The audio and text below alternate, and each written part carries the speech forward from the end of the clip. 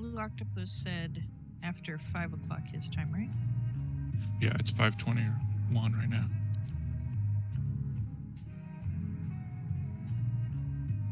But I can always add him if he comes in late. I can always add his character in as, a prisoner in the house or one of your teammates that went to use the bathroom.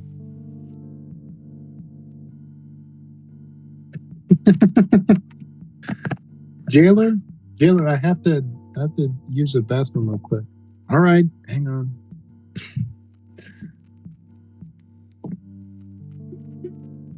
Yeah. I mean, it sounds ridiculous when you take it out of context, but I think with enough setup, I could have pulled it off.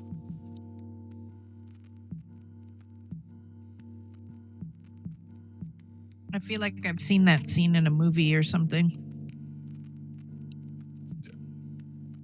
Well, how about, if you've made your decision on which character you'd like to play, and I can give you permissions.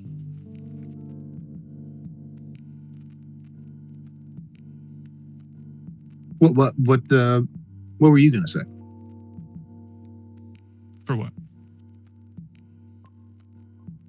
Oh, I was gonna start giving my little preamble to the start of the adventure. Oh, okay. I think I'll do Dira Misthaven, the weird magic user. Great. So the way that weird magic works is,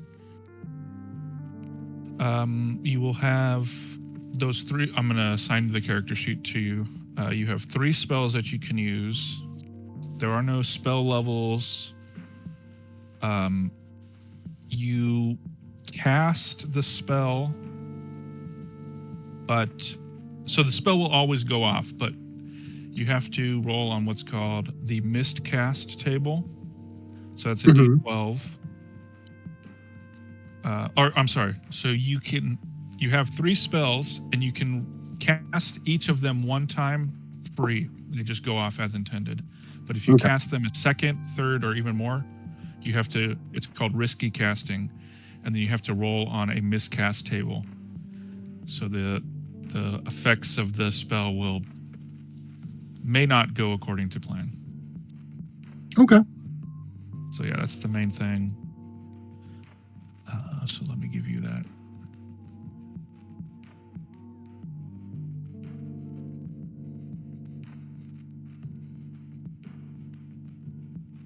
There you go. So yeah, if you pop up your character sheet, you have those 3.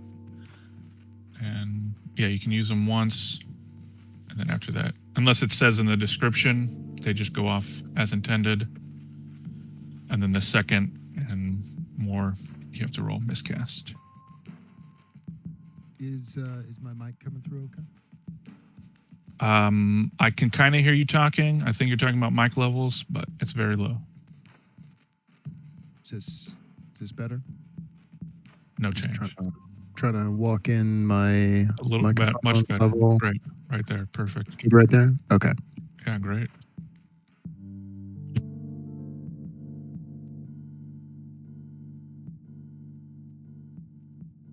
Okay. And where do I find my character sheet again? Hello. So there should be a book on the top right. There it is. Blue Octopus 11. Perfect timing. Holy cow. How's it going? I thought I was going to have to put you in your character in the restroom. Oh gosh, that's funny.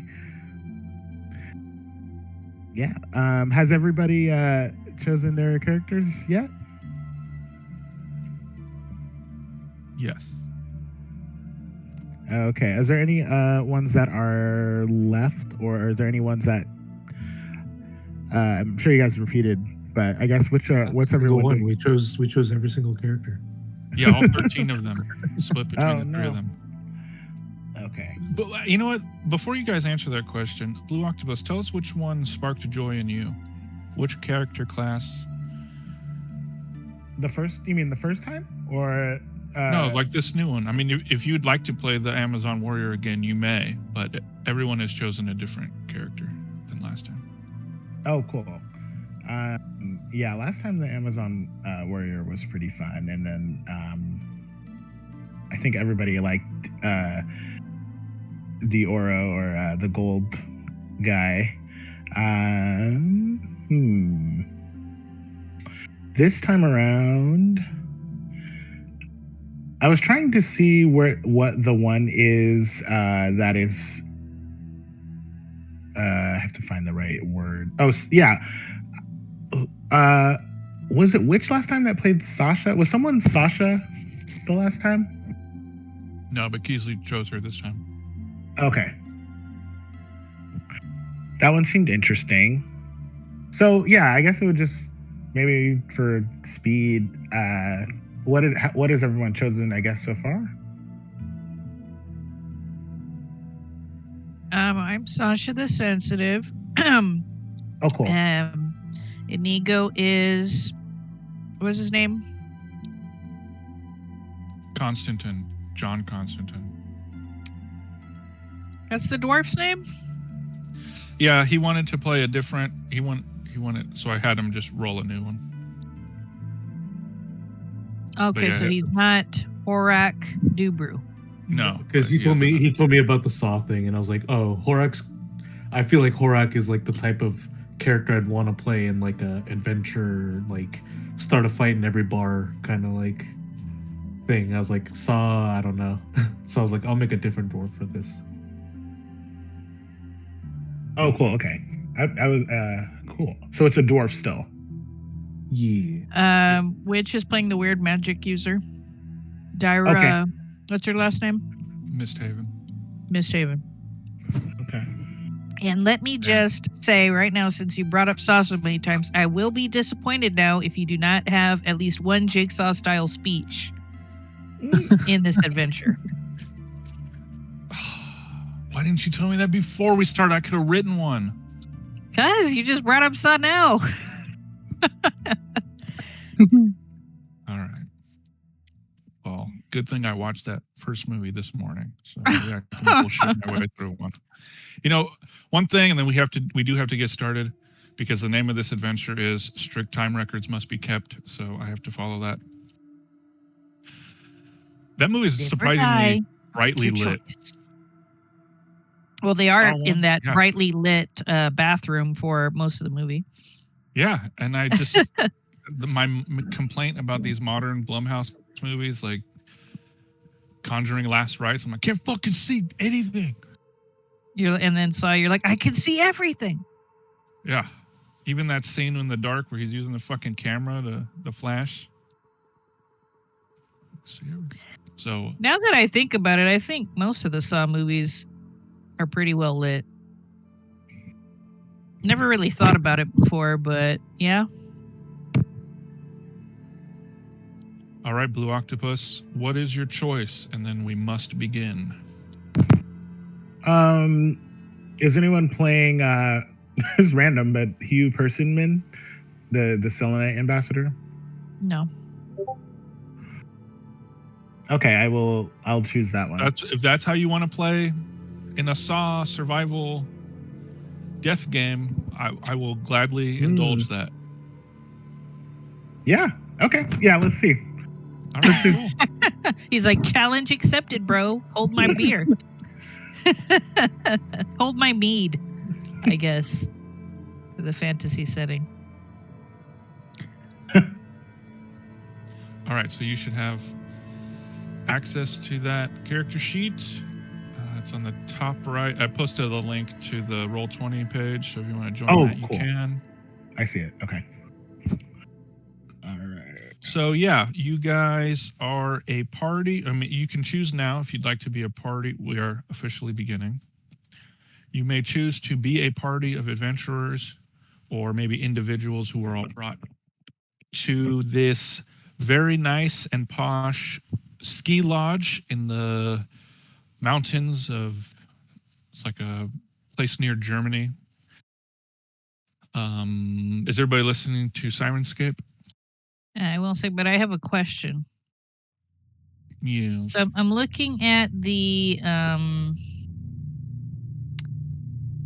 sensitive PDF, And Yeah. can you explain to me how these void points work?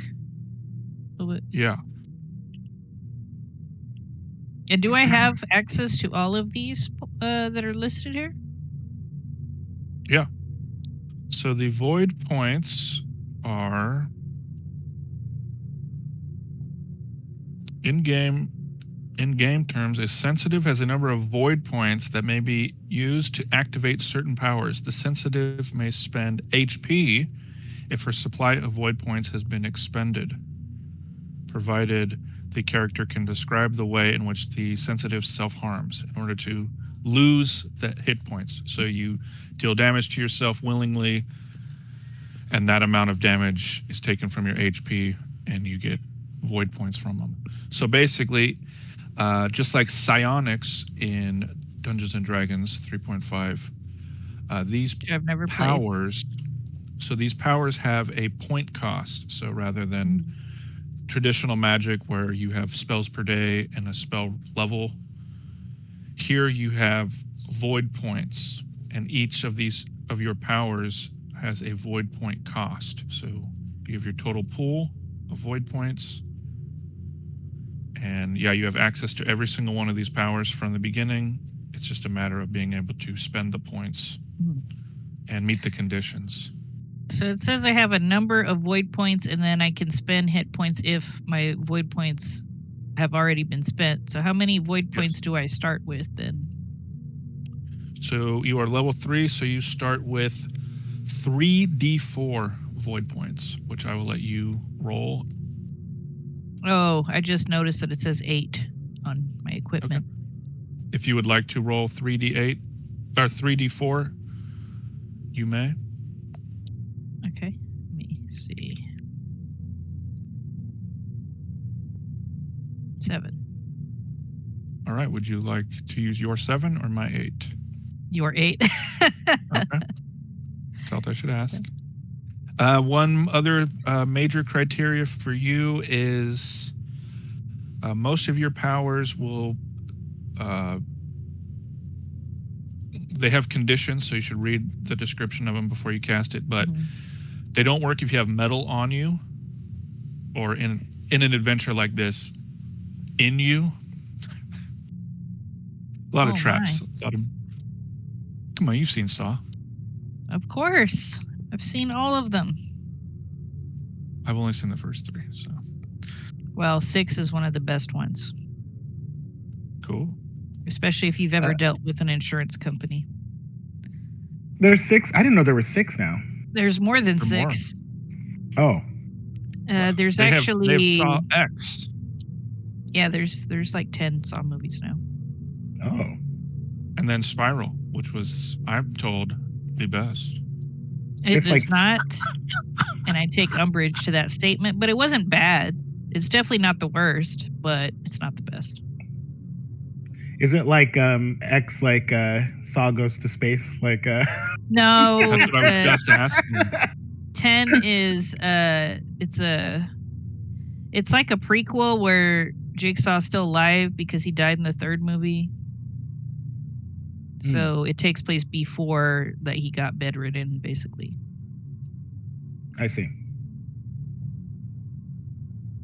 So yeah, sensitives can't use their powers if they're holding metal, wearing metal, have metal embedded in their bodies, or if they actively harm another being. So keep those things in mind. Wait, what was that about actively harming another? Being. So I can't Like most use my of the power if I actively harm another being, or what? Well, you'll see if you read some of your powers that it'd be like you prevent all damage from occurring. Like you have a spell where you can even stop an explosion. Like you just pause time, and that'll stay active until you hurt someone. So like if you were to walk up and then stab someone, then the explosion continues.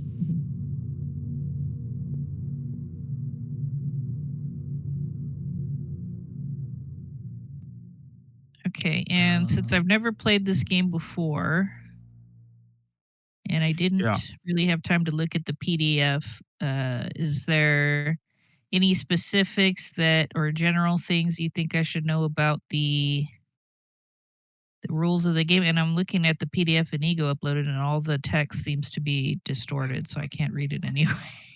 I uploaded one to our shared Cyberpunk folder in the miscellaneous Mhm. folder. It's Okay. it's the actual, like, if you buy the book, it's the actual version. He uploaded the free. They also have like a free text only version.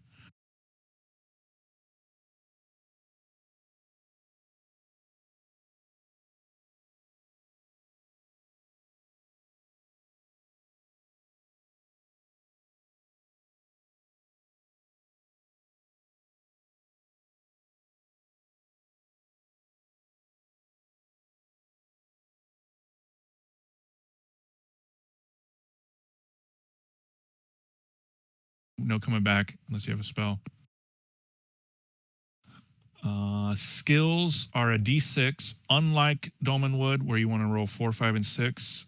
In Lamentations, 6 always succeeds, 1 always fails. And if you have points in it, those are your target numbers. So if you have a 4 out of 6, then you want to get 4, 5, and 6.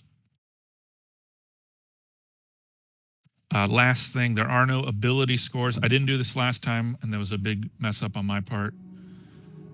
So you don't roll like a dex, you don't roll a charisma. Instead, you do what you want, you declare what you want to do, and then if there are complications, then you roll a save. So an example they use is like if your characters are trying to go from one rooftop to the next, and they're clever and decide, I'm going to put a plank down and walk across. They just walk across. But then the referee then says, a gust of wind comes, roll a save versus ray or breath weapon. Mhm. So it's a little different than what we normally play. Other than that, the only mechanically, I think that's about it. The only other thing probably about the setting is this is supposed to be like the real world, but your characters have like unlocked crazy secrets either through birth or some horrific event in their life. But just imagine that the setting is Earth, 1600s. Okay. Okay. Any other questions? I'm sure I will have more questions as we continue. Okay. I need to read all these powers as well. Yes, read every single one. I haven't even read them all, and I typed them all up. Okay, so yeah, the preamble. First, let me ask: are you all an adventuring party, or is this the first time you've met? Because this is, how do I say this? The pitch for this is you guys have just finished a job for a very, very powerful and wealthy benefactor. So you've just finished an adventure. You've come to this ski lodge to get your reward, which you have gotten. And then the story is going to start at dinner in the. So if you guys can drag your character sheet, your character tokens to room A on the map. That's where the banquet hall is.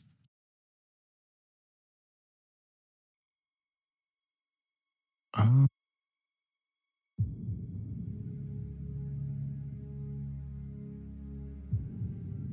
gonna refresh because I still only see the map from last game.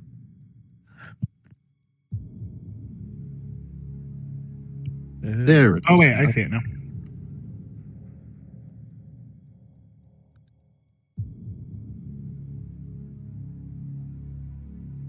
I was wondering about that, but I was just gonna roll with it.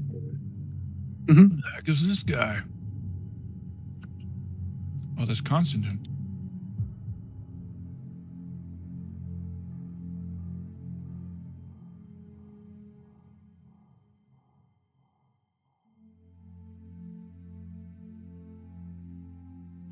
But yeah, I mean, I'll be a part of a group with somebody.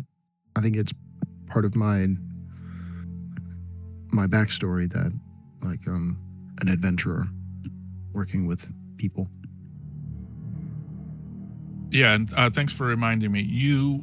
This isn't the base rule book.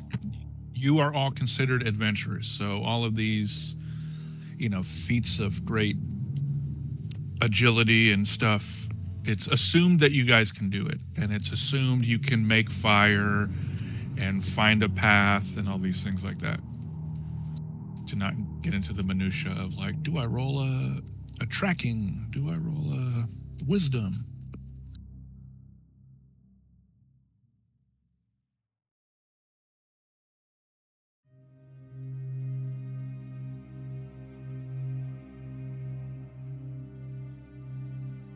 Okay, so who wants to be in the party with Dyra Misthaven?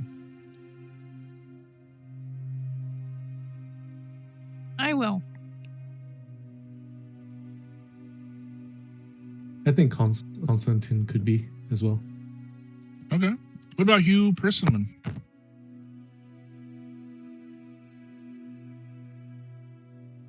And remember, you should speak as a plural.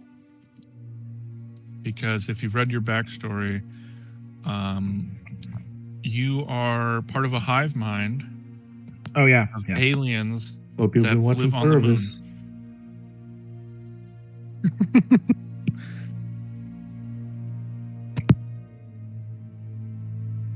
I think you can drag and drop your token onto the board, Keesley, if you're trying to figure out how to do that.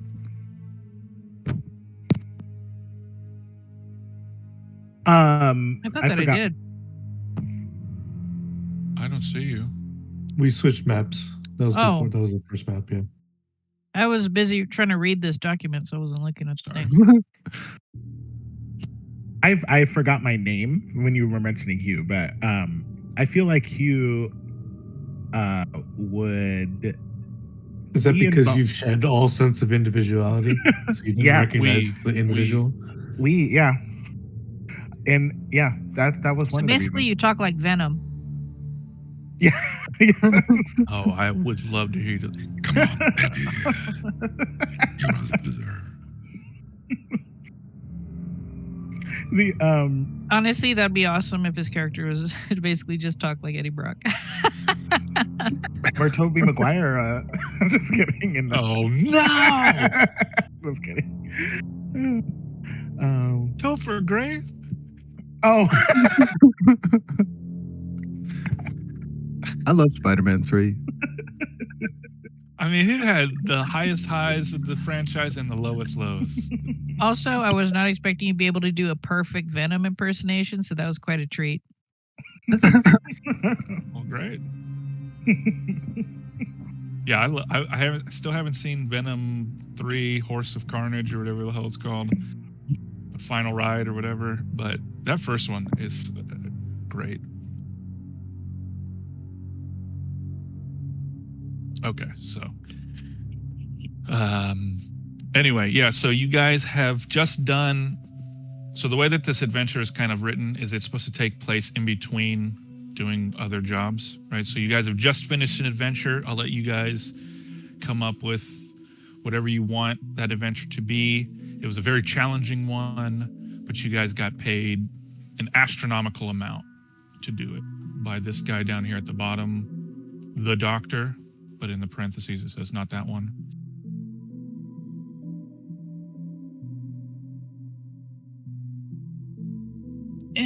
Adventurers, thank you so much for taking care of that thing I asked of those Plutonians who came and were trying to overthrow the Earth and enslave us all. Pip pip, posh posh and all that. Jolly good. Well done. Here's 20,000 silver pieces for each of you. He says. And sure enough, he hands you several pouches that, if you were to spend the time counting, would have 20,000 silver pieces in each of them. Well, for each of you. Please, let's feast. I hope you don't mind, but I have some very wealthy friends here. Yes. Going down the line from the top is Captain Roberts. He's a dashing, charming man. A dread pirate, you might even say. Then, next to him is Kimberly Thatcher. Oh, yes. Look at that dress. Isn't she ravishing? Then, Ignacio Bontempi. Oh, what's wrong? Why are you scowling, old boy? And next to him, Sergio Ortega. How are you, old man? How's your daughter Jenna? Is she doing well? Yes. And who's coming in last? Prince Mamualde. He walks up to Hugh Personman and says, "Sir, can you pass me some water?"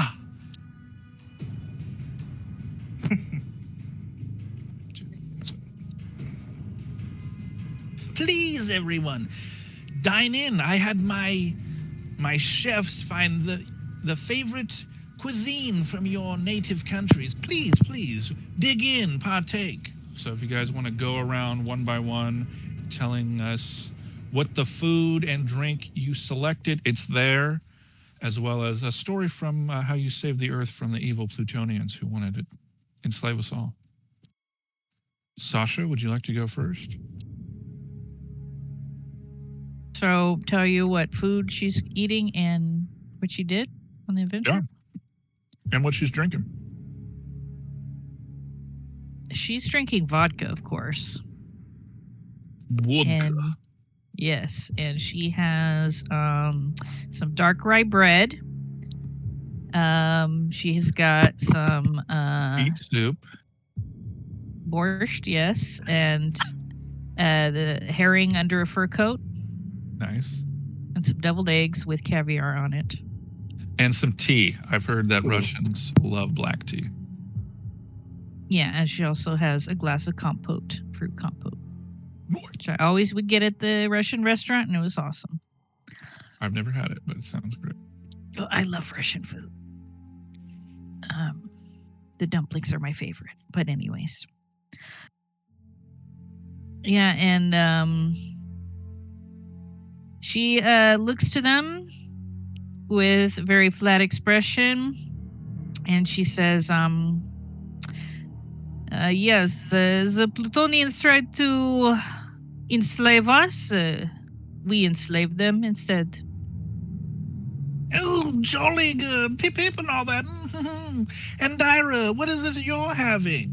Tell me a story. The doctor says.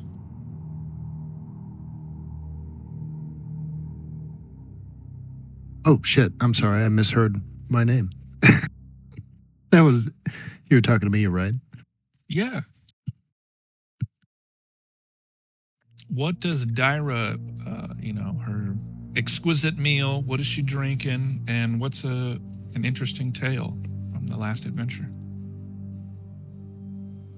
Well, Vornheim is like a Scandinavian country, right?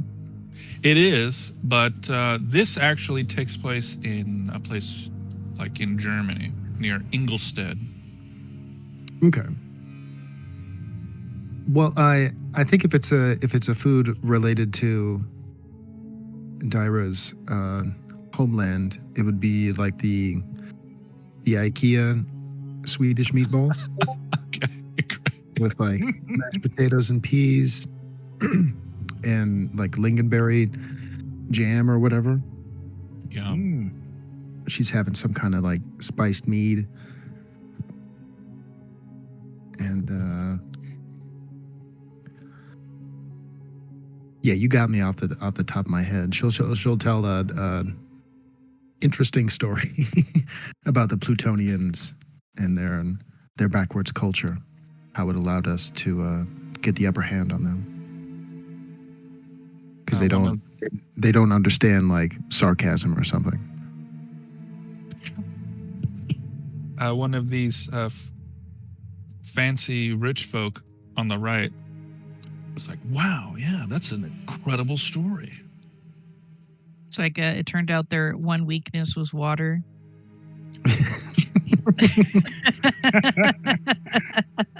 Love It that. was a sign all along. Yeah. Ah, I had.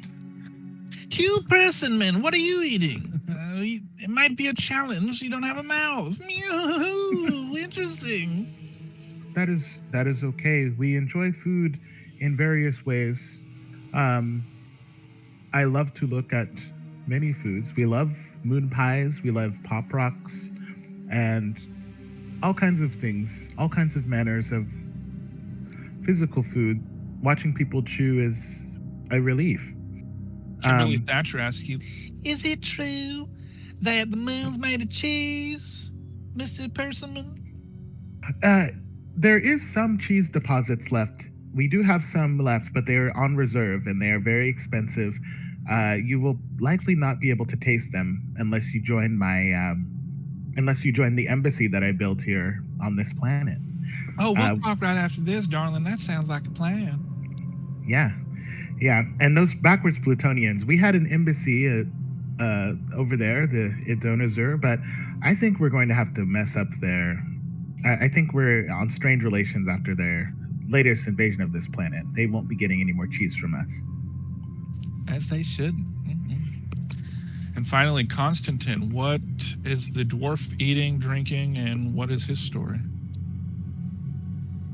So in front of him, he has I guess a platter of just produce, kind of I guess it's just assorted bell peppers and raw potatoes, they're not baked, and he's eating one of those right now.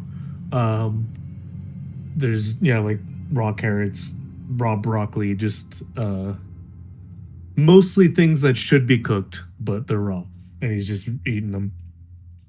So ceviche. I'm kidding. And what's the story about the Pluto? Oh, what's he drinking?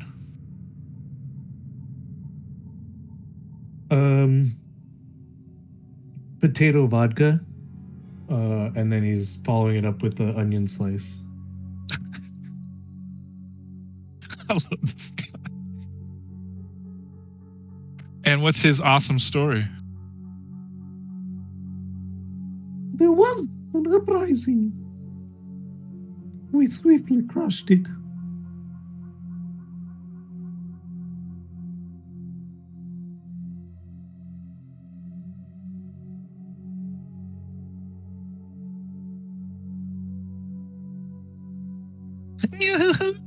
Sounds good, the doctor says. And he's digging in. The other fancy people are digging in. And just then, who's sitting across from? So this guy, second from the bottom, he's right next to Constantine. He starts shaking and convulsing. And then he starts foaming out the mouth. He falls onto the table, so his stomach's in the air, and he starts flailing around like John Hurt in Alien 1. And vomit and foam and blood starts spewing out of his throat, out of his mouth. Everybody else is, oh my God, except for the doctor he whips out a flute and he starts playing.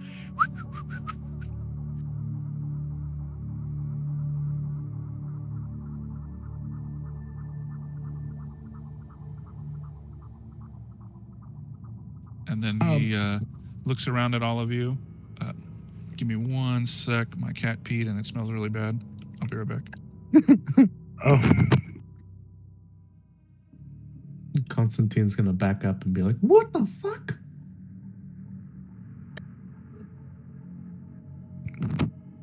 Is this a normal Earth ritual that I missed?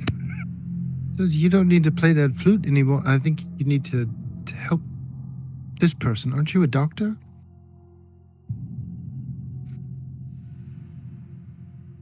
By the way, Constantine's voice sounds like what I imagine Abraham Lincoln sounded like. Apparently he had a super high-pitched tea kettle voice. Oh, really? Yeah. It was inspired by there's this Russian guy, a video clip, and he's like, "It's just game. Why you have to be mad?" I'm still trying to read these powers, so I kind of get sidetracked. So somebody's coughing up blood now or something? Yeah, this guy. So he was playing a flute and now he's coughing up blood? No, he was just eating. This guy on the bottom here is the one playing the flute. And is he still playing the flute? Yeah, well, he started as soon as that guy started coughing up blood. She like had her spoon close to her mouth and like she stops when she sees this guy coughing up blood and she slowly puts her spoon back down and she starts like mean mugging this guy. Oh, thank you, Ignacio, for that demonstration, the doctor says.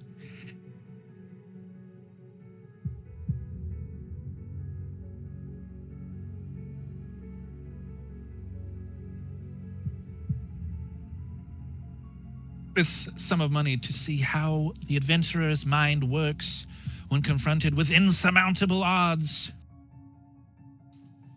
I have exactly 4 antidotes to the poison that Ignacio, at a much accelerated rate, performed for each of us.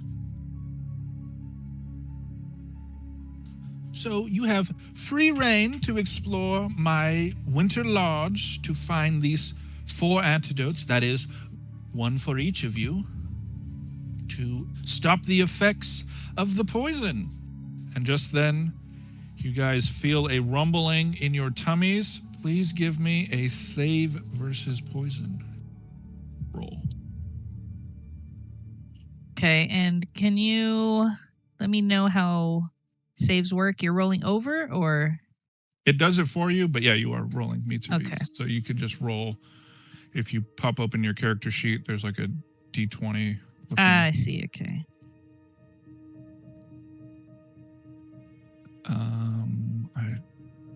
Constantine. That works. Success. Okay. Sasha, you have tremors in your hands and like a cold sweat. The rest of you do not feel any ill side effects at the moment. Let me ask you something though. If Constantine was still eating while the doctor was telling us all this and was like, what does this mean? I don't understand. And was continuing to eat, would he have to roll again? No, it's just like it's your bodies will not naturally do this. It's just our way of showing you guys, the players, what's going on. Okay.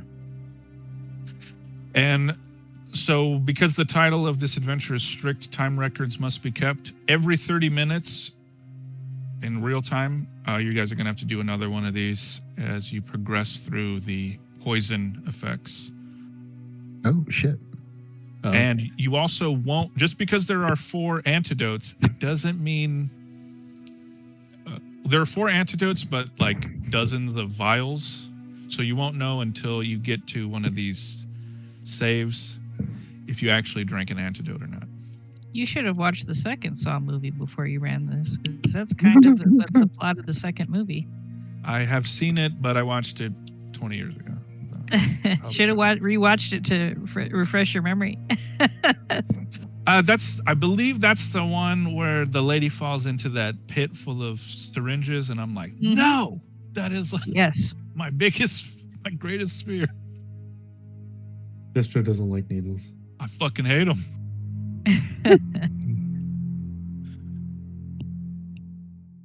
So yeah, every 30 minutes. So at 6:30, you guys will do it again. Yes, go forth, adventurers, the doctor says as he whips out his flute, or he still has his flute out there, but now he's starting to. I learned this new form of music from a strange forest called Dalewood or something. I don't know. They call it Trappistry.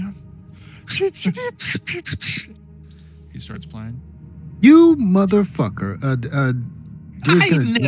I have never done that. She's gonna jump up on the table and like walk over to him. I assume he's just like sitting in his seat playing the flute. She's gonna kick him in the face. He takes it. And he spits up What's the some blood. fucking antidote, you shitbag? I'm not gonna play your fucking game. Well, too bad, Miss Haven. You have to. Sasha stands up and says, hold him down. Shove some of this poisoned food into his mouth. As you go to do that, he goes behind Dyra's ear like a fucking cheap circus clown, and he like, you know, they pull a coin from behind your ear. He pulls out a vial. No, not so fast. I have something here. And it's, yeah, like a vial. Could be an antidote, could not be. And he's, you know, doing a David Bowie from the Labyrinth, moving him around his hands. Give me that shit. Get him. And then he tosses it up in the air. So remember, you guys are adventurers. You can do whatever you want to do. So tell me, Dyra, what do you do to catch this vial? Well, I'm still standing on the table, so if he throws it up, I'm gonna try to like dive at it. I'm glad you said dive. So you do catch it, but I'm going to need a save versus paralyze to see if you get hurt when you dive and land on the cold concrete. Yes. Yeah, so you take 1 point of damage and you're like a but you catch it. Oh shit! You motherfucker. Does it have like a little stopper on it? Yeah. Can I open it and smell it? You may. It smells like raspberries. Are raspberries good? That's an antioxidant, right? All right, fuck it. I'm gonna down it. Okay. It tastes like raspberry juice. Oh, fascinating, fascinating. Yoo-hoo. The doctor says. The clock is ticking. Time's running. I hope you don't mind, but my friends paid a ludicrous amount of money to spectate and follow you around and watch you wander through my house looking for the antidote. So I'm going to keep their tokens in here, but just assume that there's a group of snobby aristocrats following you around and like watching you. Oh, interesting. I wouldn't have done that.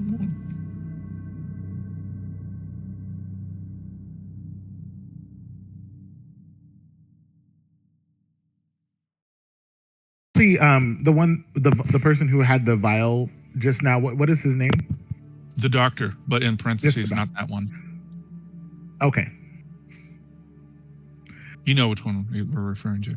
Yeah. Doctors are supposed to cure things. Are you saying on this planet you're trying to hurt things? I've made 4 antidotes. How dare you accuse me, Hugh Personman, of not being a doctor? I've taken the Hippocratic Oath. Hmm.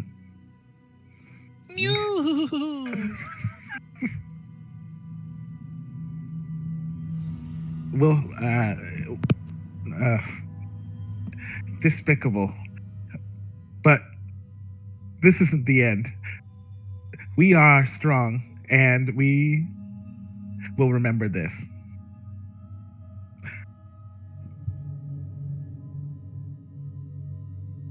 And one of these rich people's like, yeah, write that down. We're strong. We'll remember this. Great. It's like poetry.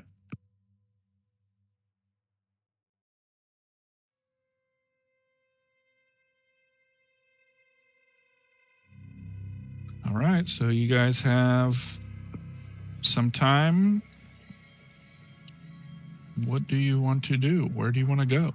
You have full reign of this house. It is 3 stories. You guys are on the ground floor and there are 2 floors above you. And a cellar below you, but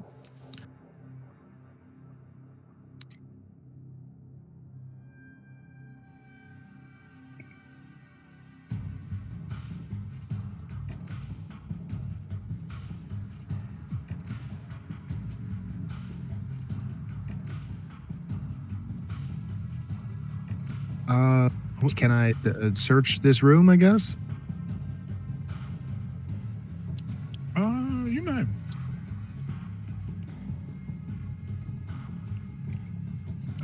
Yeah, after a search, you don't really find anything out of the ordinary. This is just a dining room, it's just like marble statues around, fancy dinnerware, potted plants. Sasha is going to approach Guy, Mr. Doctor, The doctor over here. Not that one. And she is going to make eye contact with him very sternly. And I want to use the 2R1 ability to establish telepathic contact with him and start rifling through his thoughts. All right. So in order to do that, you have to sing the Spice Girls "When Two Become One." I'm just kidding. I do know the words. I'm not going to sing them. Not 2 hearts that beat as one? The 2 of hearts? Ooh, Stacy Q. I used to work with the drummer of Stacy Q's band Oh, shit. at Music Mike's. So He's a cool that dude. costs 3 points. 3 void points. And do you want to tell everybody else while I skim through this how it works? So it says that I can establish a 2-way telepathic contact. It allows both of us to rifle through the other's mind, read their thoughts. It lasts until I decide to end it or until the party suffers any damage, in which case the power ends at the end of the round. So it allows each party to ask yes or no questions of the other. The answers must be true. All right. It also says no one else can hear it. So I'm going to move us to the Dolmenwood voice.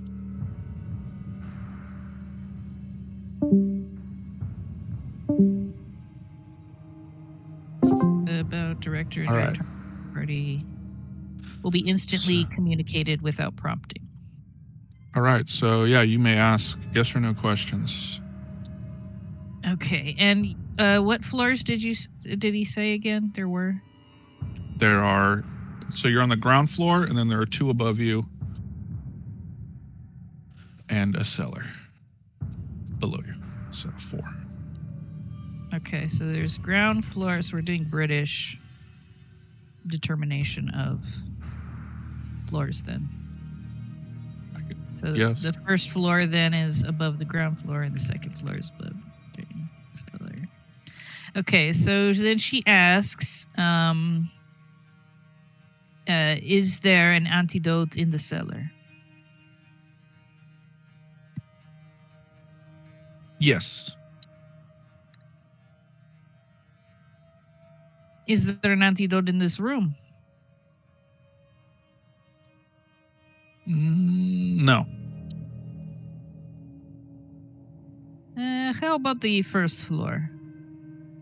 Yes. And the second? Yes. Are there any antidotes on this floor?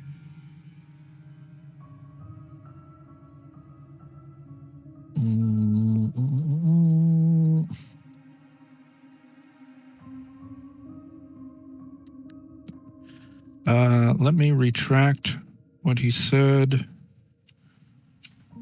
The attic, there are none. Is the second floor attic? Yeah, so it's attic, first floor, ground floor, cellar. Okay, so second floor is attic. So there's none in the attic.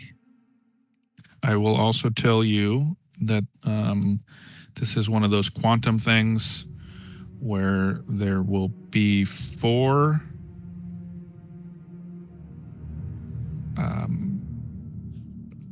they have more than 4 listed in the book, so there will just be 4 as you guys need them. So there's Schrodinger's antidotes. Yes. Okay. So, recap so far. He said yes to cellar. There's none in the current room they're in. First floor, above the ground floor, right, has something. Yeah, attic. And the attic has none. Attic has none. And then she asked if there's any on the ground floor. Because we're currently on the ground Yes. floor, right? Ground floor has... Yes.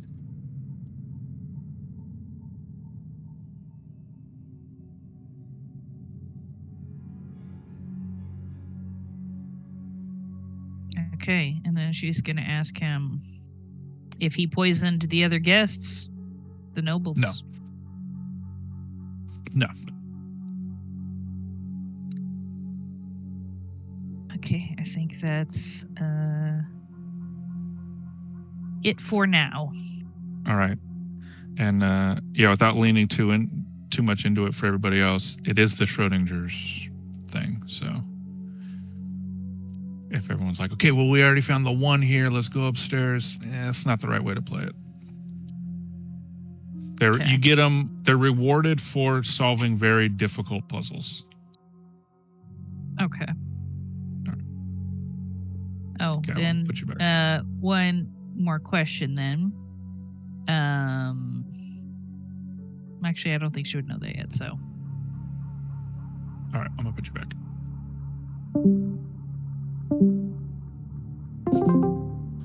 All right, so then the connection between Sasha and the doctor breaks. What does it look like in true Hammer horror 1960s fashion?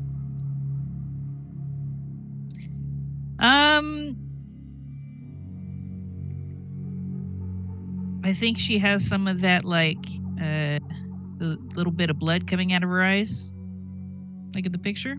Noise. And yeah, she just steps away from him. I've never done that before. Why does he sound like the Joker now? I'm surprised you didn't make him sound like John Kramer. I didn't think about it.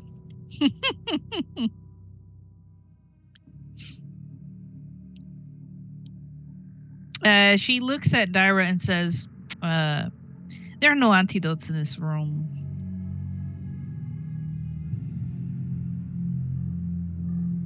Well, shit. But there are some on this ground floor somewhere. All right. Well, I'm gonna go check this room over here. All right. As you tell me how you checked this room over here.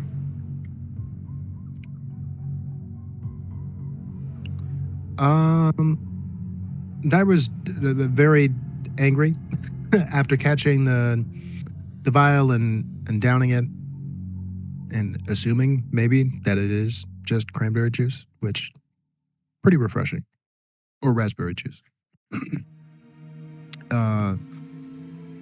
She's marching over here with her spear in one hand and staring daggers back at the doctor. She's gonna huff and place a hand on this door to swing it open. As you swing it open, you hear yelling and screaming and pots and pans smashing around. And inside there's a huge fucking guy in there with a chef's hat and an apron on and the gray pants that chefs wear. And his apron and pants and clothes are covered in blood. And he's twitching and flailing around like one of the infected people from 28 Days Later. But he hasn't noticed you yet. He's just slamming. You see him just repeatedly slamming a cast iron pan on something that his body is obscuring. Maybe it's the cutting board.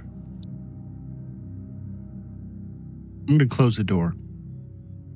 All right. The sound fades, but because you're aware of it, you can hear him going to town on whatever the hell he was going to town on. Okay, there's something going on with the chef. Did you poison the chef too, asshole? Yes, I did. And the guard dogs outside, in case you had the keen idea of taking your horses and running away.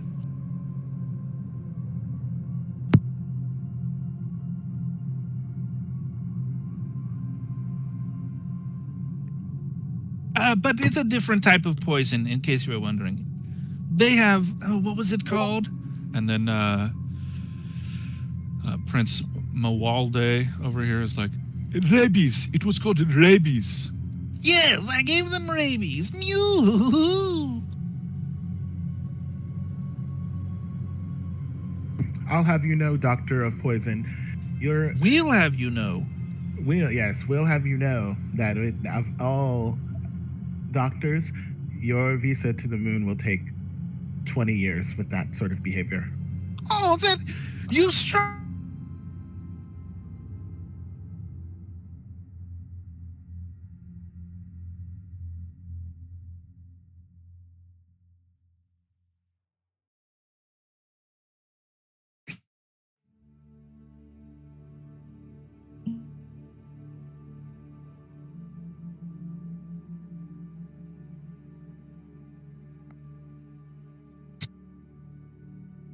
Pista.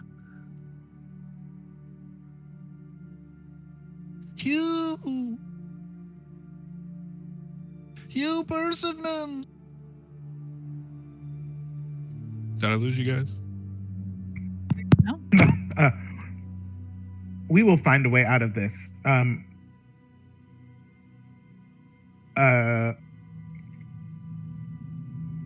These are my brethren companions.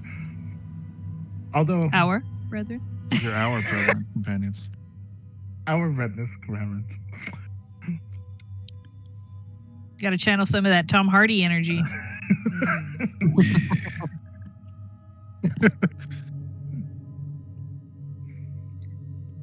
All right, so yeah, you guys enter this hallway. What's the plan? And remember, these fancy aristocrats are like lingering behind you. They have like notebooks, and How close are they lingering? I mean, not enough to be obnoxious, but they are like watching you.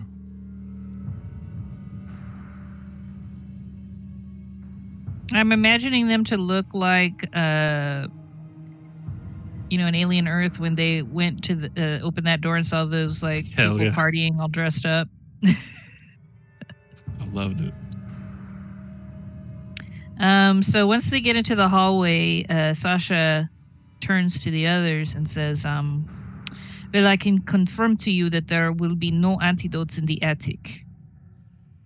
But there will be some on this floor and the floor above us, as well as the cellar. Good to know. Thanks, Sasha. I'm going to see what's in here. Where? Room B.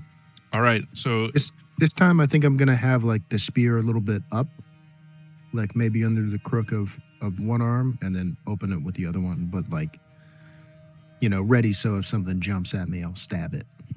all right, yeah. So the door is locked, and it's like a 1600s kind of fancy door with the knob handle. Mhm. But it is shut. So how do you interface with the door? I'm going to kick it.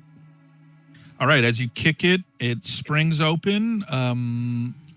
And give me a save versus poison as something shoots from the handle and sticks you. Oh, shit. Something stabbed me. I don't feel so good. Yeah, so you will fall asleep for... I just got to lay down for a minute.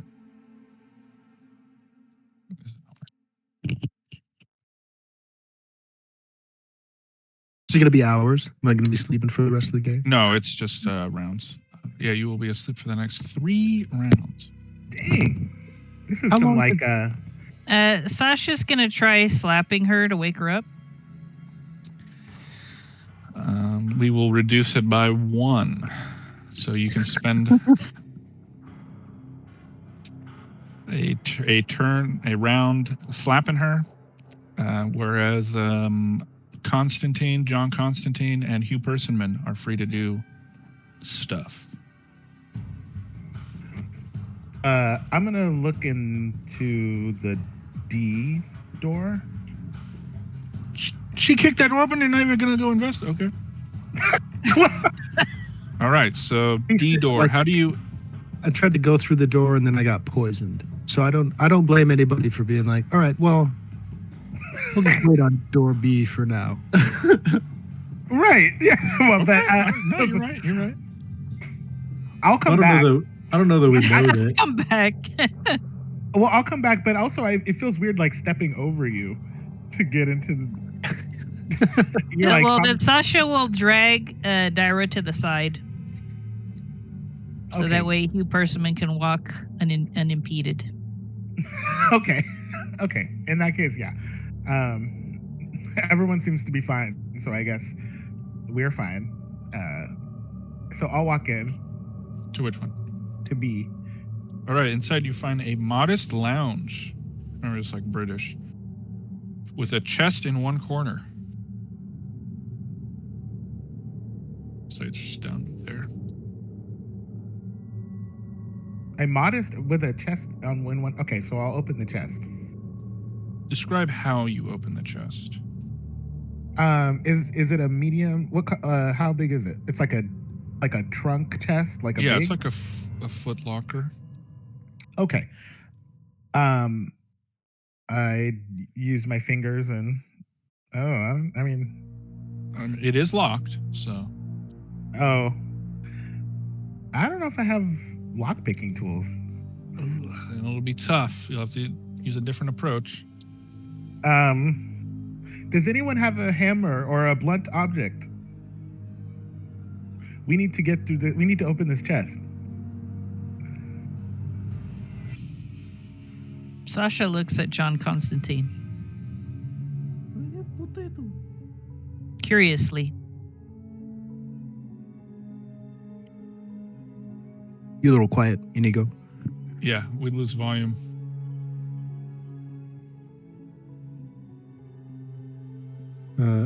He just kind of holds up a potato and says, "I have a potato." How is that helpful? When you see the giant warhammer on his back. Constantine, go smash the chest Constantine. or whatever it is.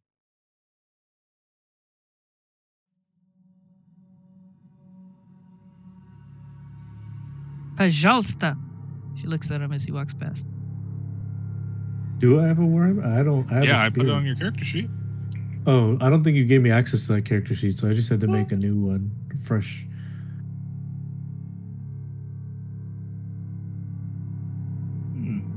How about now? Also, am I supposed to have any equipment? I don't see any on mine. You are supposed to, but what kind of what kind of non-metal basic weapons would you like? Let me look at the book and I'll get back to you on that. Yeah, same with you should have like a rope, a torch, things like that, a whistle. All right, Constantine.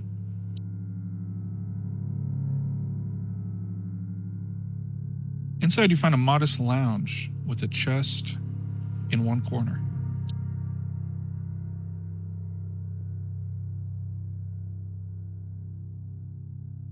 Yeah. And Hugh.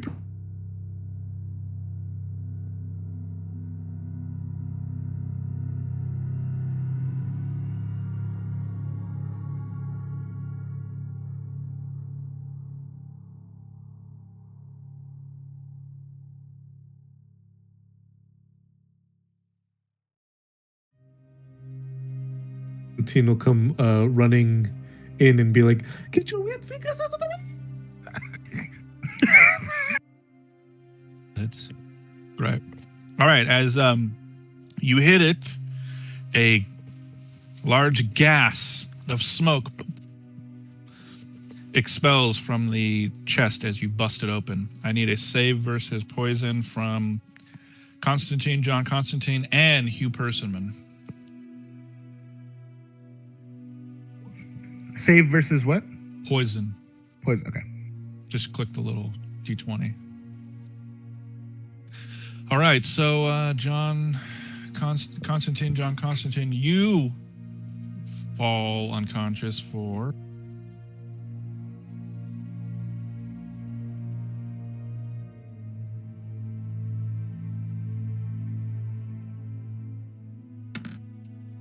3 rounds as well. And then behind you hear the aristocrats giggling and laughing.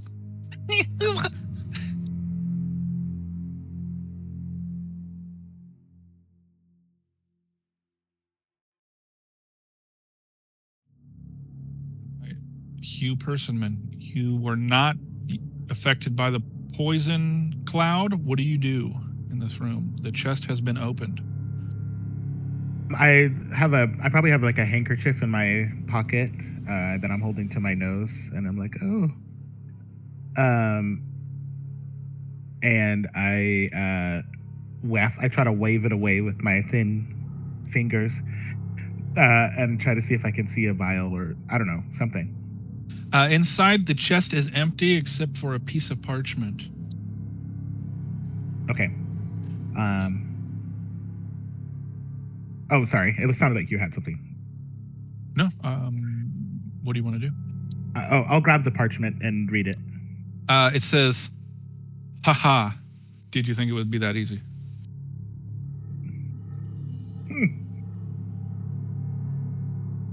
Signed at the doctor, and then in parentheses, not that one. And then he drew like the troll face meme.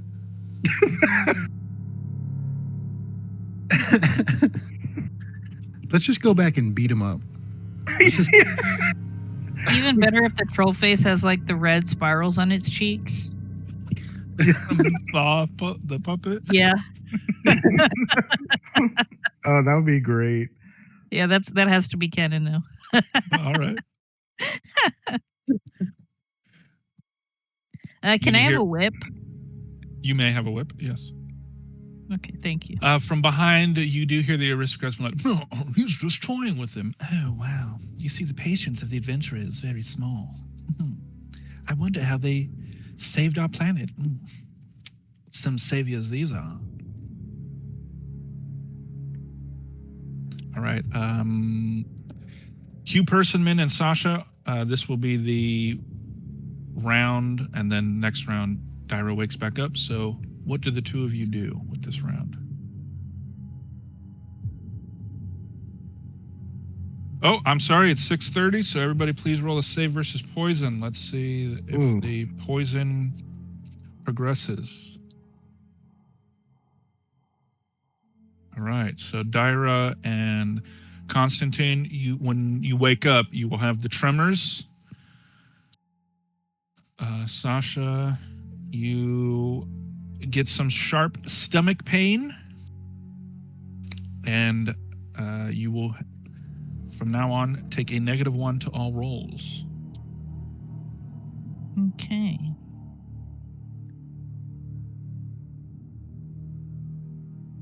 I'm sorry, I don't know if mine popped up. Yeah, yours did. So you get the tremors as well. And actually, let me take it back. Constantine and Hugh Persimmon, you will wake up with the tremors. Dyra, you will have no effects.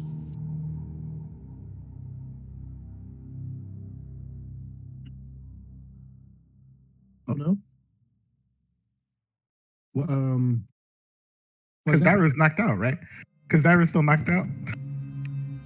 No, Dyra's the only one who has drank anything so far. Oh. Okay. And Sasha, you feel like even though you used When Two Become One by Spice Girls, that the doctor is still a mischievous dickhead. When he said there were no antidotes in this room, it's because Dyra already drank one.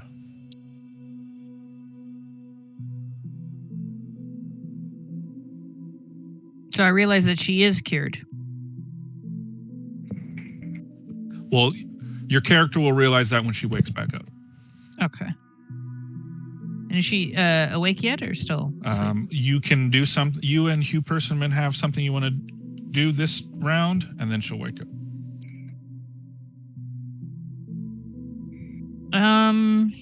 She's going to prop Dyra against the wall so she's sitting comfortably.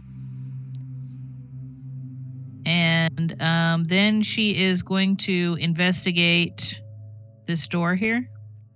E? Okay. Yeah. Describe how you investigate the door. She is going to see if it's locked. It is not locked. Okay.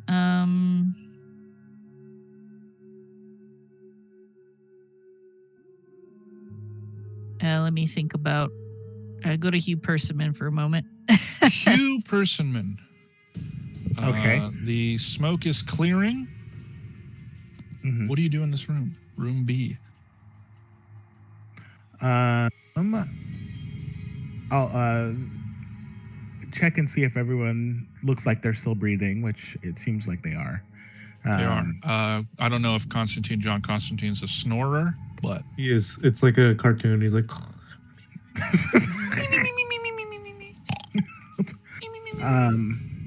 On the back of the paper, I squiggle, when you guys wake up, meet us in D or E. Okay. And I'll try to follow. just so you're gonna write that? I think so. Yeah, on the paper, on the parchment. Oh, okay. Why is that? Is there something? Does it seem? Are those rooms labeled by letter in game? no.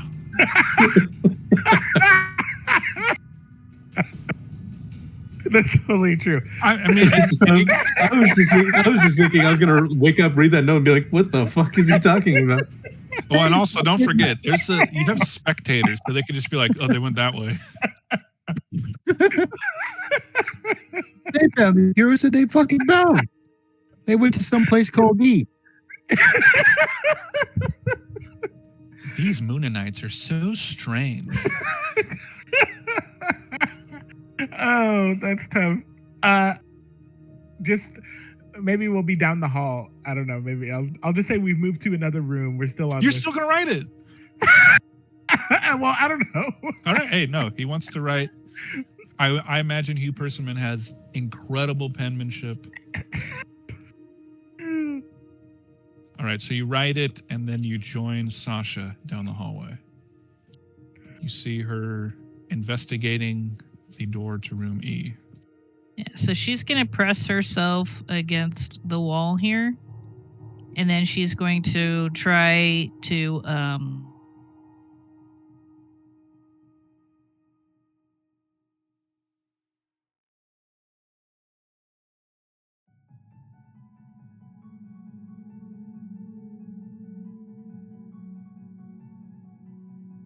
so she's going to then peek through the door. You see hundreds of books. This is the library. Every wall is covered in books. So many that it would take days to go through and catalog each of them. There is a table in the center with like one of those little, I'm drawing a blank on what it's called, but the things that, a lectern or something like that you could place a book on to read. But yeah, other than that, it's just a bunch of bookshelves. Okay, so she's then going to go into the room and examine the lectern. Okay. On the lectern there's already a book flat out there, as if someone had been reading it. Let me tell you what the name is.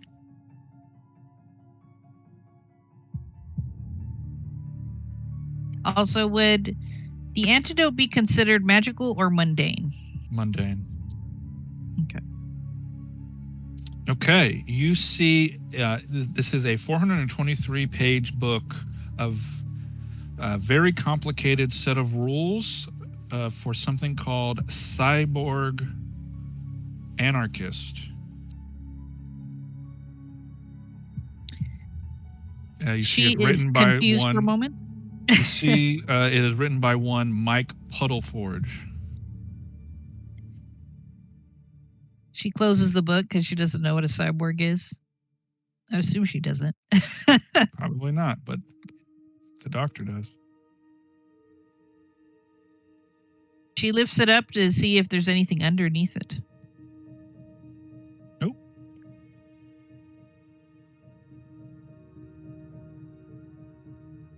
She says, Hugh Patterson, come.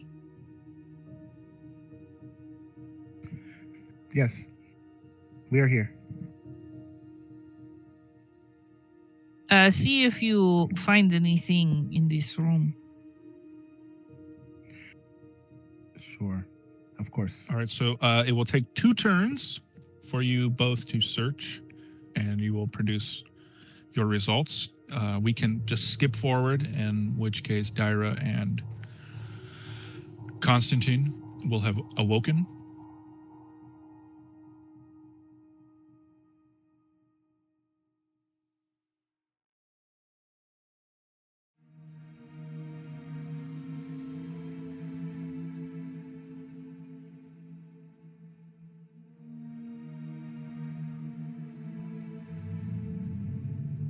Oh, and I placed my note on someone, like on their chest, maybe on Constantine's chest or something, or whoever I thought was going to wake up first. All right, Dyra, when you wake up, there is a piece of parchment on your chest. On one side, it says, haha, did you think it would be that easy? It's signed to the doctor, and then in parentheses, not that one. And then there's the troll face with the red spirals from Jigsaw puppet. And then on the other side, it says, Sasha, what does it say? Blue Octopus?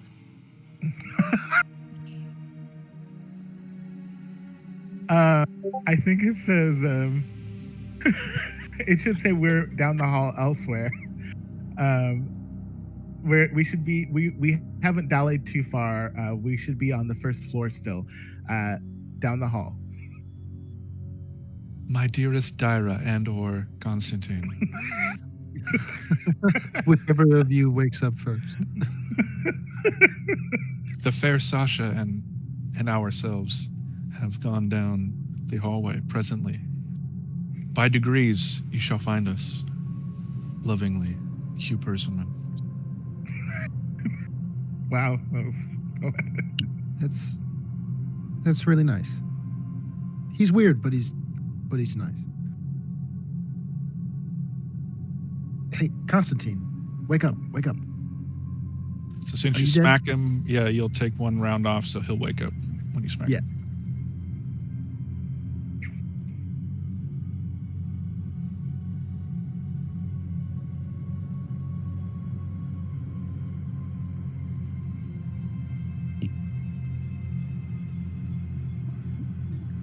Well, yeah, Dyra will spend time waking up Constantine, and when he is awoken, she will continue elsewhere. All right, so you guys will get, the 2 of you will get 1 round, and then after that, Sasha and Hugh Persimmon will have searched the library a bit. So what do you guys want to do this 1 round you have? Okay. Dyra's going to continue on down the hallway, and I guess seeing that the chest is opened and stuff is gone, she's going to try D. All right. This door is also closed. Well, worked the last time. Let's see if I get put to sleep again. I'm gonna kick this door open. All right, it opens and then it slams against the wall and then comes back and slams shut. Does it seem enchanted, or is it like No.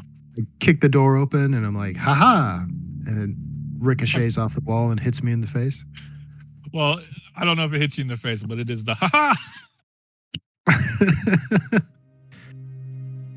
Whew. Jeez.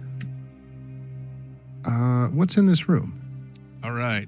On a Search it. plinth in the center of this wood paneled room stands a 4-foot insect, some sort of cricket perhaps, standing upright like an affront to nature, dressed in formal wear.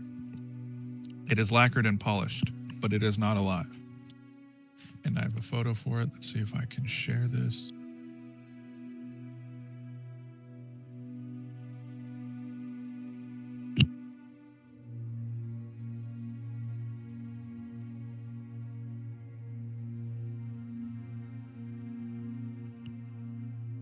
If you guys are able to see that.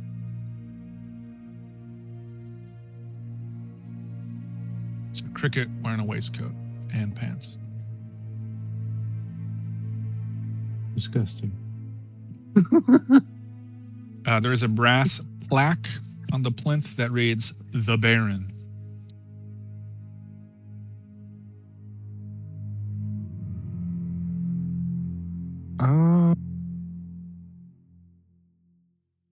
Does it? Is it? So is it like a metal sculpture? Did you say, or is it like made out of? It's like a wood? taxidermied. I'm gonna stab it with Doesn't my do spear. anything. It's lacquered and polished. Okay.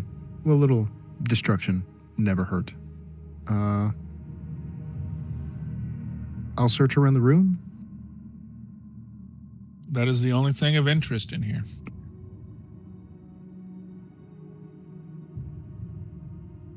There's nothing weird about like the little sculpture itself.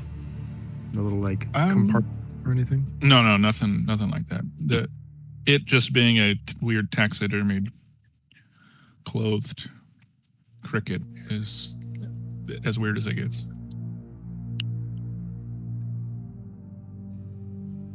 Okay.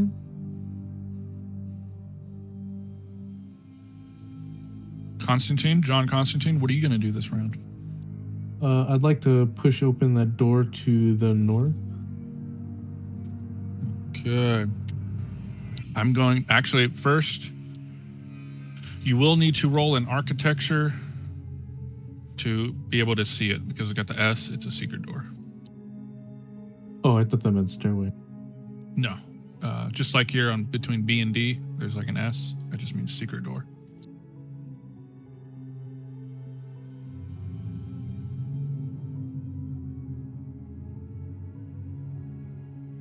Yeah, you see it. You notice, your keen dwarven eyes notice that this bookshelf, this is a fake book. And then it flips around like Young Frankenstein style. And you find the stairwell leading to the cellar.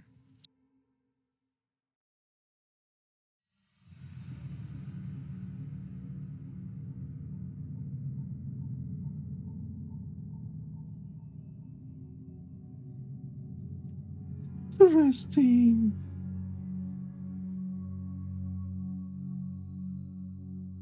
Okay. Are you going to go into the cellar, or are you going to wait for your teammates?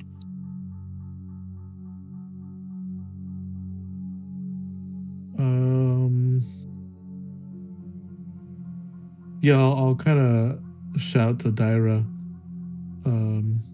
I found the interesting door.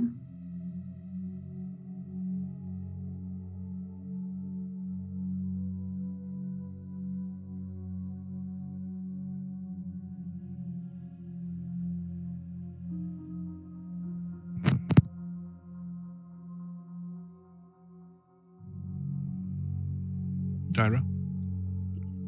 My mic was off. My bad.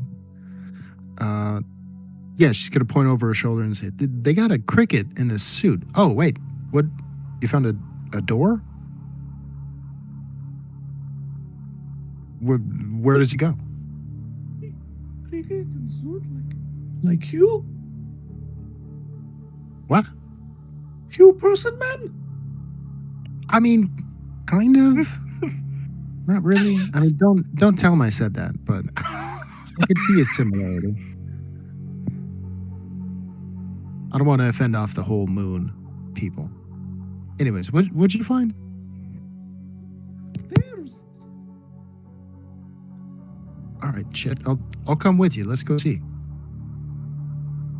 All right, as the two of you descend, we're going to switch back to room E. So in room E, let's see. Two-person men you find.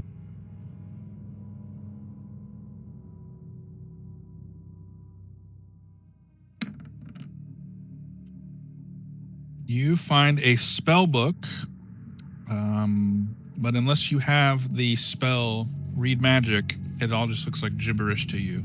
It's just runes and crazy symbols and things like that. It's called what again? Like the title? You don't know. It's incomprehensible to you. Okay. And Sasha, you find 50 Shades of Olfire by T.B. Falschheim. If you were to get this to a fan, it's worth 20 silver pieces, but to anybody with a brain, it's only worth 2 silver pieces. Please roll me a D100.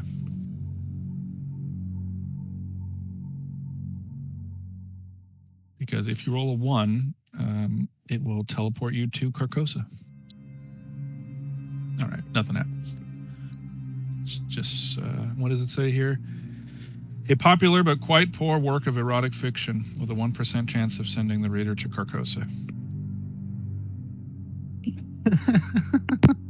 That's a She great might summary. prefer to be in Carcosa.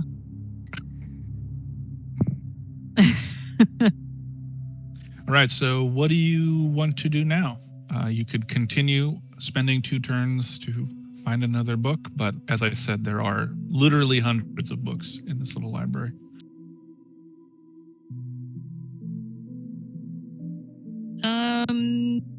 She examines the lectern again, because that's like the only real like other thing in this room, right? Just the lectern, not the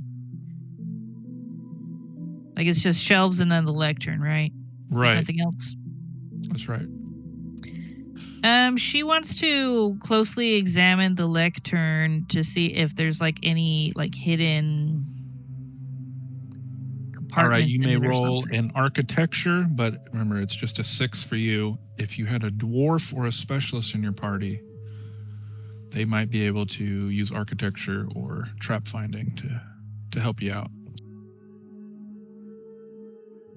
But you still have a 1 in 6 chance of pulling it off, so.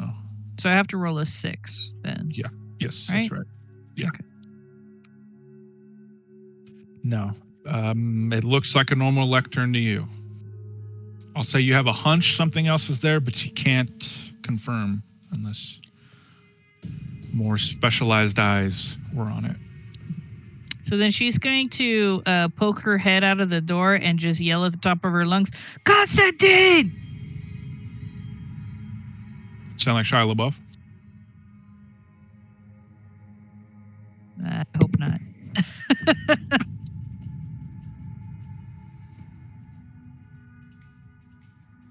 Does he hear me?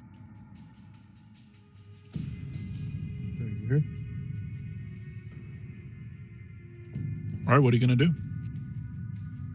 But did he hear me or no?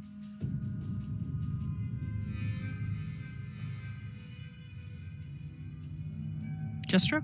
It's up to Inigo. Oh. Yeah, I would hear, yeah.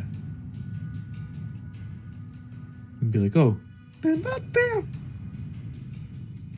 I guess me and Dairo would go back towards here, towards the east. Yeah, she pokes her head out, and when she sees him rounding the corner, she starts waving him towards the room.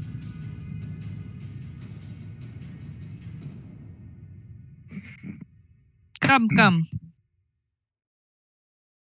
Come look at this lectern. I think there's something with this. All right. Because she says that, I'm gonna give you a bonus, so you'll have a 1 extra. Yeah. Okay. Yeah, Constantine, you do see that there are like grooves on the floor. It does like a arc on the floor, and there's like a latch that you could undo and spin it around, and then there's a trapdoor where that number 2 is.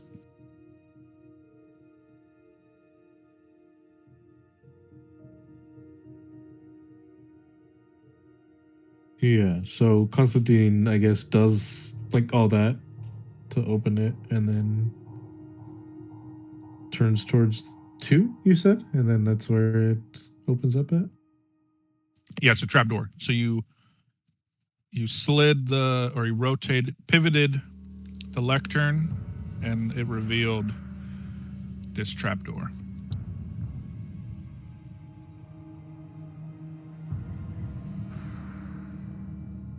He's doing. Wow. Хорошо. Let us go.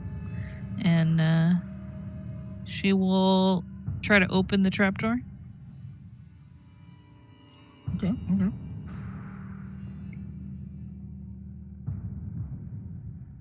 It is very heavy, but it's not locked.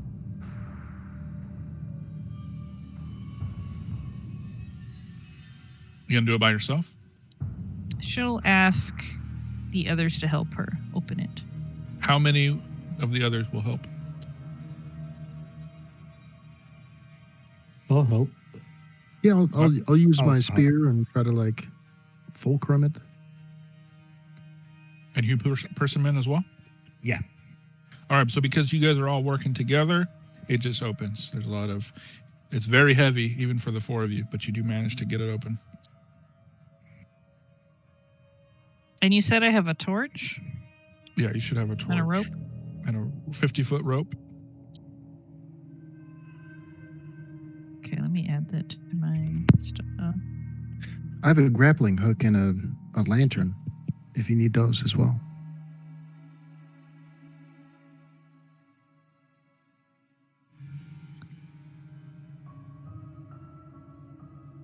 Can you shine your lantern? See, is it dark in the?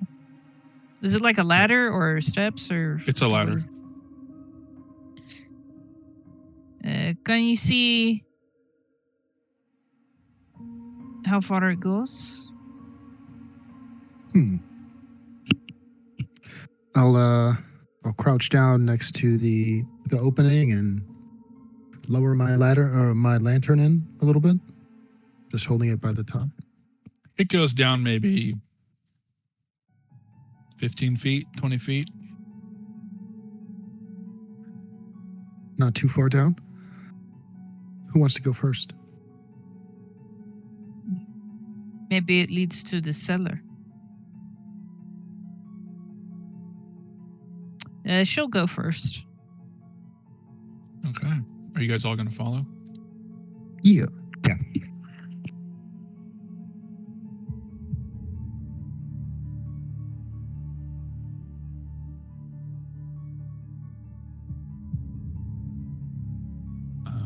Did the map change for everybody?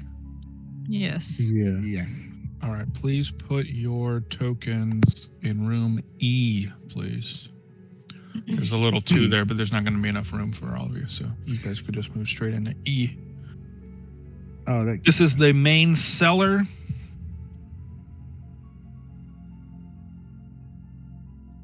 There's just... this is just like the cold storage locker. Like there's not much in here.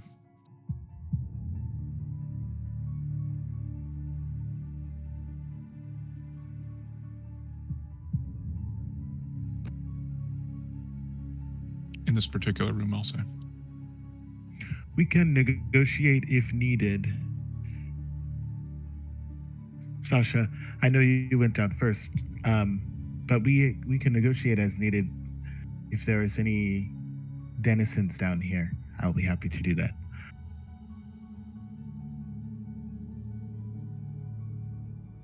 She looks up the ladder at Hugh.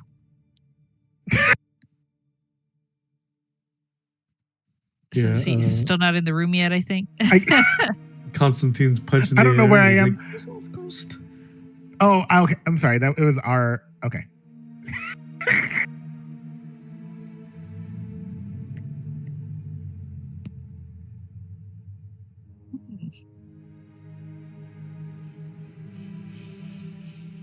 What do we see in this main cellar room?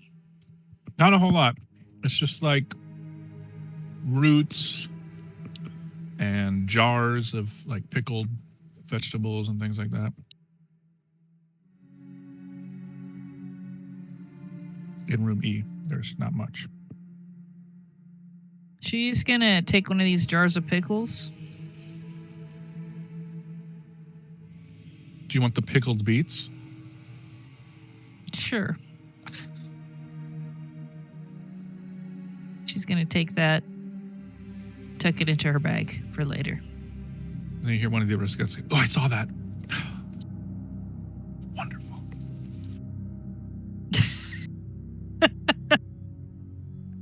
All right, so as far as you are aware, because there's a secret door to the north, this cellar only goes to the right, east to H, and then down south to D. So this is a secret door. yeah. What's Do we notice it, or we you don't notice it? what's this You'll- thing? Yeah, you'll have to roll. Somebody will have to roll to notice it. What is that? That's where we came from, right? Yeah.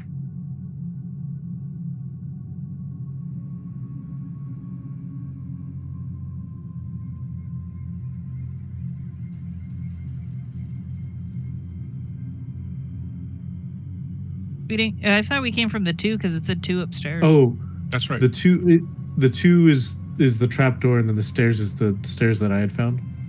Yes. Okay, I got you. I get it. And then this one above you is another secret door. So what do we see on the wall here? Well, it's very dark, so it's just like a stone wall, or like stone and earth. You know, it's like a cold, like they had back in the day, like just a cold storage. Are there like any weird grooves in the wall, or like is it the door like a slightly different texture or something? Yeah, it'd be, and remember, you have to roll to actually observe this, or for your character to observe it. But yeah, What it's do like I roll? it's like a let's see what skills you have. Well, do we have any? Because you said we're like adventurers, right? So like if we have torches lit, I feel like that isn't that a way usually to detect like if there's like a breeze coming through somewhere. It could be, but that would be a bushcraft. Oh, okay. Architecture is another one where, like Constantine could notice, like this is a different type of stone, and look, oh this is a fake jar. This is actually a door handle. You could do a search, which also works. Tinker could work. Any of the skills that you think on the list that could be applicable, you may roll. And again, you have to get a 6 unless you have more points in it. And so I have 1 in all my skills. That's correct, right? So that's a 6, or it'll do the calculation for you. Okay. I think I would do this one. All right, now, yeah, to you, this just looks like a blank, empty wall.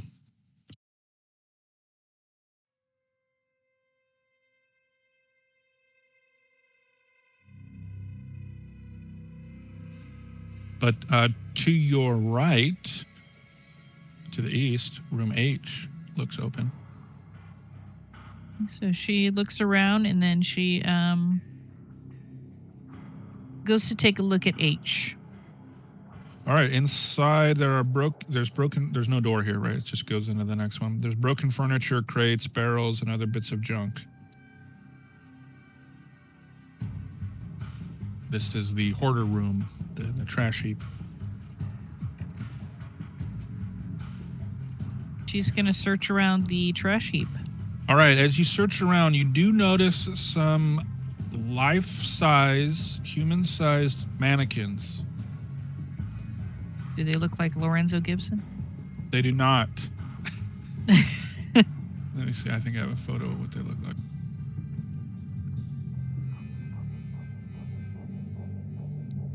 Constantine is gonna be like, these rich snobs and they're creating them.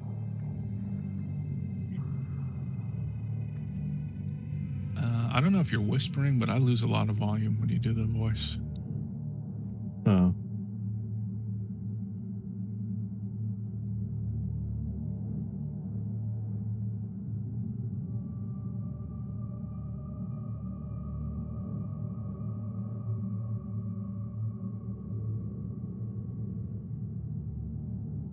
So in this picture, they're holding one of the mannequins. So it's just like a mannequin, and they all have these wax masks with the red cheeks. Interesting.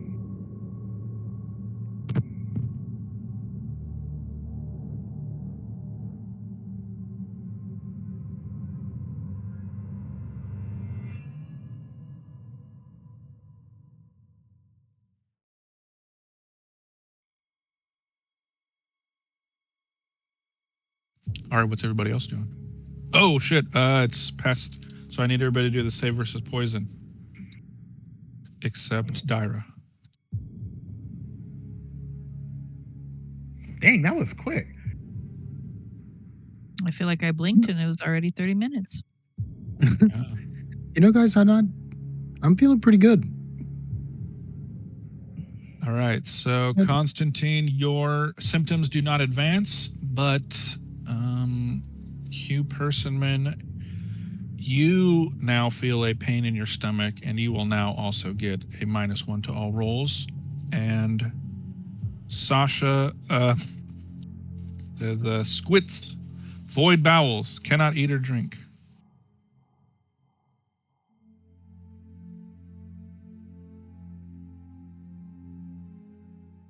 Get this lady some Depends.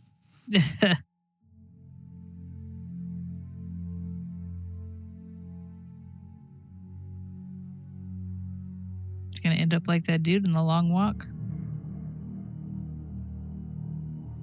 I haven't seen it, but I'll take your word for it. So yeah, there's just a bunch of furniture, broken crates, and barrels and whatnot in this room. If you roll a search or an architecture, maybe you will get some more.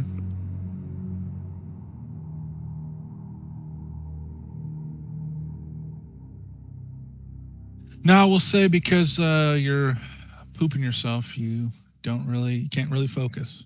Yeah, she's going to go into the corner and just take a crap.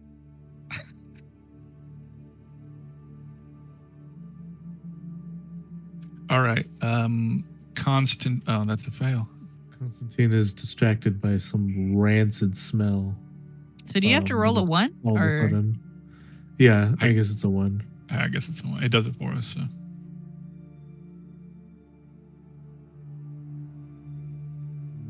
All right. Yeah. As far as you guys know, there's just junk in room H. So, Dyra, what are you doing?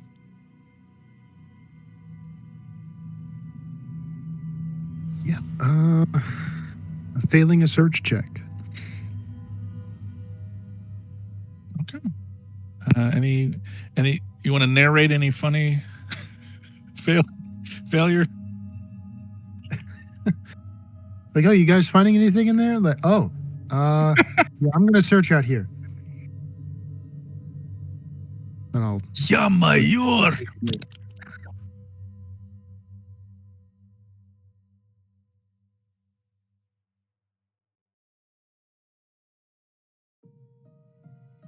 All right. So, where are you guys gonna go now?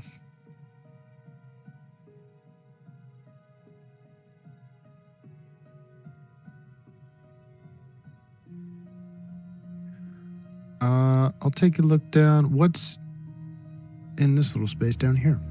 This is the wine cellar, also the beer cellar, and the spirit cellar. Let's call it the generic booze cellar.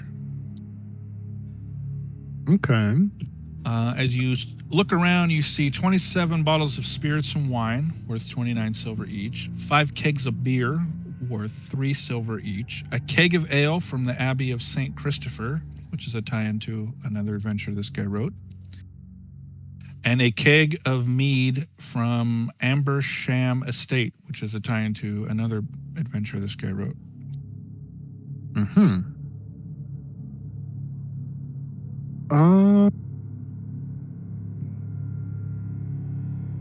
Can I search maybe around these bottles to see if I find anything I otherwise might have missed? You spend the time, but you don't have to waste the roll. There's nothing in here. Okay.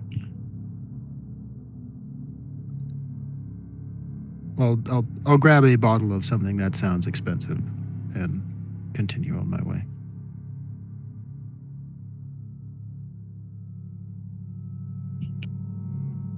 All right. So what's everybody else doing?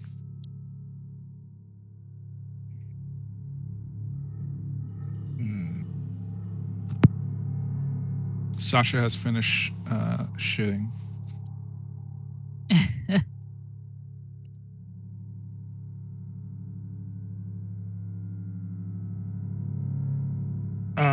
I was going to try to make my way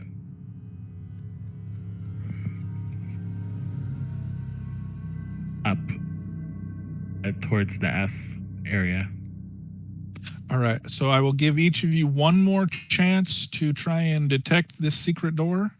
If you guys all failed, then you're just going to have to move on.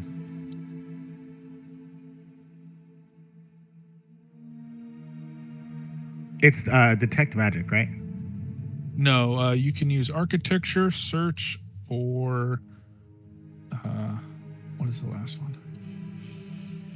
Oh, just architecture for you. Hey, Hugh Personman. Tell us what you find. Tell us what this secret door looks like in this root cellar. As you all know, we study Earth's Middle Earth's whatever Earth this is. We study their architecture, and this is unusual. This is quite peculiar. If you look closely, you can see there are some discrepancies in this. It looks like a little handle. It's not natural. It looks like it may lead to somewhere. But I just study. We just study these planets for fun. But I don't think I'm crazy. I think we should try to open it. Just like that, he twists the handle and it opens, leading to the hallway, the corridor F.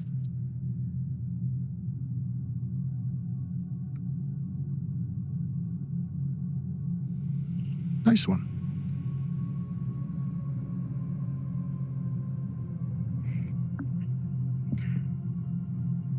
I'm gonna. Sasha pats him and says, "Molodets," which means good boy. Thanks for trying. I'll hold my spear in one hand and lantern in the other, and I'll. You said it opened the corridor to F, right? Yeah. I will lead the way.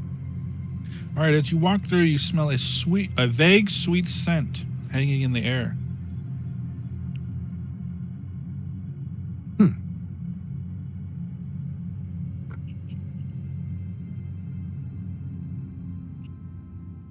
I'll use the butt of my spear to kind of like tap on the floor as I walk forward, and I will continue.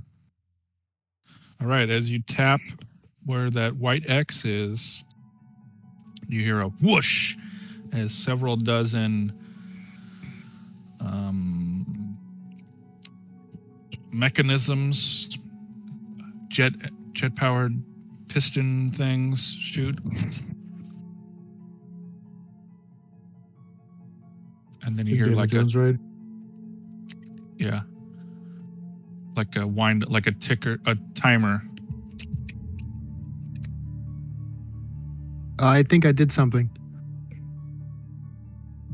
Something is ticking. I don't think we should be in this corridor.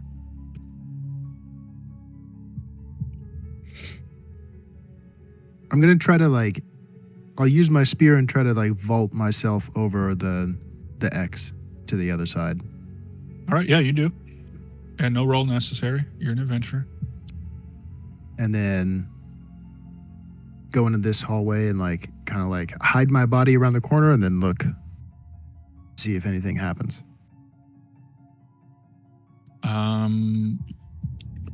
It's too dark to notice any small traps or mechanisms reset, but you do hear the ticking still going.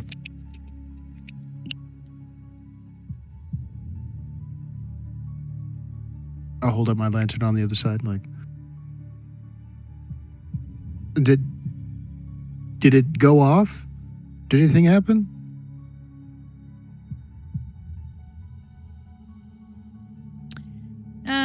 Sasha presses her back against this wall and peeks around the corner. You don't see anything. You just hear that ticking. Tick, tick.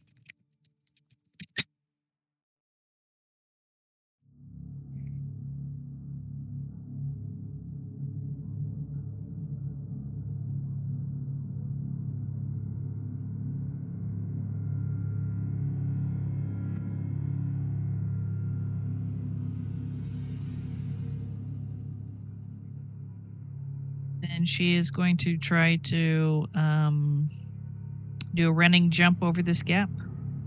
All right. Yeah, no roll necessary. You are an adventurer, so you do it. Just tell us what it looks like. Just like Tomb Raider. Just, run up, jump, vault. So you like run, you stop, you kind of turn because it's got tank controls. Yeah. All right, yeah. So you make it into that hallway where Dyra is. It's still the same round. So Hugh Persimmon and Constantine, what are you guys doing while it's ticking away? Seems like we need to hurry. I'm gonna pull up my britches and get over there. My pantaloons, whatever they are. Yeah, I'm gonna try and run and jump. All right, yeah, no roll needed. You guys are all adventurers, so. No, but I'm a dwarf. There are no dex saves. Oh, snaps. You don't need to. Fine. I just imagine him doing a faceplant whenever he tries to like jump. I mean, if you want to do that, you can, but you don't need the dice to tell you to do it.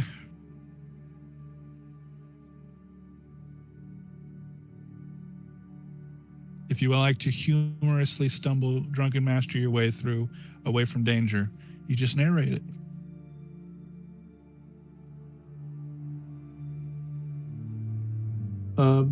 He jumps, but doesn't land on his feet, like lands on his face and just kind of rolls.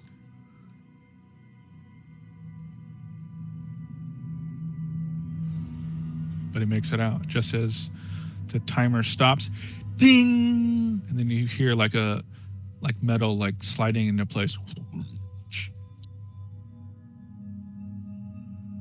And now you're in that hallway, that east-west hallway. I was expecting it to explode. I mean, I'm glad I didn't, but it's a little underwhelming.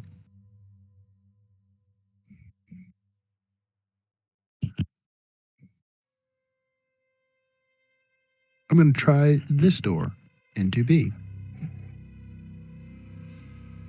Okay.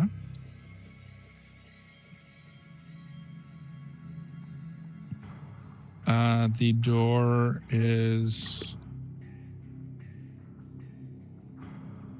unlocked. You just have to open it.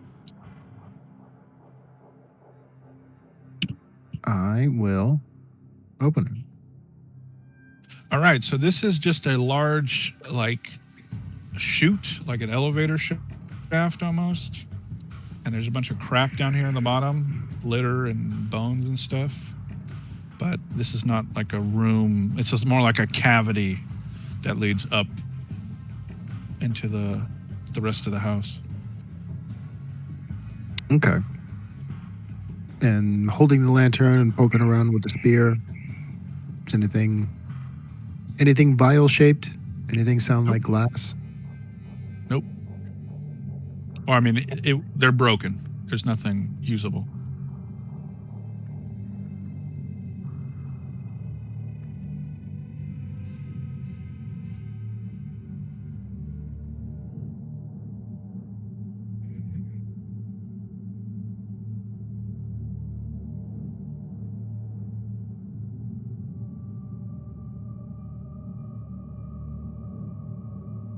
All right, yeah, this door is also open. As you hop up and get into room A, you do see 2 cells, like gel cells. They're very cheap, like a bucket and a hay cot. One of them, the one on top, there's a man, like a bearded man, who looks like he's been there for quite a while, and then the one on the bottom has a corpse, a withered corpse, wearing odd anachronistic clothing.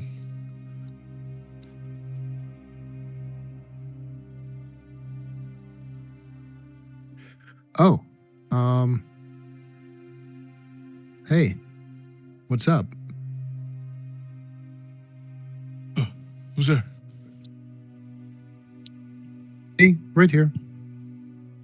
Yeah, I don't get many visitors down here. Is it lunchtime already? I don't know. Hey guys, I found somebody in here. He's in a jail cell.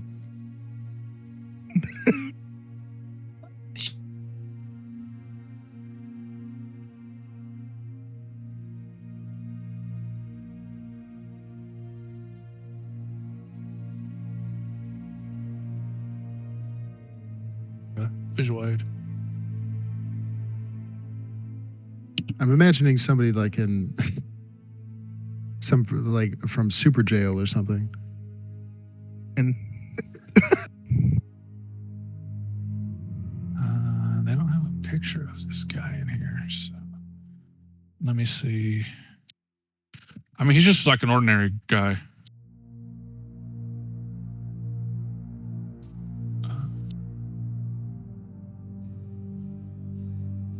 Did the doctor poison you too?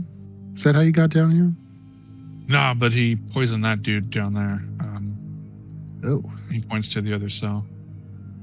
No, I've just been a prisoner here. I'm not going to go hiking anytime soon, I'll tell you that much. Is that why you were imprisoned? Yeah, I was just hiking up this mountain and came in here trying to get out of a blizzard, and some hospitality. These fucking Germans, man, let me tell you. Yeah, well, that's how they are. I mean, shit, I came here for a dinner, and he gave me a bunch of money, but then, gave me poison. But honestly, I'm not feeling that bad. Well, that's awesome. Is this some new form of torture where you just kind of make me feel bad? Oh, well, shit, my bad, dude. The reason I was in here, I was asking, has anybody come in here hiding any, vials of poison or whatever? Antidote. The opposite of poison. I don't have any on me. Maybe you could check that dead guy.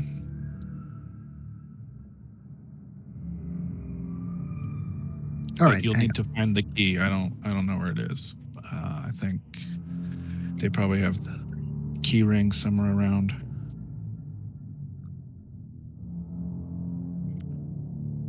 Okay, well, I'll let you get back to your imprisonment. I got a bottle of wine. You want that? Yeah, that sounds great. Thanks, lady. Yeah, cheers. I'll Yeah, let you know if takes I find any keys or anything. Thanks. All right, Hugh Persimmon, as you come in and see this anachronistically dressed man with a trench coat and a metal wand, a broken metal wand in his hand, and you can't help but feel a little sad. He doesn't have a fedora. He does not have a fedora. Daya, who is this? A hiker, I think, technically. I don't know. He was bumping me out. I gave him some wine, but had to get out of the room, bringing the mood down. We can't let him go? Well, I mean, if we find the key, I suppose we can. Like, I don't see why we should respect this person locking anybody up. So, fuck it. Let's free their prisoners, too. Yeah, we do. We have something like that on the moon. Freedom. We should. The metal wand in his hand. Is it something maybe we can pick the lock with? Oh, I didn't notice. He had a metal wand? The Look corpse. back in the room. Oh, you're talking Yeah, about the the dead dead guy. body. Yeah, Oh. I didn't really get a good. He's in a separate cell than the other guy. Yeah, they're stacked on top of each other. The dead one's on the bottom, and the alive guy's on top. Right? Yeah. Oh. So they are. So he can still reach, even though he's. What do you mean they're stacked though? There's like a dog kennel. Okay. They can't touch each other, but they're stacked, kind of. Well, I mean, I'm sure they could find a way to like dap each other up. There's bars on the thing.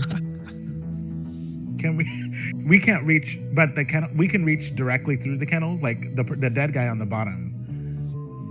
We could reach through his bars. Your arm you may have to use magic to make your arm long enough. Okay. Yeah, he's kind of like curled up in the back, and I don't know. I figured there might be a key or something. If we can't find a key, I guess we could just bash the doors open.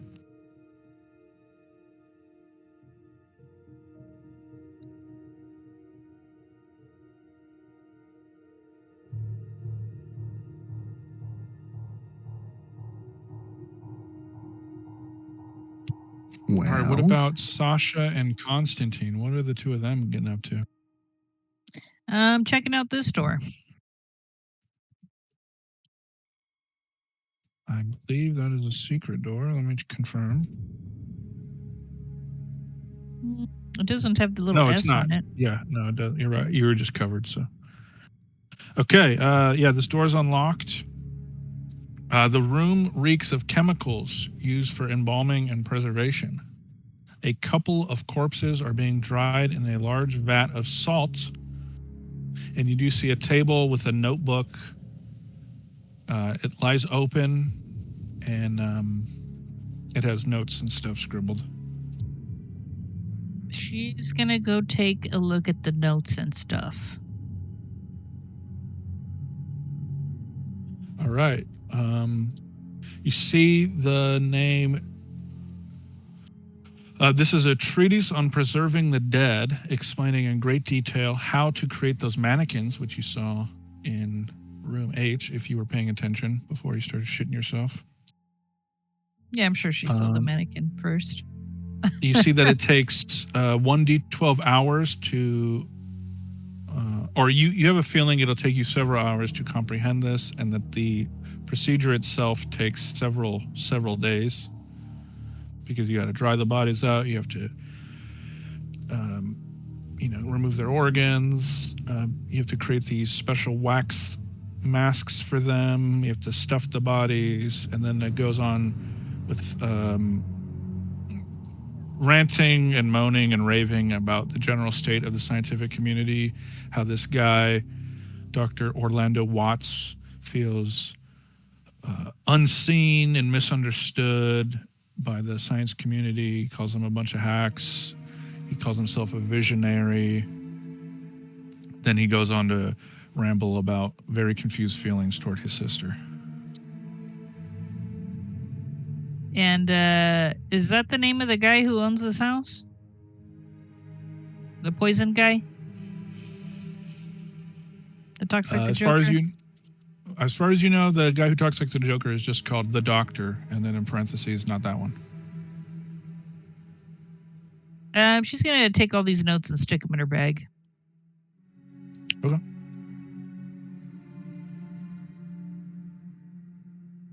And then she's going to look around the room for any secret compartments or passageways. All right, you know what to do. Do a search on this one. No, as far as you know, we'll just say the smell really gets to you. And, She I'm looks gonna around need and says, doesn't look like anything to me. I'll let you guys plan your next course of action. I need to use the restroom really quick.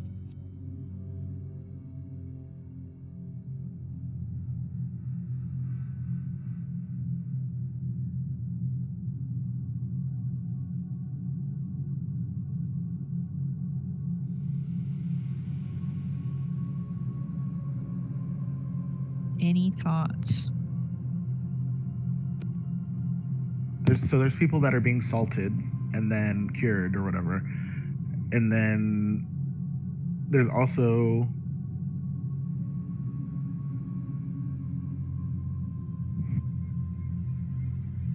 I think I missed this, but there's a person in there. Yeah, they're drying out corpses and stuff in G. And what floors were the antidotes on again? Pretty much every floor except the attic. Okay, so there should be one in the cellar. Yeah, at least one. There could possibly be more than one, but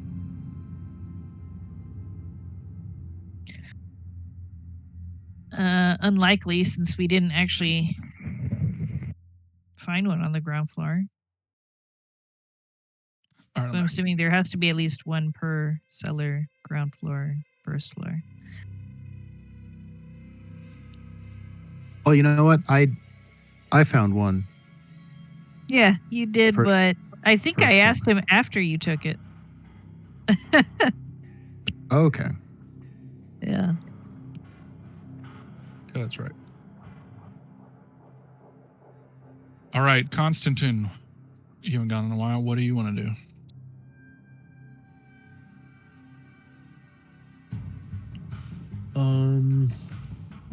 I guess I'll go towards this room I. Okay. A cold breeze wafts up from the south. From the south? That's what it says. My word. Maybe that's supposed to be, maybe it means where it says two caves. From the wall?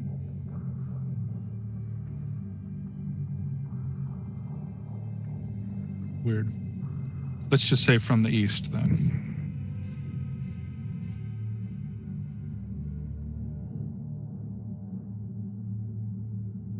Okay, as you enter room I, you don't really see much in here except for this door going to room J is a sturdy metal door.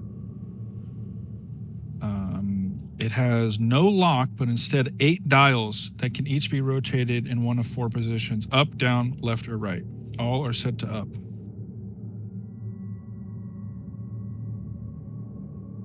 And I have a picture of this.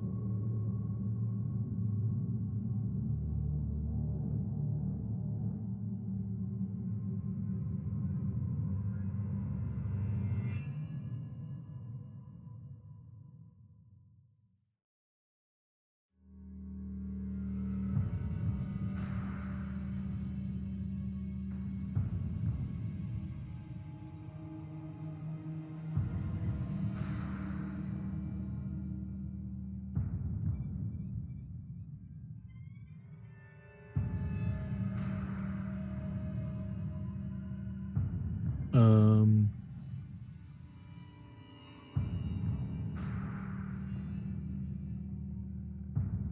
gonna jiggle with the dials. All right, which configuration are you going to set all of them? I'll leave the 2 up top as they are, and then the row Okay. below that, I'll point both the arrows down, Okay. and then the row beneath that,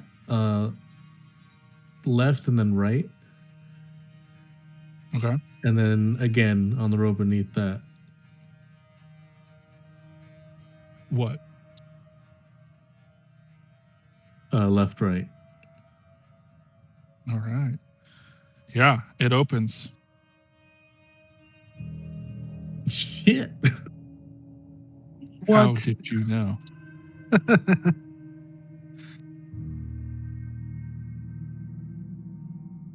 All right, if anybody was in there to watch this dwarf cast his strange architectural magic, he up, down, left, right, A, B, A, B, starts out. All right, this opens up to the doctor's vault. And behind you, the doctor is there, and he kind of bows at you like, well, you've solved it without even my hint upstairs, so have at it. Inside are 3 coffers, which is like a chest, each containing 1,000 silver pieces.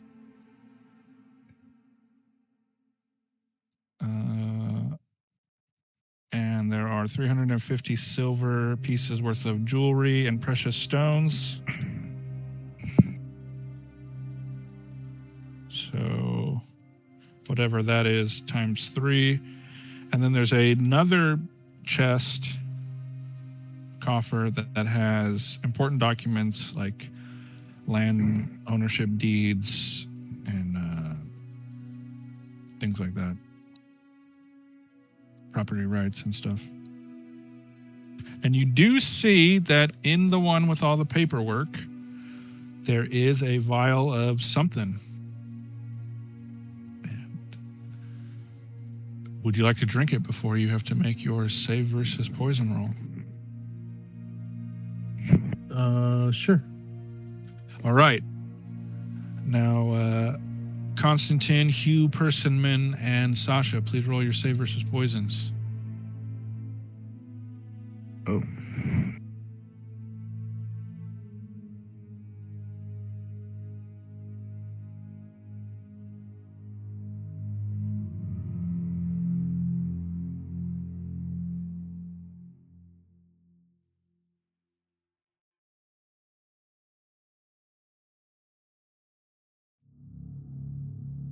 All right. So, Konstantin, you do not feel any ill side effects, but Hugh Persimmon, now it's your turn to shit your pants. Okay. You get the What does split. moon person poo look like? I wonder. I want to know. You know. Does it look like a moon rock?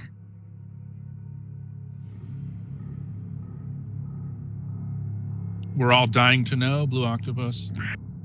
They look like they kind of look like black marbles.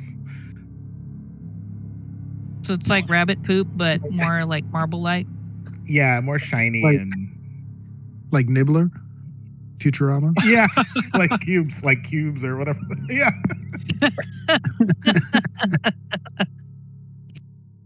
Dark matter orbs.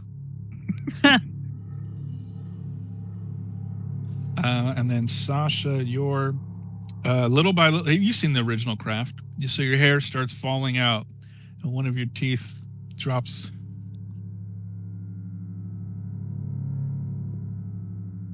She's gonna save that tooth. Okay.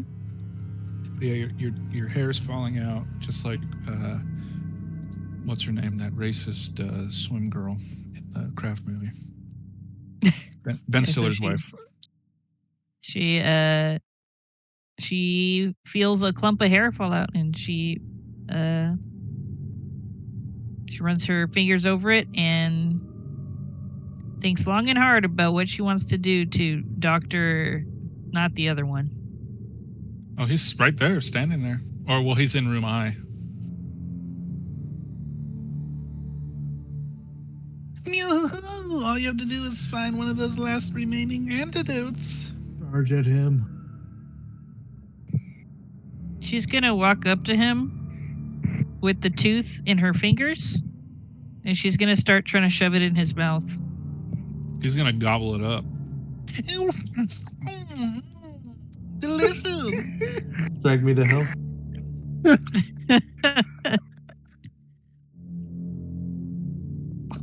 That part where she's like trying to bite her, but her dentures fell out. Does he get poisoned from eating my tooth? We'll find out in 30 minutes. Yeah, can she put a gypsy curse on it with her tooth? You have shamed me. All right. Sasha and Hugh Persimmon, you're feeling the time. What do you want to do?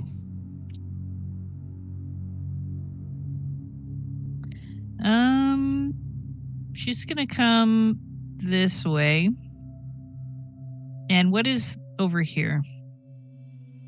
That just goes, it's all connected to be the shaft. So this is like... So you don't have to like do anything to open it? The shaft is open. This is like in an apartment building where they have the trash chutes. Mm-hmm. And then they can all funnel into one big garbage heap. So if you would like to climb up there, you do need a climb roll.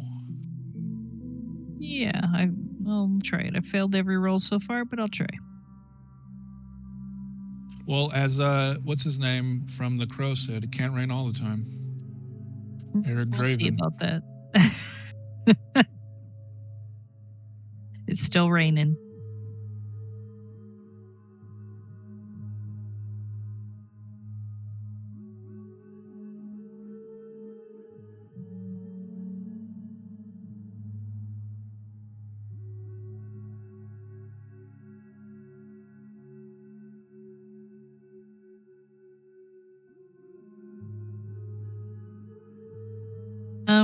And what's down here?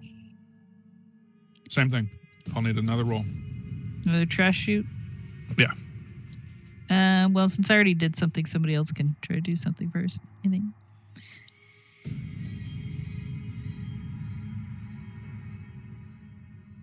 All right, Hugh, you're done shitting. Okay. Oh, You just hear all these marbles clatter to the floor. Mercy. Heavens to bed. please watch your step. We may have been on a roll here. Sorry. We can continue now. Has anybody been in C?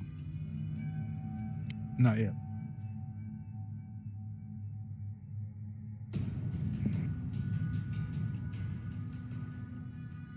Interesting. I thought. Oh. I was just gonna say Constantine tried to bite some of the jewelry and stuff and didn't see that any of it was edible, so he just left. Okay. They're like, wow, the dwarf does not understand monetary value of precious stones. Is that because it comes from the earth? Yeah, interesting.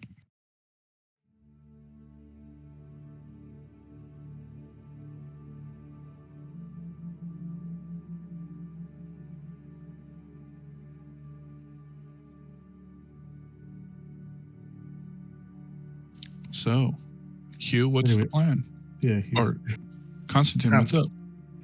No, I was also cueing Hugh. I was like, yeah, that's all I had wanted to say about like that and like leaving that.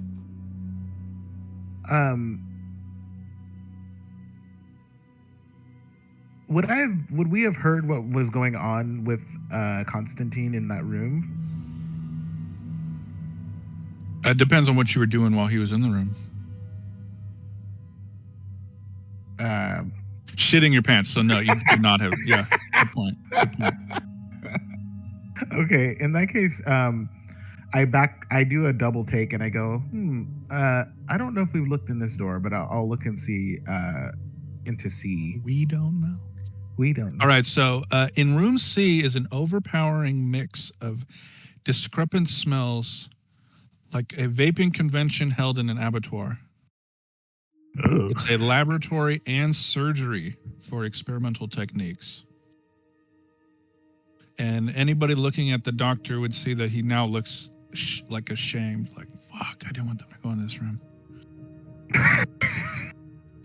It is filled with many surgical instruments, bottles, vials. Like, what's the machine that you make like essential oils?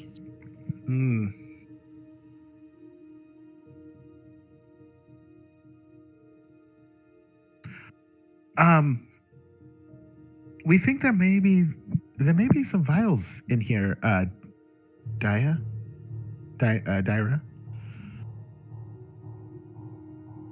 Because she seems closest to me, but it smells bad. Oh. But I'll go in and look and see if I can. I'll look at the vials and see if there's anything that look All right, promising. it'll take 2 rounds for you to find something. Okay. In the meantime, is anybody else going to go into room C?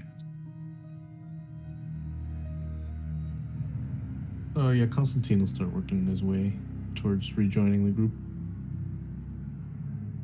I will also go in. Okay. Dyra, since you already have it on the mind, as you wander and explore the room, you do see a key ring hanging on a nail on that northern wall. Oh, hey.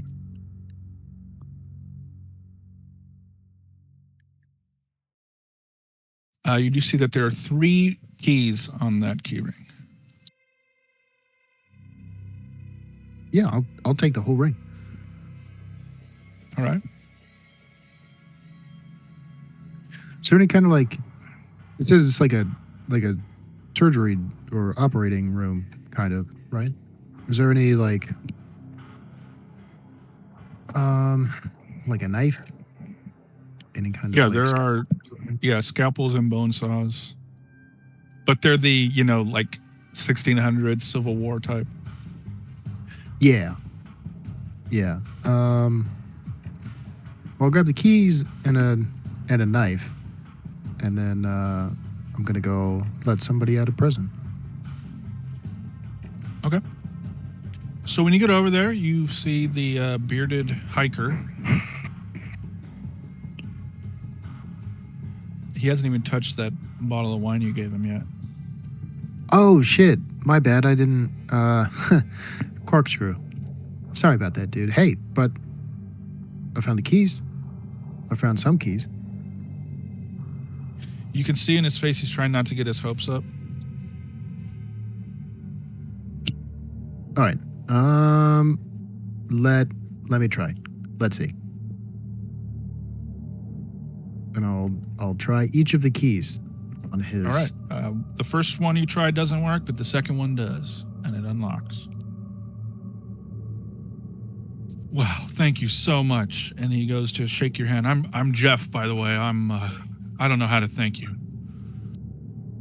It's no problem. Here's a little knife. Now the doctor is out in the hallway.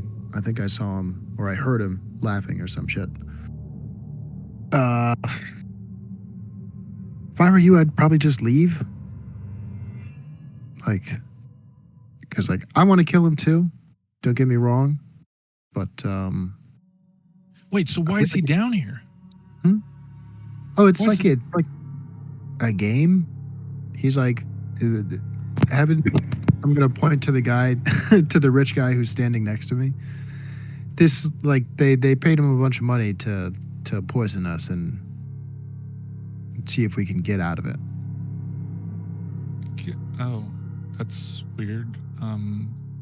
Hey, would you mind leading them out of here so they don't see me leave?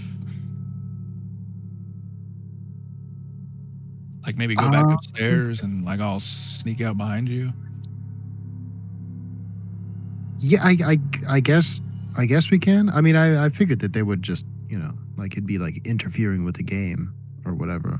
But yeah, maybe just hang out in the cell for a little bit longer. We're still looking for vials down here. We haven't found any like antidotes. Yeah, I don't know how to help you with that. I've been down here for who knows how long. So good luck. Yeah, thanks again.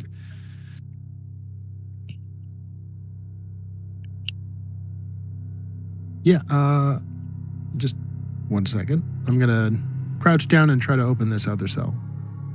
All right, yeah. The first key you try this time opens it, and yeah, you're met with the dead corpse of a man in a long coat.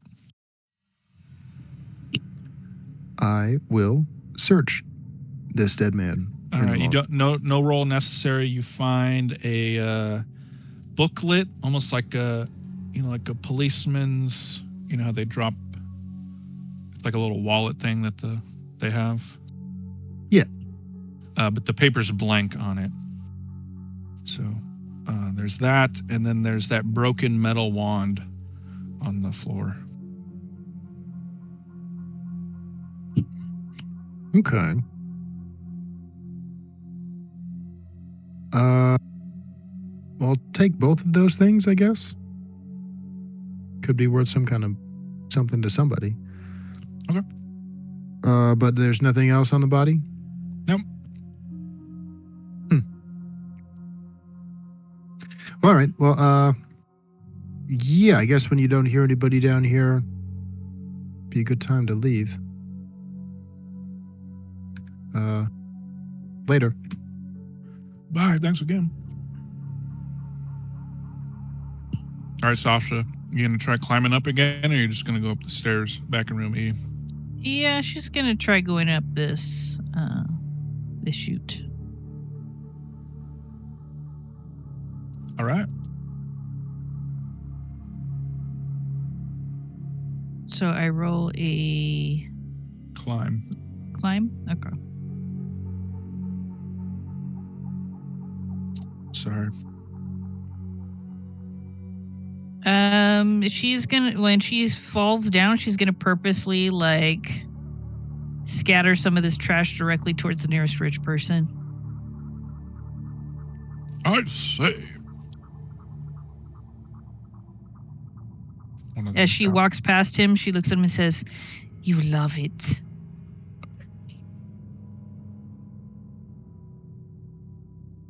I do not. She looks at another one and says, "He loves it," and just kind of nods. And then she's like, I think he does.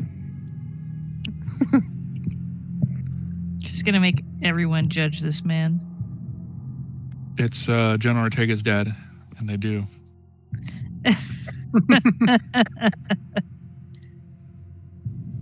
Is he played by Paul Rudd? No, it's probably what's his name from Wednesday. Oh, Luis Guzman. Yeah, Luis Guzman. Who I like in other things, but I think his line deliveries in Wednesday are not great. I agree.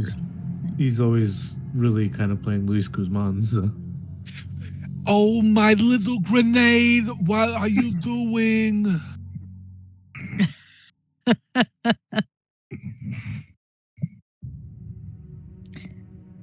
right. All so, right. Yeah, you guys can move up to the next level if you'd like, or if you want to keep exploring down here, you may. Yeah, she's gonna go back up to the ground floor.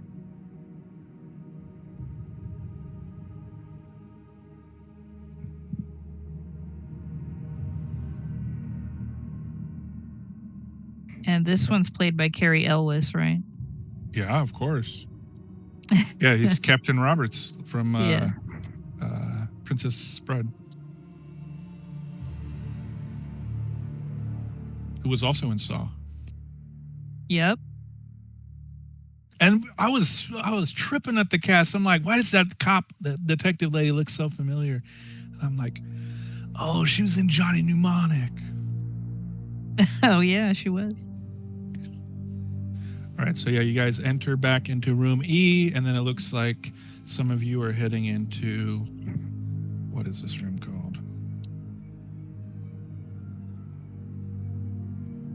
Doesn't say. It's just this big room. Okay. Yeah, as you enter this room, there is a large open space.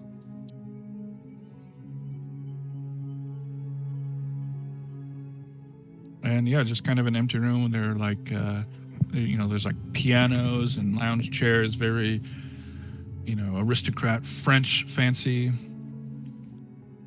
Bridgerton style place.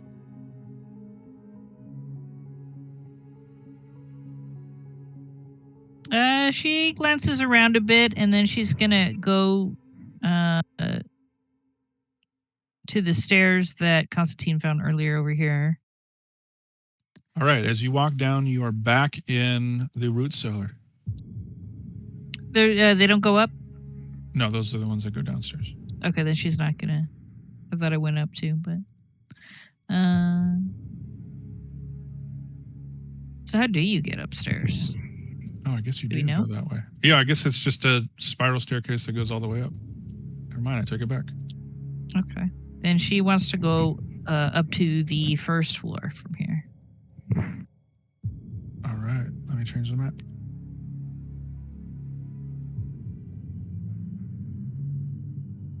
All right, so yeah. Sasha and Constantine walk up the stairwell. What do Hugh Persimmon and Dyra Misthaven do?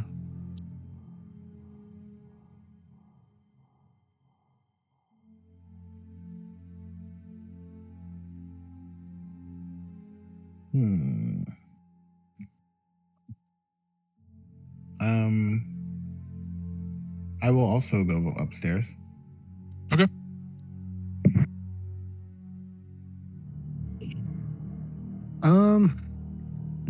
I mean, just to keep us all on the same map, I will accompany.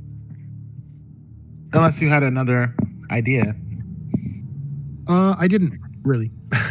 It was just, it's more like walking around, just go into rooms that we haven't been in yet, search them. All right, Sasha, which room are you going to go check out?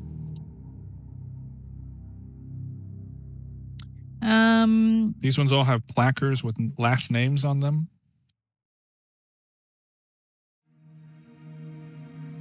She's gonna check out this first one. Azazel. Mm-hmm.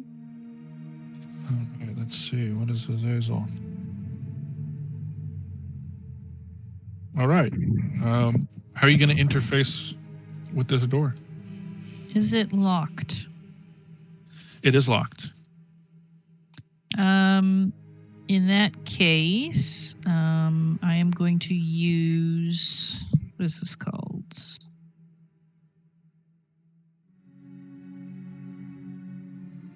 Unbinding of physical constraint. All right. Tell us what that does. Obstacles and bindings that obstruct the sensitive will simply fall away and no longer impede her. Doors will open, ropes will become undone, etc., here. Yeah. Okay. Great. So tell us what it looks like. How does she conjure it? And how does she bypass the door?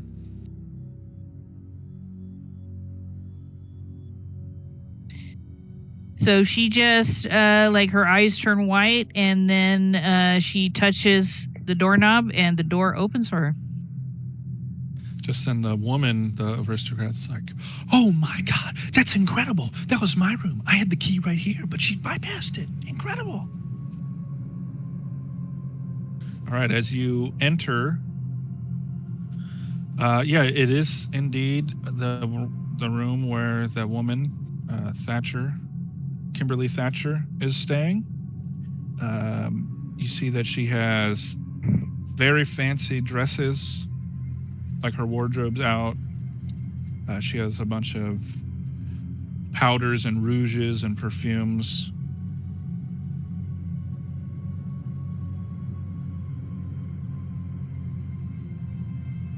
Sasha will start searching the room. All right, I'll need a search or an architecture. She's especially going to pay very close attention to where all these perfumes are at to see if any of the bottles look like it's actually an antidote in disguise. All right. Search or architecture. Another fail, of course. Sorry. Yeah, so she doesn't find anything. All right, Hugh Personman, what are you going to do?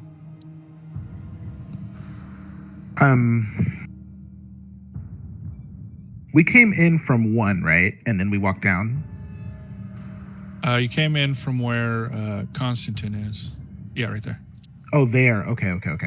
I was gonna check out what's in Mammon. All right, how do you interface with the door? Does it look like it has a lock like the first floor room? Yeah, all of these are like in Locked. a hotel. Like they're all locked. They're normal doors, but they're locked. Okay. I get my handkerchief out, thinking that might help with whatever might be on the door. But I try to. So I also have a dagger. So first I'll just try the handle and see if it's open. It's probably not. But I have a dagger that / letter opener. It's like small, so maybe I can like pick something with it, like a door. All right, so yeah, you do manage to pick the lock with your letter opener. And as you turn the handle to open it, you hear a loud bang as a blunderbuss from inside the door fires. You may do a save versus breath weapon to avoid damage. Okay. Sounds crazy. Yeah, as you open it, that is a fail. You do see that attached to the doorknob on the inside was like a wire, like a fishing line, attached to the blunderbuss's trigger. And you take 1 point of damage.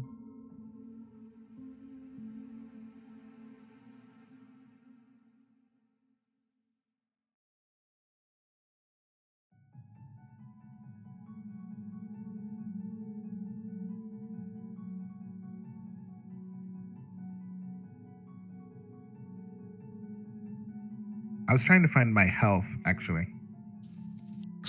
No, you now in a condition on your character sheet, it says has sepsis. Okay. All right. Where's the health? Next to base AB, melee AB, range AB. Yeah, it's under your saves. There's like a yellow circle. Oh, okay. I see it. All right, Constantine and Dyra, as you walk up the stairs, you hear a loud bang as a blunderbuss goes off. And Hugh Personman, you want to tell us what it's like when a Moonanite gets shot? Oh, I'm sorry. Before that, I need you and Sasha to roll a save versus poison. It has been 30 minutes.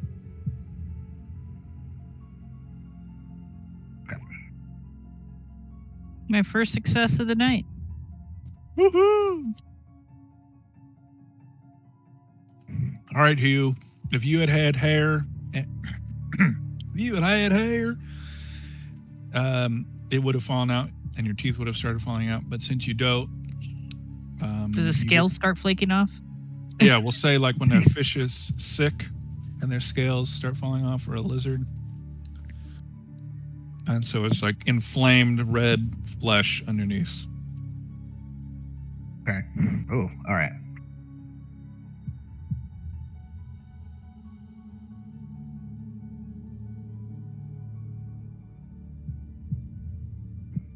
But yeah, having seen what just happened to Hugh Personman,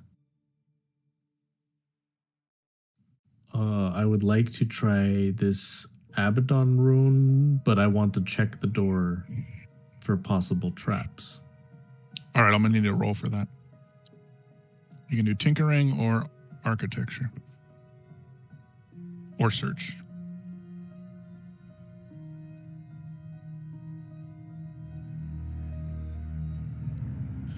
It looks trapped to you. But then now it doesn't. And now it looks trapped again. Now it doesn't. You can't tell. You can't make up your mind. Is it trapped? Is it not?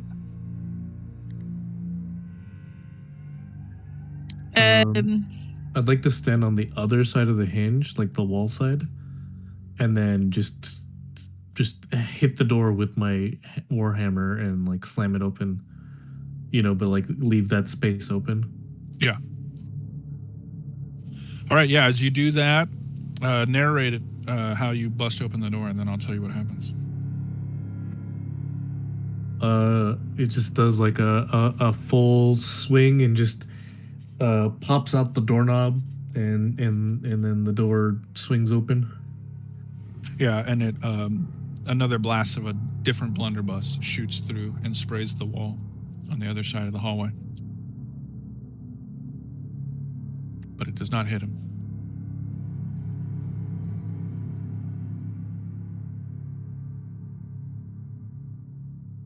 Sasha, what were you saying? Just that she is gonna come and look, see what Constantine's doing because it's really noisy. Yeah, you see him bust open the door, and then a shot goes off. She's gonna turn around and go back in the room. Okay. Is there anything you want to do in there? After she finishes inspecting all the items, she's gonna start like putting her hands on the walls and just like looking around for like a hidden switch or a doorway or something. All right. Start feeling around. We'll switch to the others. Anything anybody else wants to do while she's searching? I'm gonna peek into room Abaddon. All right, you see a bed, some coffers.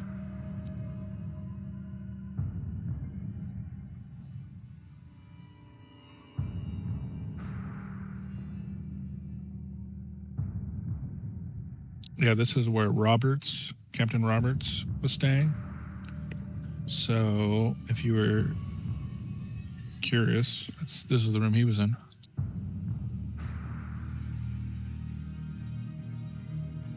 Okay.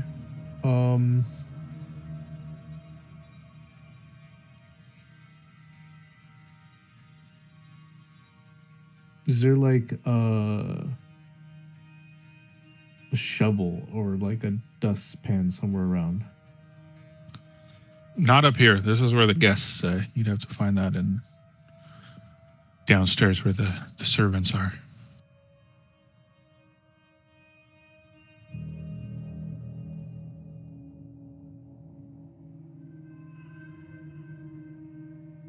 I'll search around Mammon. All right, inside Mammon, this is where Mamuwalde was staying. You see a fancy trunk in a locked coffer at the foot of the bed, and he has, some of his robes and attire hung up in one of the closets. I'll jam the spear into the lid of the coffer and see if I can break it open. Yeah, you pop it open, and inside there are 6 fancy outfits worth 30 silver each, and 750 silver pieces.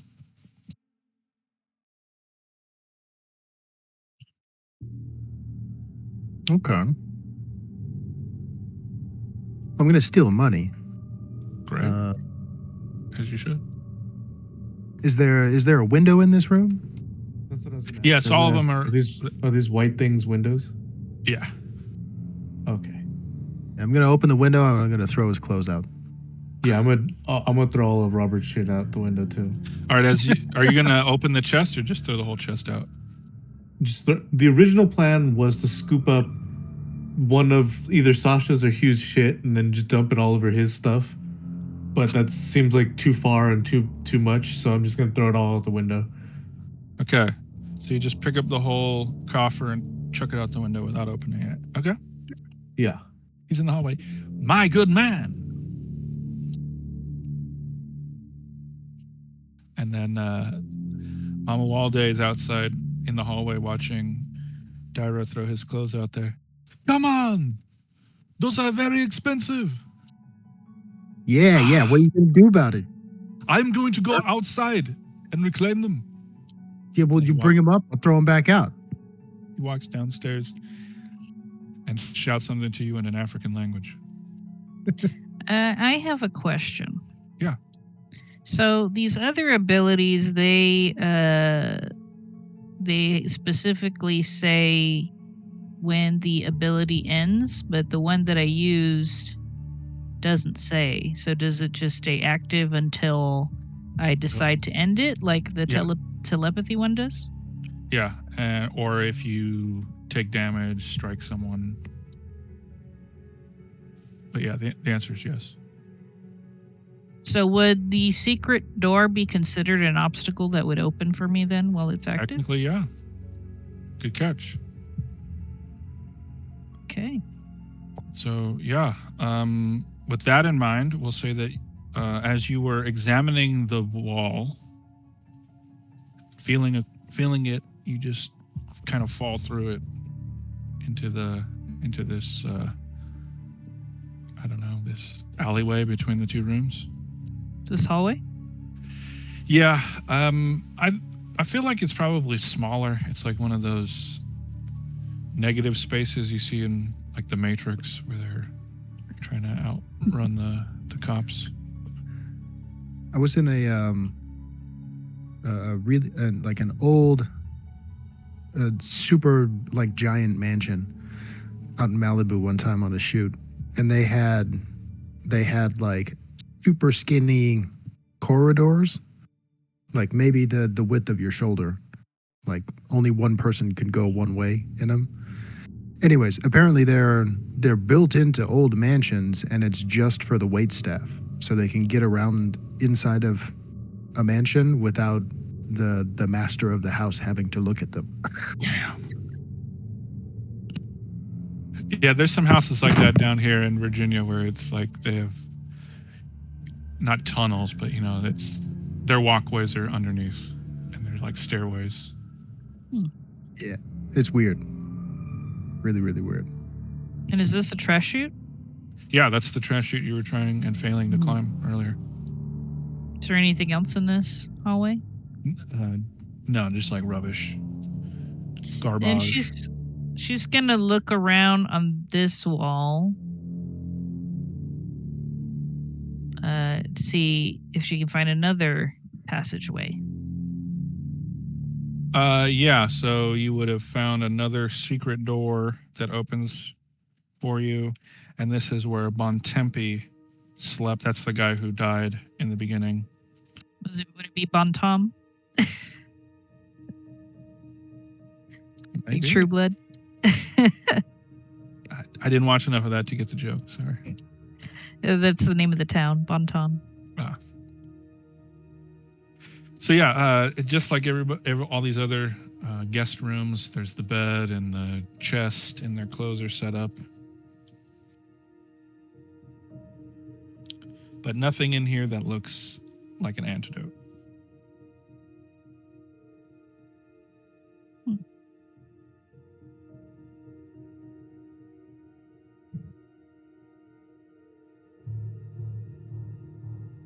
All right, as you walk past room A, you do notice a glint coming off of, there's a statue, like a suit of, yeah, it's a suit of armor, it's not a statue. So you see a glint of the metal from the suit of armor where the letter A is. Sasha.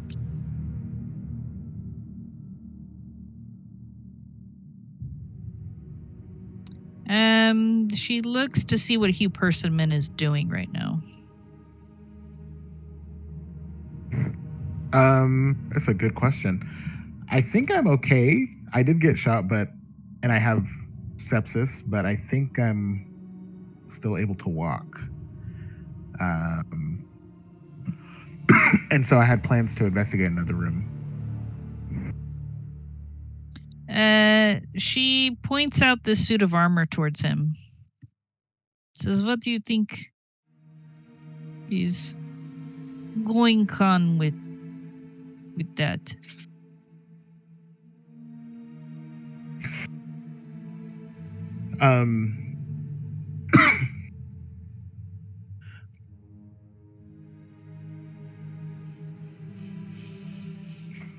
Does it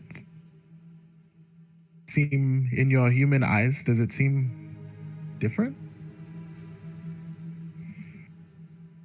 What do I notice about it? There it looks like there's glass in one of its gauntlet hands. Like it's holding something made of glass.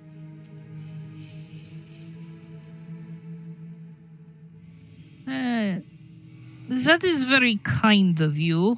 I don't remember somebody calling me a human before. Thank you for the compliment.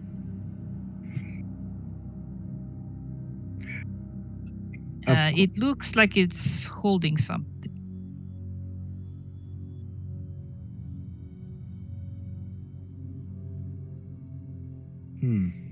Does it should I roll, can I roll to see, or should I say I can also just see it? Yeah, you just see. It's a vial. You're a seasoned adventurer. Well, you have to walk sure. over there. You have to walk over there. Okay. Is it a, did you say glass, just a glass, or a glass vial? Too far to tell. You just see the glint of glass. Okay.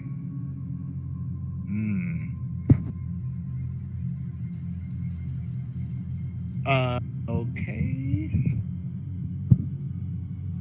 I don't know.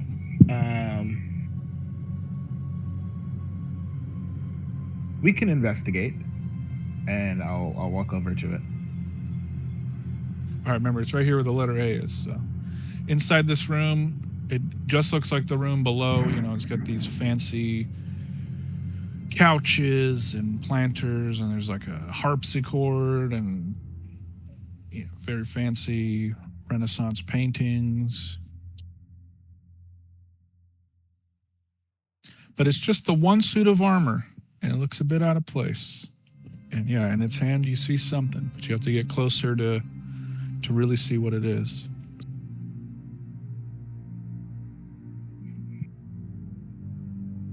Okay. You said next to the A, right? That A over there. Oh, I see it now. Sorry, my color, my little thing was on. Okay. Okay, I'll walk here. All right. Do I see anything yet? Or does it look more clear? It's in the right hand, and we'll say it's facing the opposite wall, the western wall. So now you see less, actually.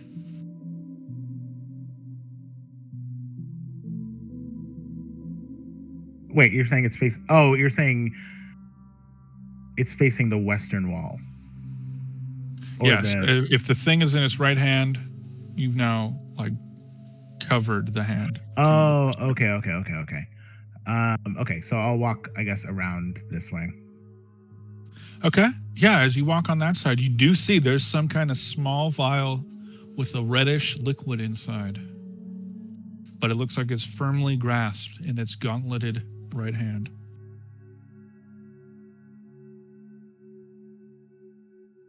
Okay. Interesting. Sasha, it appears that there might be a vial here.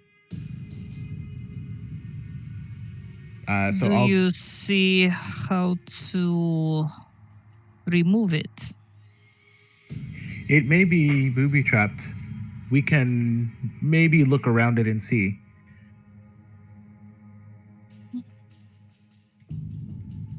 Maybe the dwarf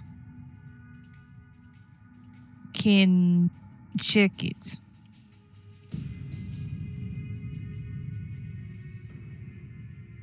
Constantine.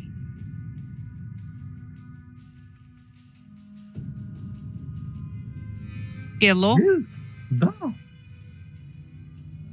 Can you check this armor over here? Please.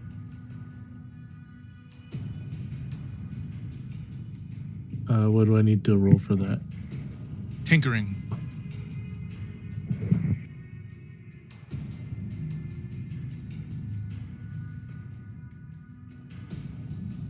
All right.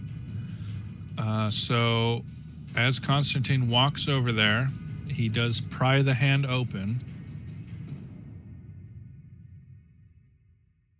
But just then, you all hear a loud creaking, and then the floor gives way, and everyone inside of this room falls down a floor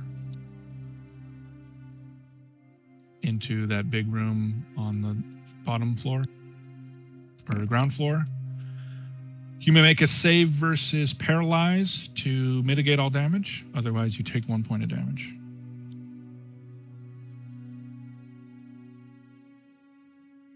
Sasha turns and looks to Dyra, very startled at this sudden loud noise and this floor just collapsing on Hugh and Constantine.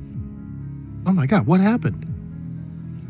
I do not know. They walked over to this armor, and then all of a sudden, and she claps her hands together. Oh my god. All right, so Hugh Persimmon, you take 1 point of damage. Constantine, you do not take any damage, but you both fall, and there's a bunch of rubble and stuff in the floor below. Are you okay? Hugh, Constantine.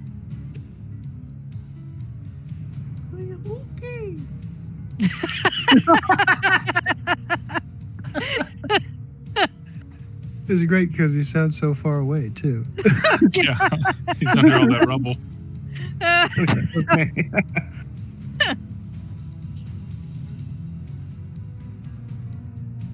Now, did the entire walkway fall down? There's probably some places on the edge, but yeah, it says the whole room collapses. So. Okay. Is there any way to get across this fallen room?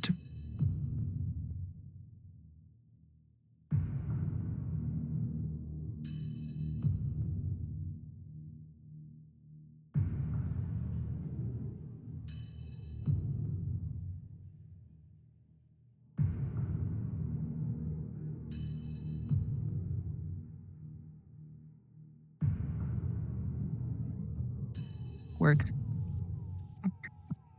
I have a couple, but they are very weird. Let's hear them. How bright is this room? It's Is it lit by up? Candle. Yeah, candlelight. Okay. So I can like move through shadows, but if there's not enough shadows to get me across the gap, that's not going to work. I'll say that because this destruction happened, we'll say it threw some dust in the air and a few of the candelabras went out. Okay.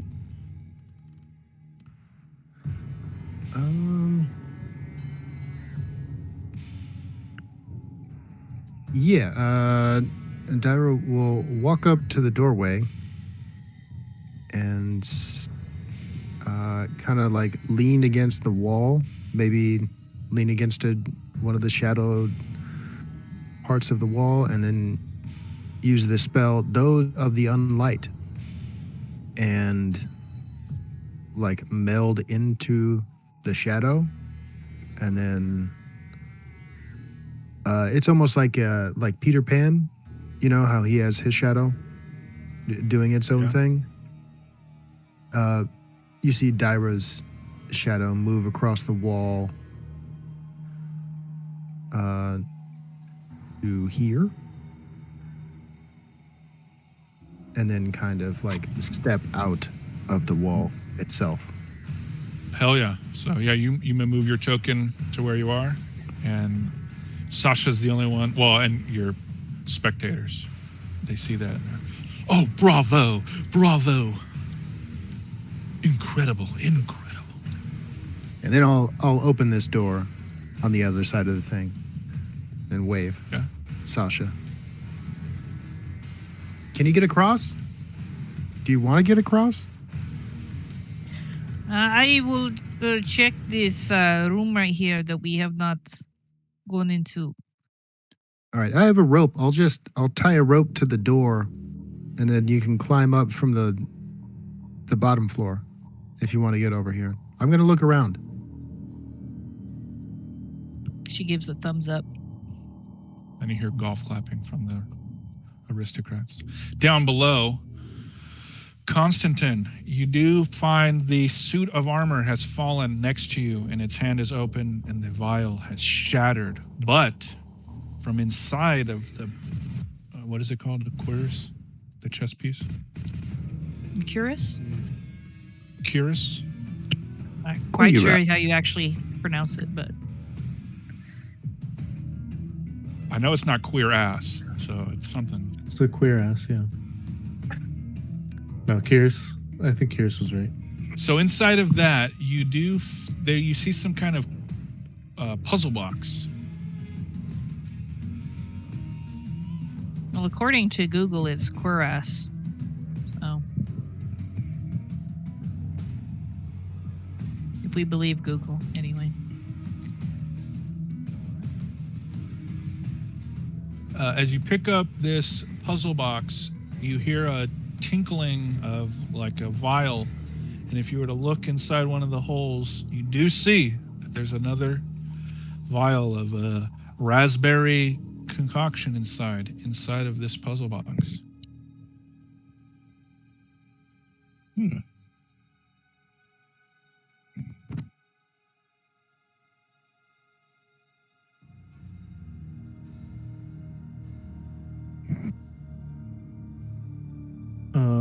I guess I'll start the blood, the blood on my fingers, and thinking of Hellraiser. Oh yeah. I guess I'll start trying to get it out. Okay. What's your intelligence modifier? 0. All right, so it will take you 10 turns to open this because it's just so complex. And then each turn you just roll a tinkering. Pass, you take no damage. Fail, you take 1 point of damage. So Okay. you can do other stuff, but you won't be able to really use your hands because they're trapped inside this thing. Okay.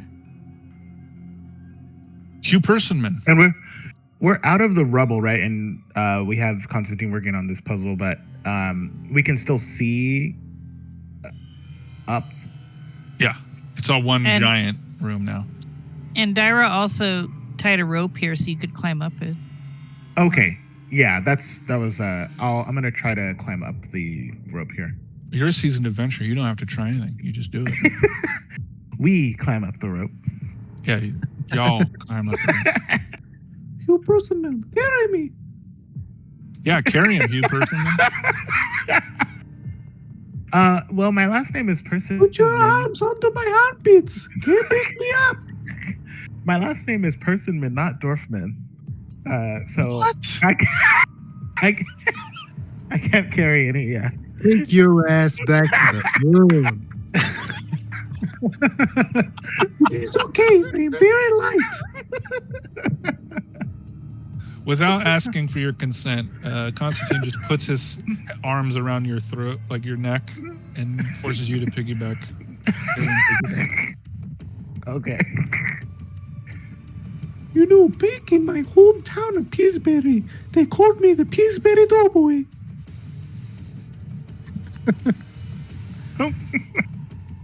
Is that?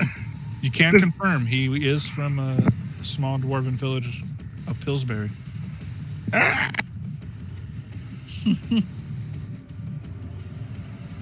Okay, Sasha, you're the only one on that side of the house with the aristocrats. What are you gonna do? She's gonna check out this room, Okay. the Asmodeus room. Asmodeus. Asmodeus. Whoa, Asmodeus. Asmodeus. Okay. Now this room is not locked. Inside you find the doctor's study.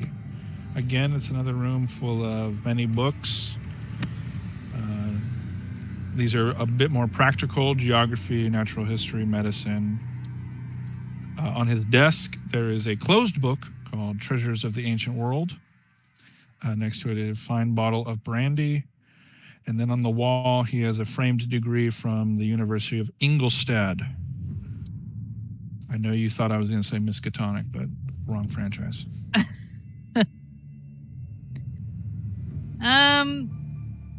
She's gonna take his degree and put it in her bag.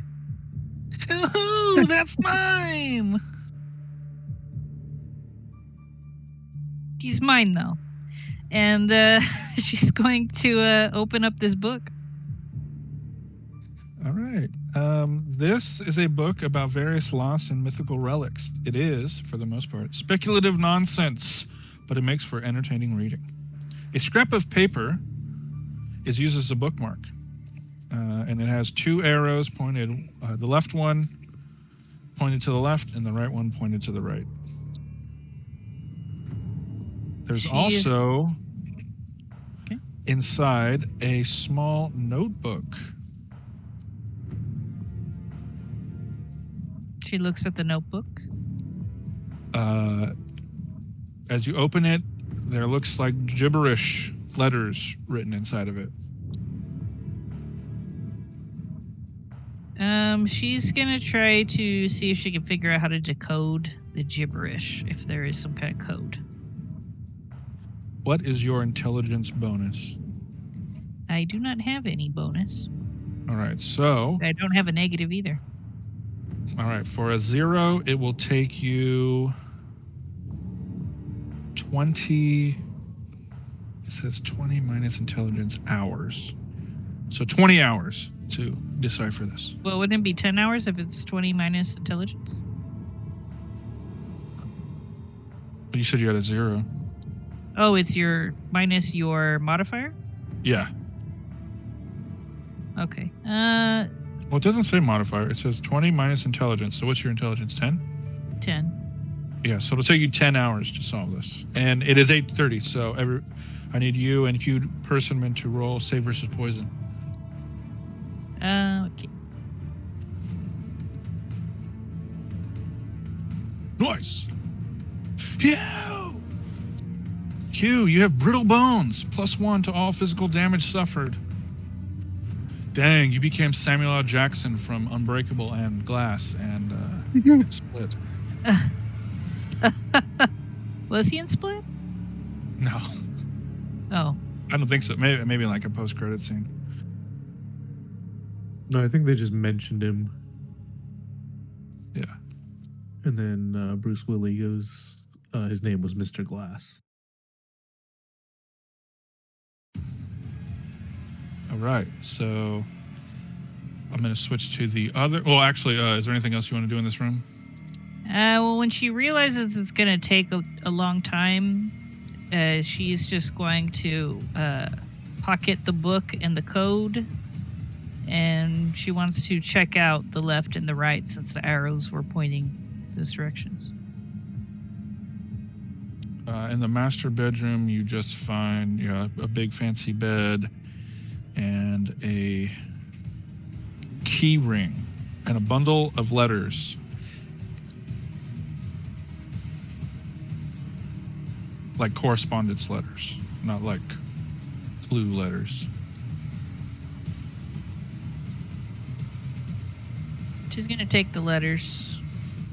All right, you see fancy names like the people, like all the people following you around. They're listed, as well as some other I don't know, we could say like Lord Malbleed and Ramius are right into this guy too. Milk I mean, it Tongue. does say mention other high level NPCs in your game. So She opens the envelope that says Milk Tongue and just sees Snarf, period, written there. I'm the Dean of Admissions, Snarf.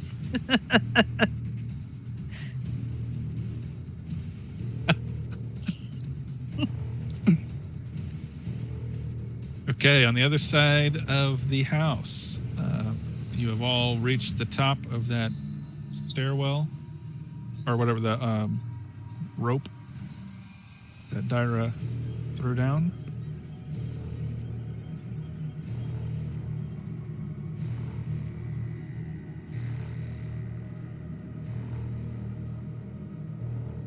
Okay, I do need, as you walked over B, I do need a save from you. Mm-hmm. Give me a save versus... It's not a magical device. Yeah, we'll do paralyze. Yeah, that would be hazards. Yeah. Oh, Okay, unfortunately, that... I failed both. Yeah. So as you step on that, the trapdoor gives way, and you fall down into another room on the ground level. I'll switch the map to that, but it's room K, and it is full of barbed wire. So you fall. You may make another save versus paralyzation to avoid damage. Otherwise, you take 1d6. Why? Why would you post that? Why? Oh, God. That's what happened to Witch right now, basically. Yeah. Miraculously, Dyra takes no damage falling into room K. I don't want to distress you further. Thank you. I appreciate it.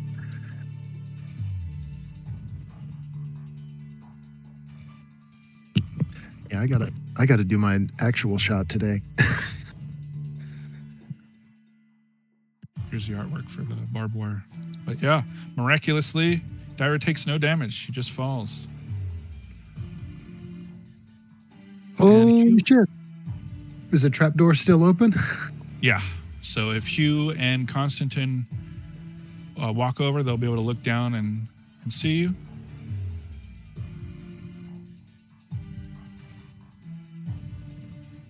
Do either of you have rope?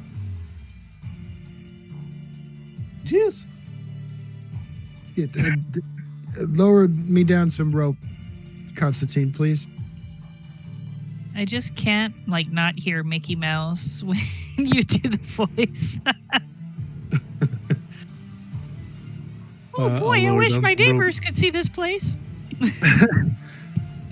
When it first started, it sounded kind of like Whitey to me from Eight Crazy Nights.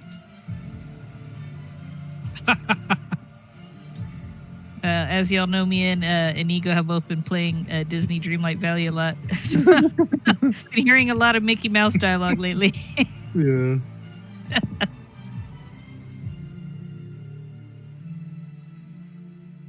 So yeah, if either of you have rope, Sure do love all my friends and wood books.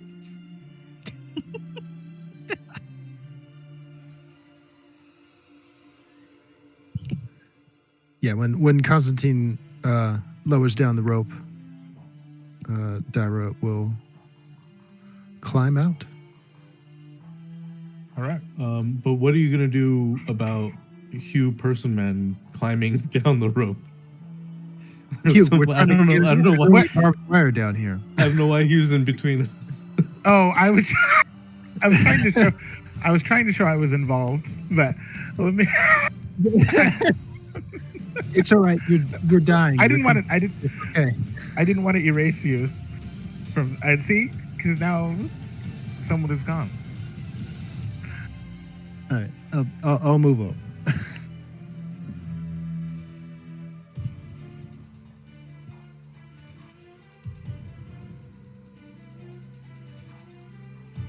Okay. And yeah, because the trap had been revealed, you guys can easily go around it. Sasha, we'll switch back to you. What are you doing?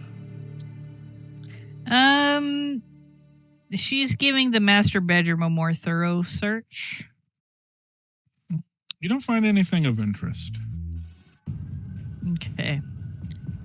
Then she's gonna casually knock a bunch of stuff over in both this room and the Asmodeus room as she walks out.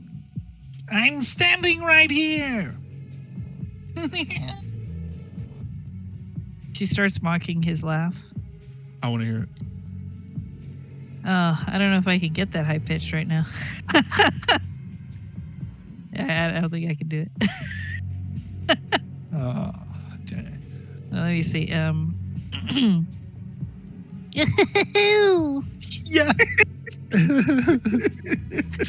That was so great. Thank you. That was great. Beautiful. Now I know you're going to have me do it in a Thursday game. You're like, fuck, oh my God. I'm going to be real. That's a curse sound. That sounds like something you would say. All right, so you want to go join your teammates? Yeah, so she's gonna go downstairs and then walk across and then climb up the rope that Dyra put. All right, so yeah, you can do all that. And then she's going to, I guess, hop over that Great. trapdoor thing. All right, Constantine, I'm going to need 3 tinkering rolls. We'll say that 3 turns have passed. All right, so you take 3 more damage from this. How do you heal in this game? Resting. Like you have to spend a night in a bed, and you heal 1 point per day. So utilizing downtime is a great way of healing. Or you can use magic. All right, so the band is back together again. What are you guys doing now? So what rooms have been investigated up here so far? None of them. Not on this side. Okay. Does this room have a door? Because I didn't see one. It does not. Let me read you the description for it. And for context, the guy who wrote this, his name is Kelvin Green. So the description says, there is no obvious access to this dark and featureless room. This is probably a metaphor.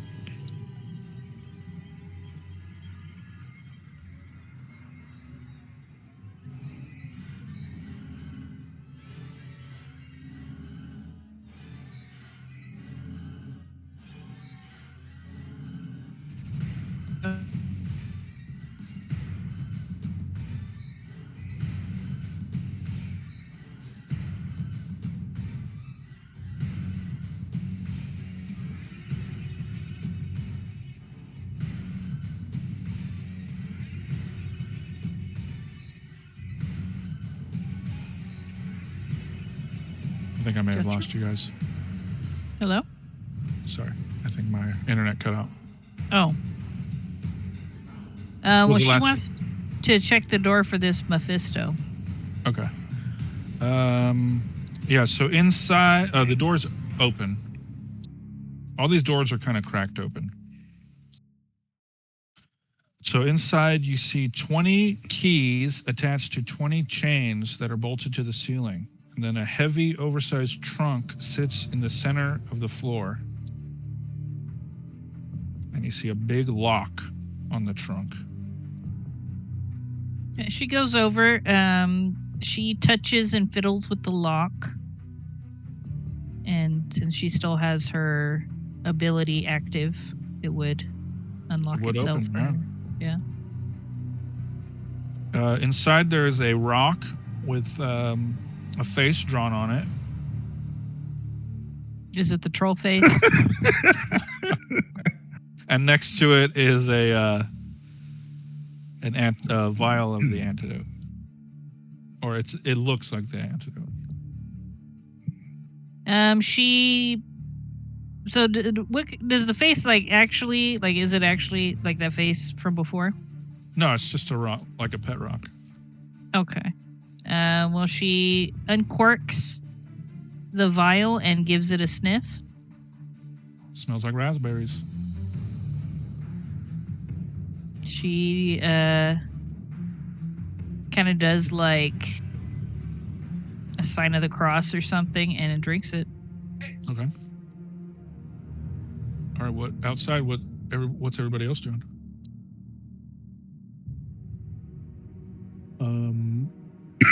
Constantine is gonna check the memos room with Dyla.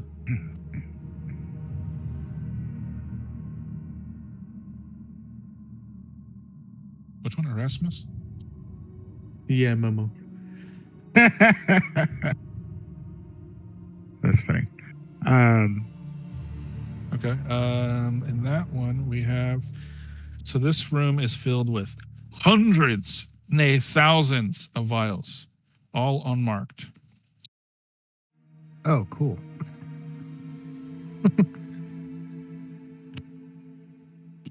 Are they all in like racks, or are they just like laying on the floor? No, it's like meticulously organized, except none of them are labeled. It's just like thousands and thousands of red vials. Oh, they're all red. Yeah, every single one of them looks identical. Oh, shit. What's going on in there? Dyra? I always want to. Yeah, her last name's Beaties.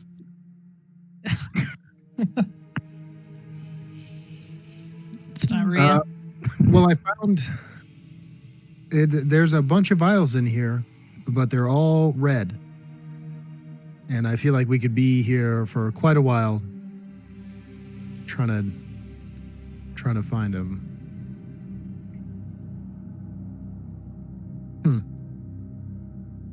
Is there any kind of tool around?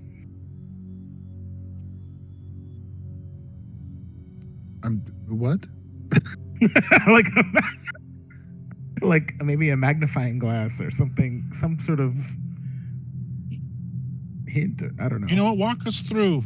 Let's see how a seasoned adventurer would handle this puzzle. Yeah, you have to use all your senses. We have to use all of our senses. We What about your sense of humor? Hey!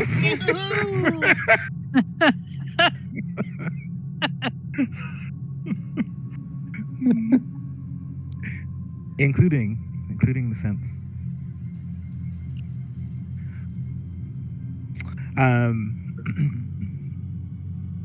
We can use if we have some sort of light source, maybe we can see if there's one that has light. You know, we can check for its luminosity, see if it glows or something.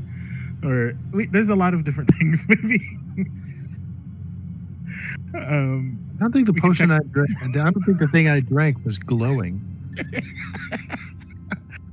Maybe we can smell them. Maybe we can do a smell test. Sure, All right. roll a D100. Grab one.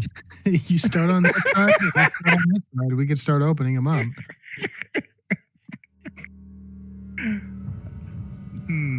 They look exactly identical. There's nothing else in this room. That's the puzzle.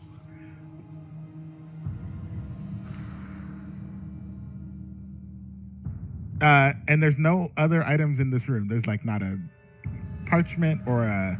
Nope. What if we just mix them all together and then check it?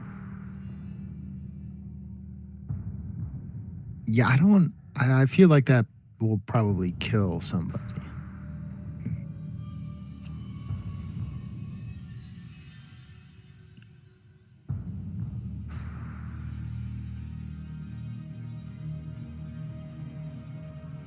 When Dyra says somebody, Constantine is just like just staring a hole into the back of Hugh Person Man's head.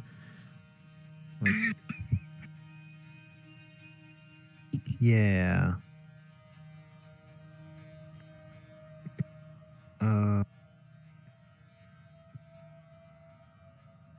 Yeah, I don't know what to do.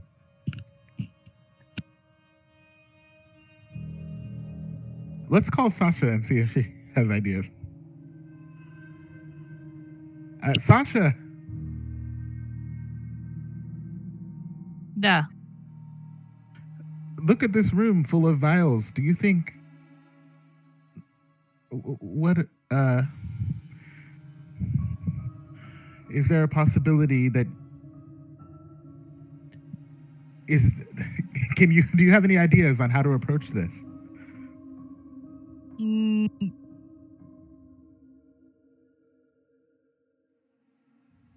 Daira, your the vial that you drank before, did it smell like raspberry? Yeah. Kind of tasted like him too. It was good. And Constantine, did you find one too? I did. Did it also smell like raspberries? Did it just show? I don't even remember. I It don't did, remember if you told me that it did. Okay. Yes. So, it would take a lot of time to smell all of these.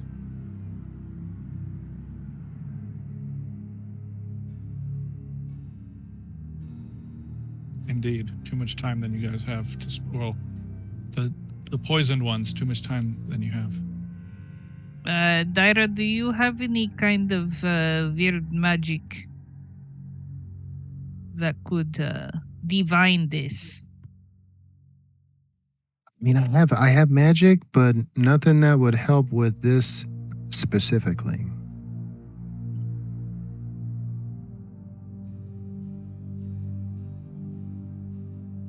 And they all they look identical Yep. to what we found before. Yep.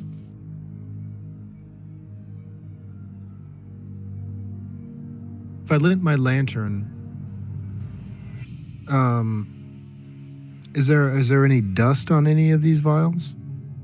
Have they been sitting here for a while? Some of them have, yeah. What about the ones that are less dusty? Yeah, you can get it down to approximately 100. Okay. Well, there's a bunch of these that don't look as dusty. How many are there total? Thousands. Okay. And I'm gonna grab all the ones that don't look as dusty. Okay. Because that's at least some place to start. We'll Yeah, lay it's, those down on probably a the few table. handfuls.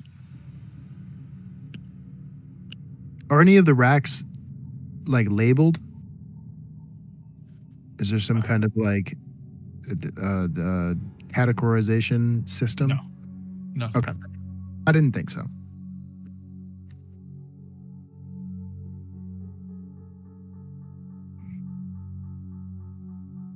Well, everybody take 25. And it's a race against time. We have 9 minutes. Yeah, she's gonna take her 25 and start uncorking and giving a little sniff test. All right, give me a D100.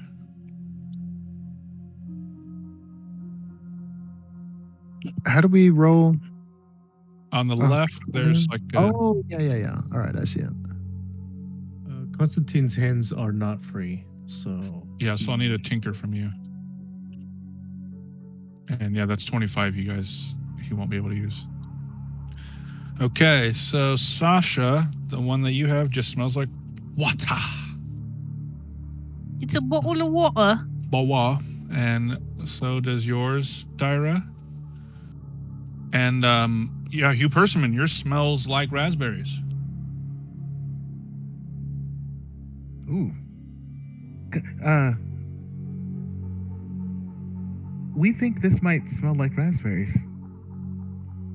So you said earlier Hugh Persimmon doesn't have a mouth, right? That's right. So how does he drink the antidote? He's just gonna have to. Does he pour it in his eye or something, or how does that work? You know, they don't specify that in the rulebook to how you play them. He's an alien. Maybe I can use my fingers, or maybe my fingers are straws. Or maybe his fingers are straws. Or his That mouth would is. explain why they're so weird looking. Yeah, all right. Or I don't know. He's got a mouth in his. Is he a snork? Yeah. Does he have a little snork? A little snorkel on the top of his head that comes out? Yeah, yeah, okay, that's cool. Yeah, it's something weird and alien like that. So Maybe those little tendrils coming out of his head is what he uses to suck things up. yeah, Maybe it just looks like he's wearing Renaissance clothing, but that's actually also part of his alien biology, and that's like opens up naked. and there's a mouth. Just like pours it on his shirt. It's like, this is how we drink. Like, oh. Okay. do you want some? And he just splashes you with it. But no, thank you.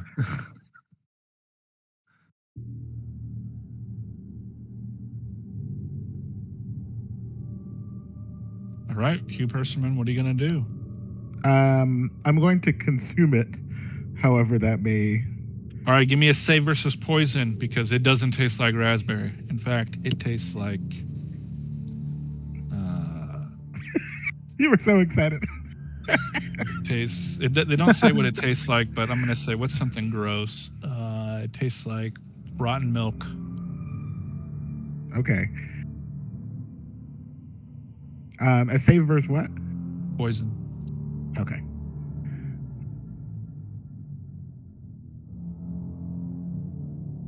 Oof. You guys, I know he has big, large insect eyes, but if he had normal eyes, you guys would have seen his eyes dilate. And from his perspective, it's like a DMT kaleidoscope trip, or like in the Beavis and Butthead. Yeah. Or like in Beavis and Butthead Do America when they're tripping in the desert.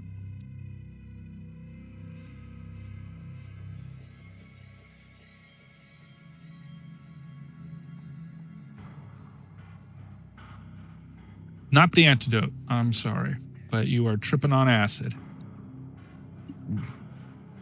Hugh, are you okay? You're kind of melting, but yeah. And then he's like waving his hand in front of his face, and you see it like it's like moving slow.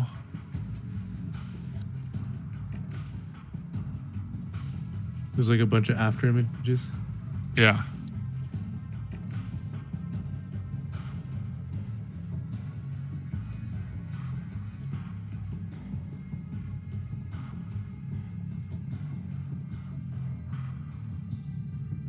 Yeah, just like this. Pikachu on acid, holy shit.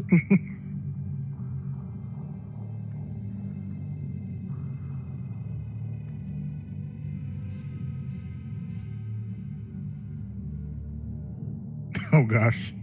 All right, so what are you guys gonna do now? I'm gonna check the last 25. Okay. Yeah, there's one in there that smells like raspberries.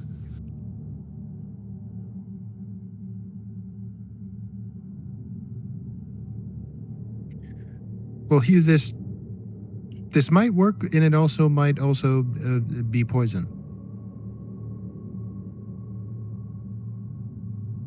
And then we will say that because it took a while to smell all those, that the last 6 or the last 5 tinker rolls or Constantine, we could just roll it into one. So you want to do one last roll. And we'll say that box opens as well. And inside there is also a vial of red liquid. Sasha.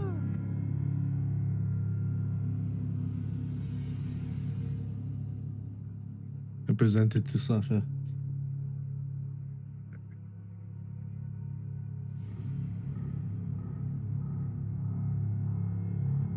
It won't bite.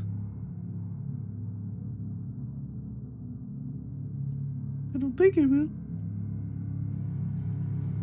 Sasha? Easily? Sorry, I No, blinked she's out for a already second.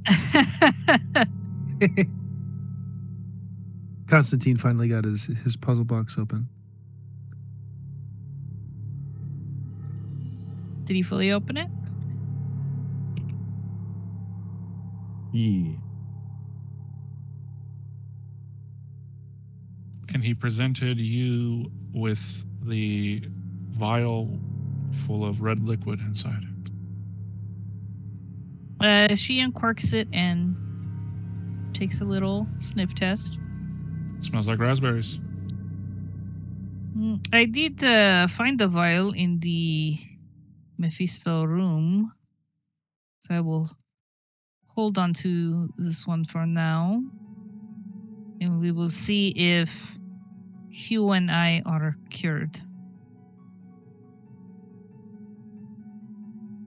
Art Hugh Persimmon, you have one vial in your hand that Dyra handed to you. What are you going to do?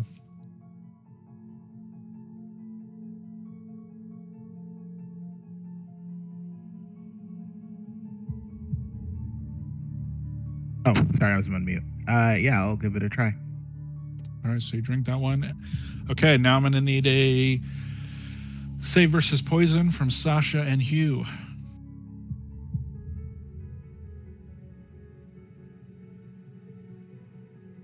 Okay, Sasha, no effects take place. Hugh, you feel no side effects, but that thing that you just drank, that The Dyra acid gave one. you, yeah, it tasted, no, the one that Dyra just gave you, the second one. When you drank it, it tastes like backwash, Oh, like human spit.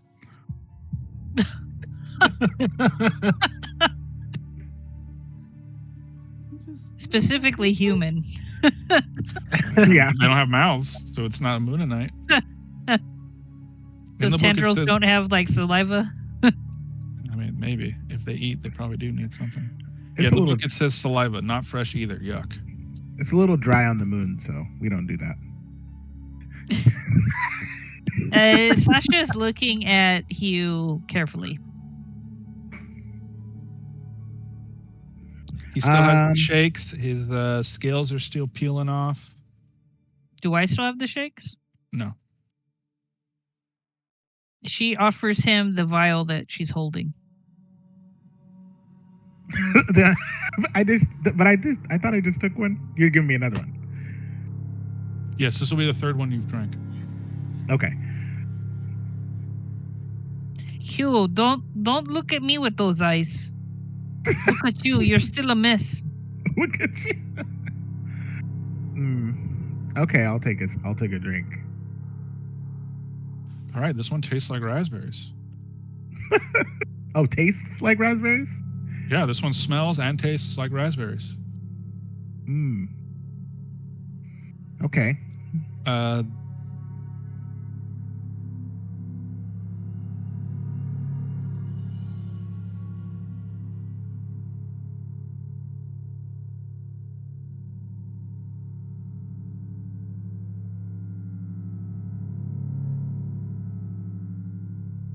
But can you escape my house of fun? Still alive! Did he get poisoned for eating my tooth earlier? No. He didn't? Okay. I mean, he's Damn. immune to it anyway, so even if he had. Damn. Oh, okay. Do you want to see a fight? Yeah. We so we can just- show you a fight. He pulled out his flute and he started like Willy Wonka, and then that big guy from the kitchen appears. Does he look like the big naked dude from 28 Years Later? No, he's just like a chef. Like he's in a chef outfit. So a chef version of that guy. Yeah. Constantine's gonna look up at him and gonna be like, So what? You brought a tank. Want to fight about it?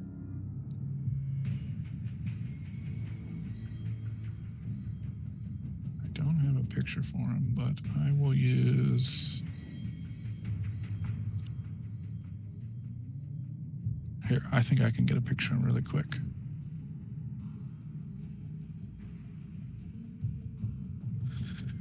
But yeah, so we will do a combat encounter.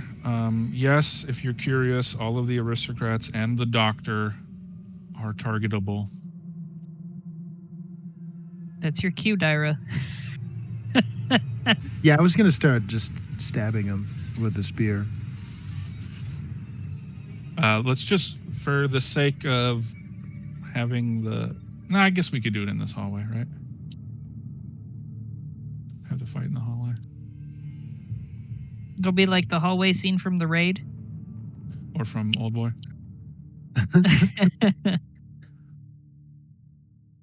Or Daredevil.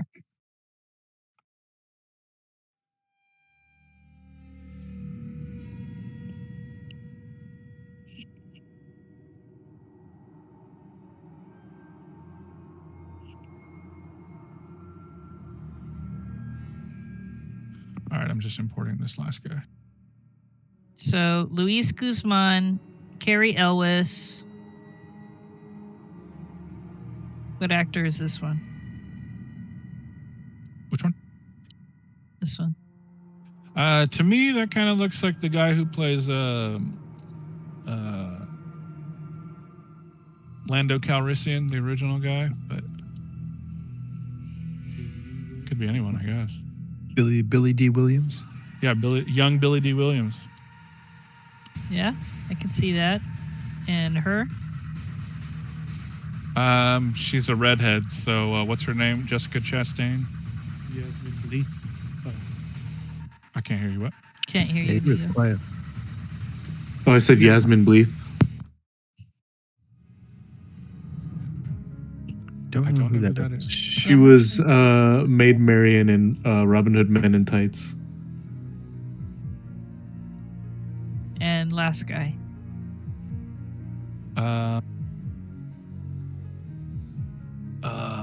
What's his name from Snatch and Lock, Stock, and Two Smoking Barrels? You can call me Susan if he makes you happy. Jason Statham? No, he's got hair. Vinny Jones? Clive. What is that fucking guy's name?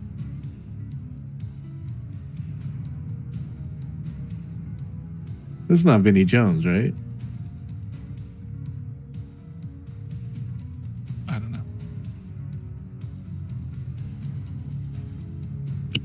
But yeah, so all of them, and then Yeah, There's Vinny a- Jones. the big guy. Yeah, I'm putting him in. Okay, so it is Vinnie Jones that is the last aristocrat. Okay, yeah, I can see that.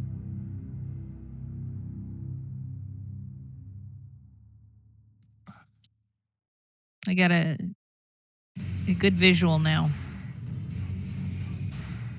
Let's see if this picture loads it. Okay.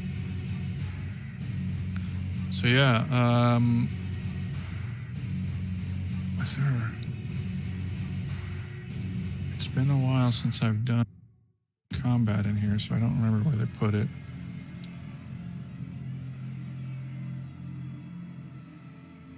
So this is just a human with rabies, right? Yeah, rage. Not a monster or anything. That's right.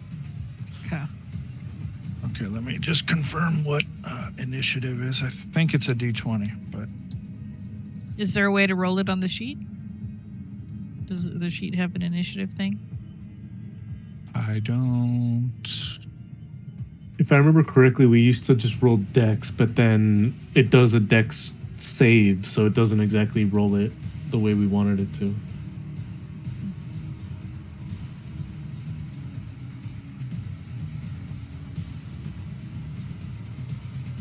I'm checking. One sec.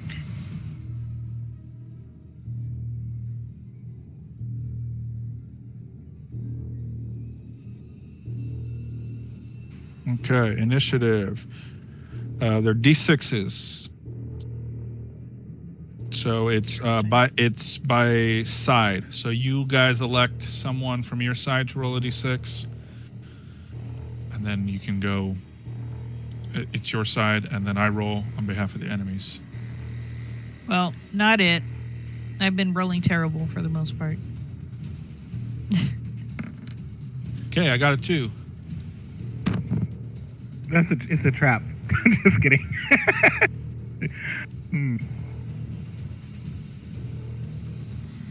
I think Constantine or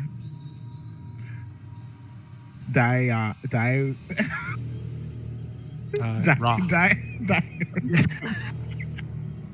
Are you okay? It gets harder. You're not on LSD anymore. Are you doing all right? I got it too. It's only 2 syllables. Jeez. It rhymes with time. It rhymes. What is your These human mouth words are hard. What is your dexterity score? Like the flat number or the bonus? Yeah, just a flat number. 13.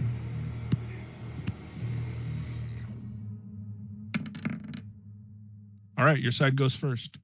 Now you may choose a turn order for yourselves. This will be the same for every phase of the initiative moving forward. So I'll give you a moment. I have to go use the restroom. I'll give you a moment.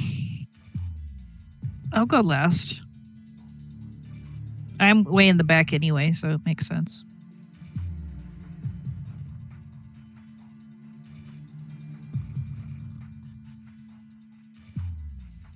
I'll go second.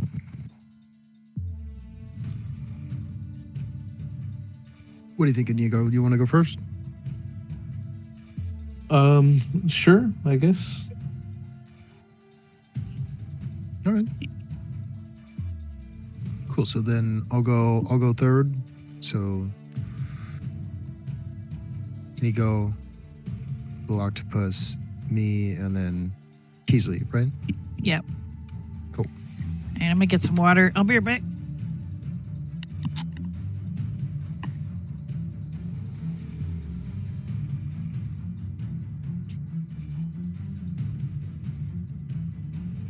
All right, back. Have you decided your turn order? Yes. All right. I'm going to write it in, or if one of you wants to write it in the general chat, alternate game general, just so everyone can see it.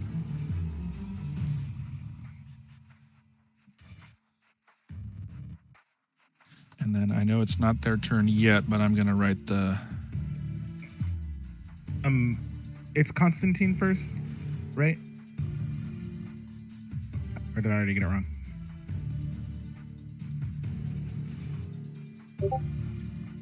Oh, there we go.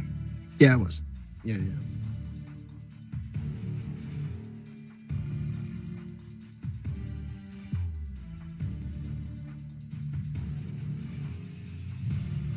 One sec, sorry. I'm just trying to find this chef's name, because I know he's got one.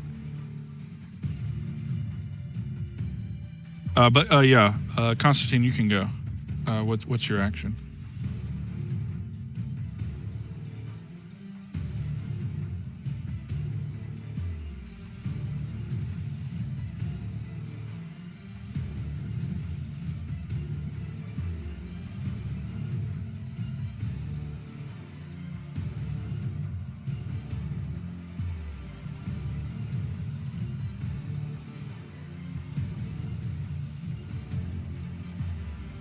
Inigo? Yeet. It's your turn. What do you want to do? Okay. I'm back. Welcome back. Thank you.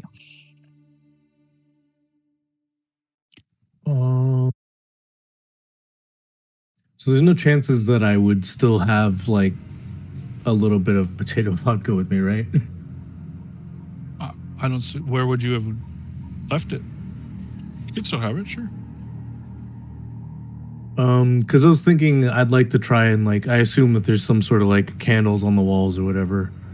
So I was gonna try to do that like that's that spitting alcohol through flame kind of thing. Like in Pitch Black, yeah. Or a circus, yeah. Yeah. Okay, you have flame? That's what I was saying. I was gonna look for one of the like the sconces, the wall sconces, if there was any. Okay. Yeah, there should be.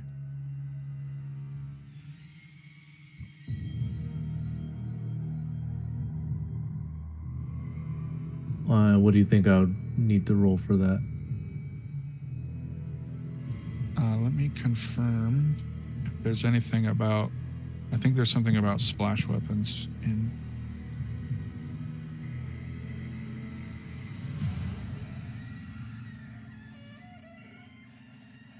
Okay, so yeah, it says oil and fire. Lobbing flasks of flaming oil is a popular tactic among explorers. We'll say it's kind of the same thing, right? That kind of seems similar. Or are we using the... Yeah, I guess that's right.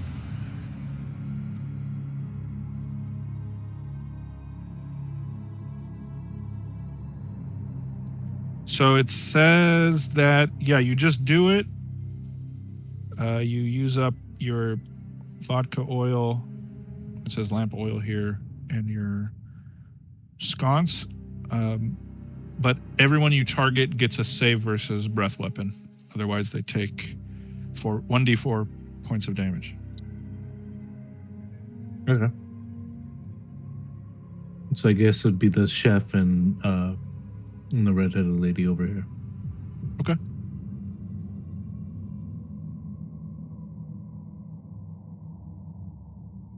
All right, let me roll.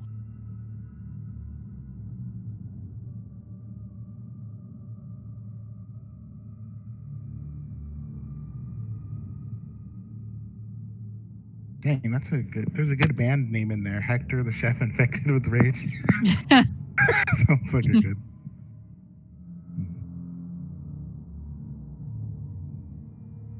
Is the doctor there? I don't see his icon. Yeah, he's supposed to be. That's who it's supposed to be, not what's his name from Lock, Stock, and Two Smoke, King Barrels. That dude died. Okay, so this is the doctor.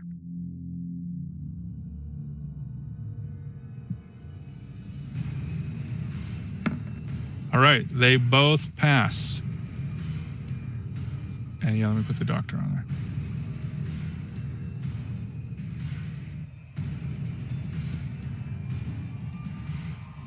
Okay, next up is Hugh Personman. Okay, so I have a dagger, and I'm not afraid to use it. It's a small dagger. It's a letter opener. So I'm gonna try to poke someone's throat. Whom? I think I will go after Prince Mamuwalde. All right, you're gonna have to move your token over to him. Okay.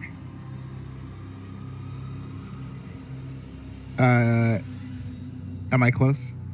Yes. Right? Okay. We will be getting I don't need to say anything. I'm just gonna attack.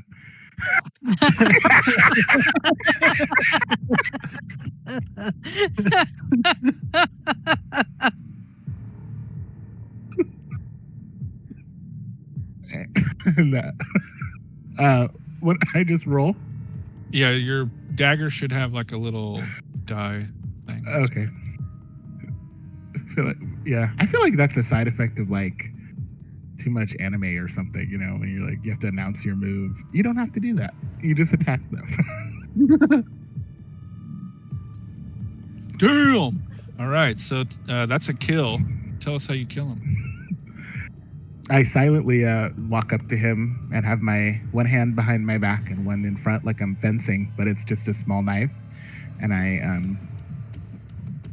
like do a quick jab in the throat. And then he falls to one knee, clamps his hands to his throat. He's like, brother, how you gonna do me like that?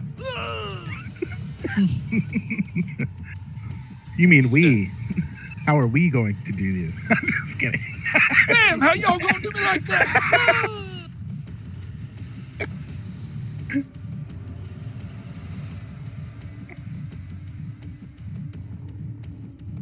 All right. Next up is Dyra Misthaven. So, Dyra will step forward in between these three.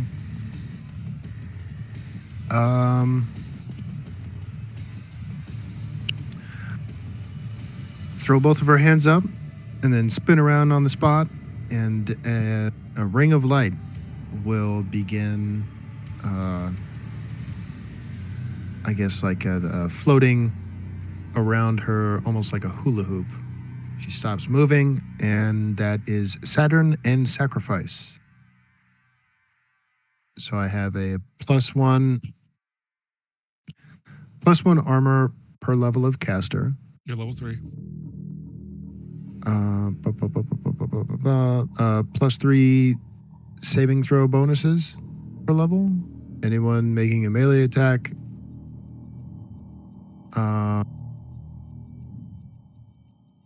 So those rings, hit you. Yeah, or hit them. Hit them. Yeah, hit them for 1d6 damage. Dope. And I assume casting the spell is like my whole action, right? That is correct. Okay, then that's my turn. Great.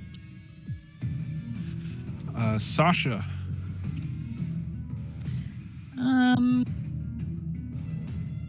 She is going to come over here, I think, and the whip says I can melee attack opponents up to 10. Is this 10 feet away? Yeah. I want to hit the doctor. Okay. Yeah, that's enough. So what do I roll?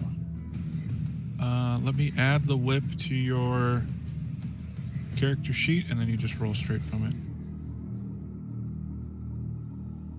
Oh, it's on there. So yeah, you just roll the little D20 thing above the modify button. Okay.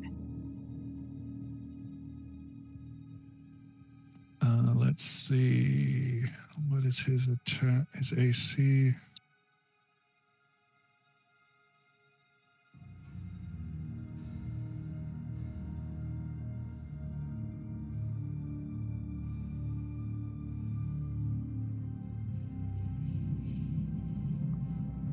One sec.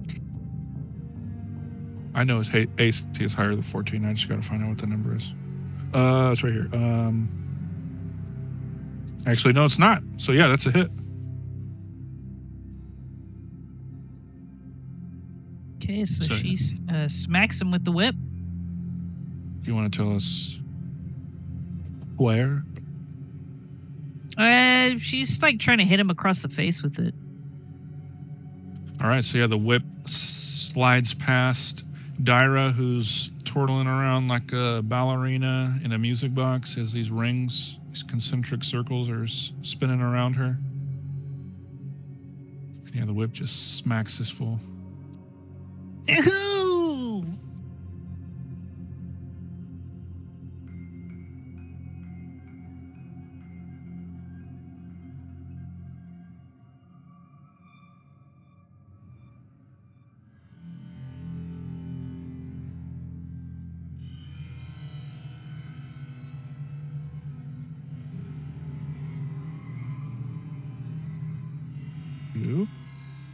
He just has that cast iron skillet in his hand.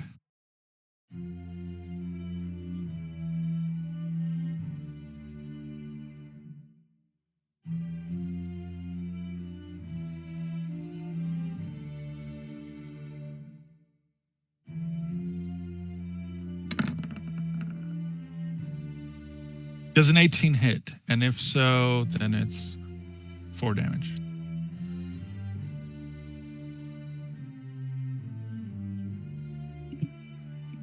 Damn. But your spell goes off. Yes. Am I supposed to have any armor? Probably not, because you're sensitive. Okay. So do I need to roll an attack? You just roll the damage. It automatically, because he met the conditions for the spell, they just automatically. And is it just once, or is it per level? Let's see. I believe it is just once.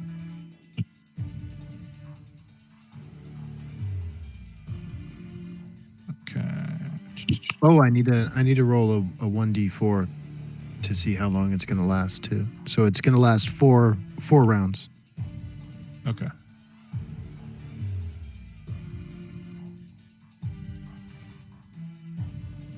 All right. Cool. Yeah, I think that's his whole turn. So now it's Kimberly Thatcher's turn. She's going to throw her hands around her head and shriek and say, "I want no part of this." And then she runs away. Does she fall into the barbed wire pit, or does she drop?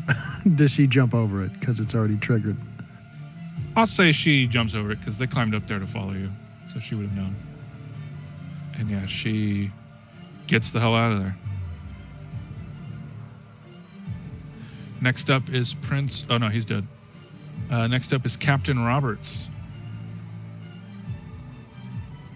who is going to.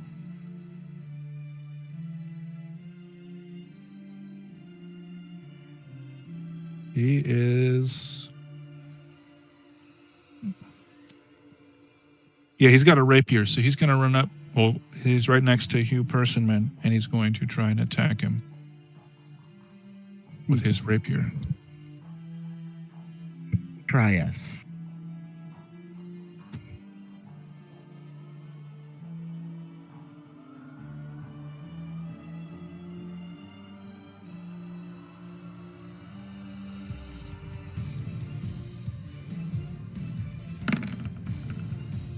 Does a 17 hit? If so, you take 2 damage. My AC is. Yep. Yeah, it hits. Okay. All right, you take 2 damage. Okay. It is the doctor's turn. He's going to. He's going to look to Dyra and say, "This is payback for kicking me in the head." And he's going to try to attack with. He just has a dagger. It's bigger than Hugh's, but it's still really small. Not that they're comparing.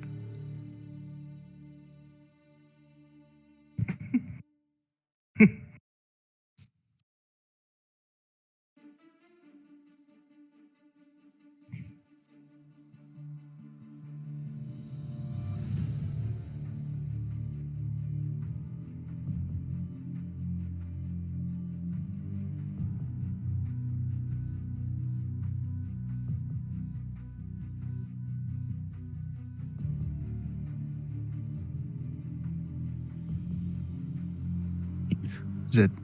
God damn it. Oh. I said rapier, supposed to say dagger. But yeah, it's... Here, let me just roll it one more time.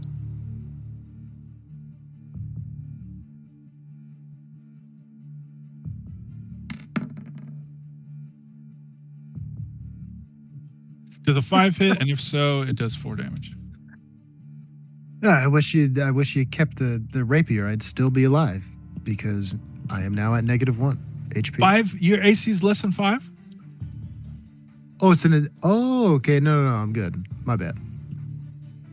I thought Yeah, it the was top one is the attack roll, and the bottom's damage.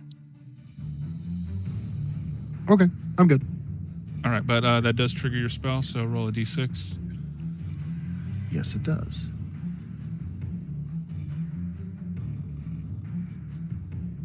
How much damage did you do last time? 2, 3, yes.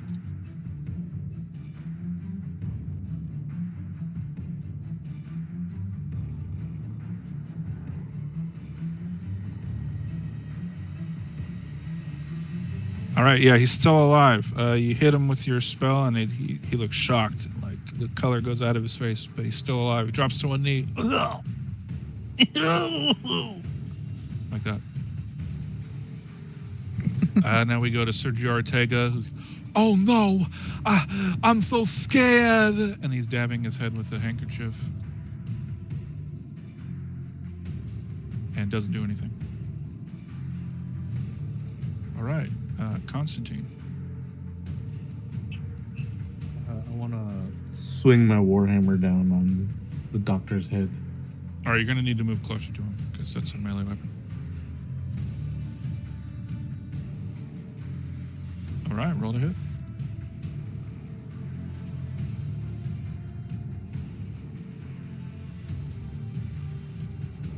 God damn! Oh shit! Crit. Yeah, I mean, we would do double damage, but that's, even by itself, that's enough to kill him. That's awesome because I wanted to do the Walking Dead Glen on him.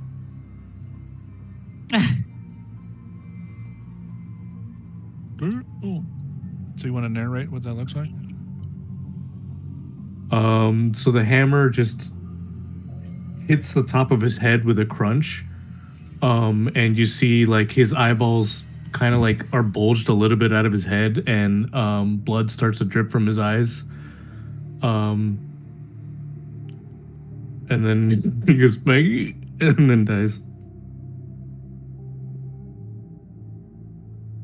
Great. Hugh Persimmon, I need you to roll a save versus poison, because it's been 30 minutes.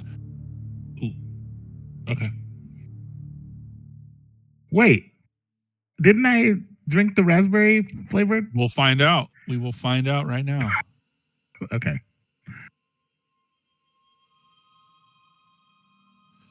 You no longer have the shakes, and your stomach doesn't hurt anymore. Your scales stop flaking off, and yeah, you have drank an antidote. And it's your turn. Okay. The person with the rapier, is he still alive? Yeah, he's Captain right next Roberts? to you. Captain Roberts, right? Correct. Okay, I'm gonna go after him. He's right next to you. All right. I'll roll. I'll just attack. Do you want to say anything to him? No. All right, roll the hit. Holy shit! Yeah, that's a hit. Oh my god. I guess size doesn't matter. I say that afterwards. Shit. Is this It's how not they a do- kill. I'm sorry, what? I was gonna say, is this how they do negotiations on the moon? You're rolling like a demon over here, man. Right now. Like one shot at one guy, you go 21 on this one. Yeah, he's done. He's done negotiating. You were I right, tried. Master. I The tried. negotiations were short. I tried diplomacy, and that has not worked in the past for me. So Or it's like when Corbett Dallas is like, anybody else want to negotiate? All right, well, 4 damage is not enough to kill him, but do you want to tell us how you stab him? yeah, I walk up to him and I push him, and then I try to go for his chest. I try to do like a puncture wound in his chest, but not his heart, just like his lung on the other side.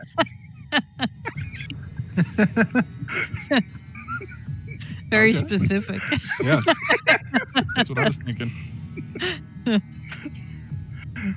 All right, Dyra, you're up. Okay. So I will You want to cast some weird magic? It's fucking crazy. Yeah, you know what? Yeah, since I got bonked in the head with the frying pan, I assume that for the sake of me doing a spell, that there's some blood rolling down my face. So, I will also cast Mistress of Bleeding Sorrow. And the blood that's like been pouring down my face kind of like almost like solidifies into a blood tentacle. And I'm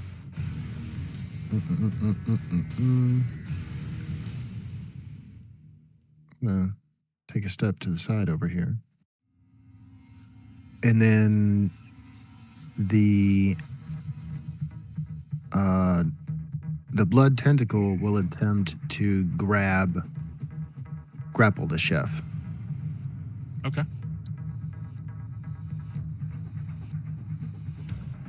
Do I need to roll to see if it grapples or no? I'm checking right now.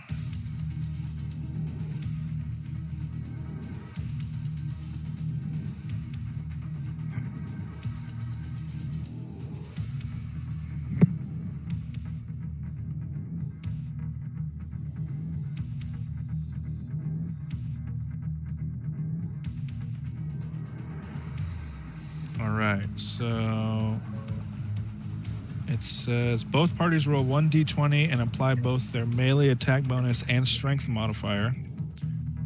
Ties are decided by dexterity modifier or a die if both are still tied. Okay, so, D20? D20? D20, and if you win, you may immobilize. If you lose, then it just doesn't work.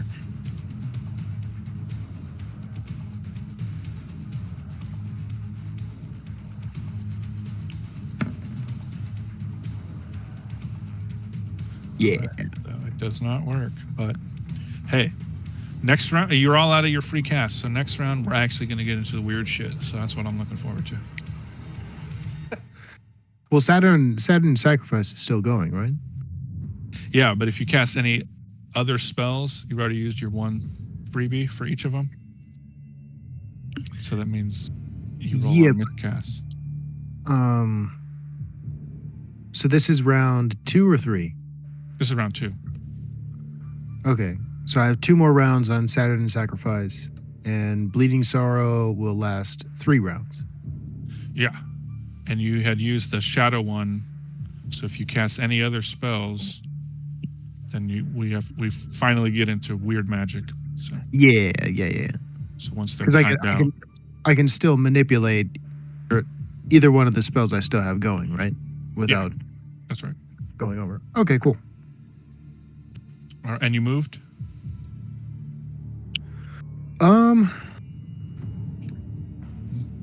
Yeah, I'm gonna stay here. All right. Sasha, you're up. So if I go here, am I close enough to hit him with the whip? No, you have to be between Hugh Persimmon and Dyra. Then I'll attack this guy with the whip. All right.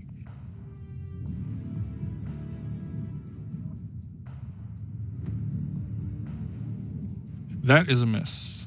So she snaps the whip at him, and instead it hits his corpse.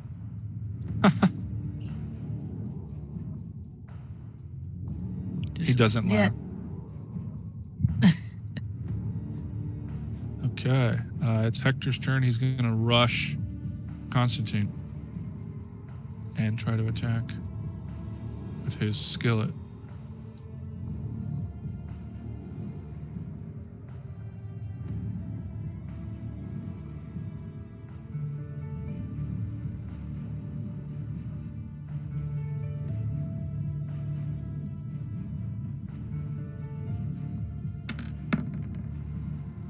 I don't think it 2 hits, so that's a miss.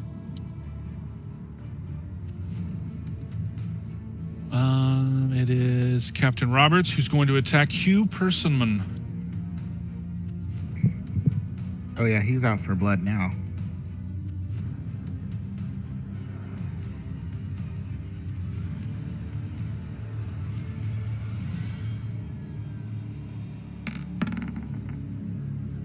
Does a 20 hit?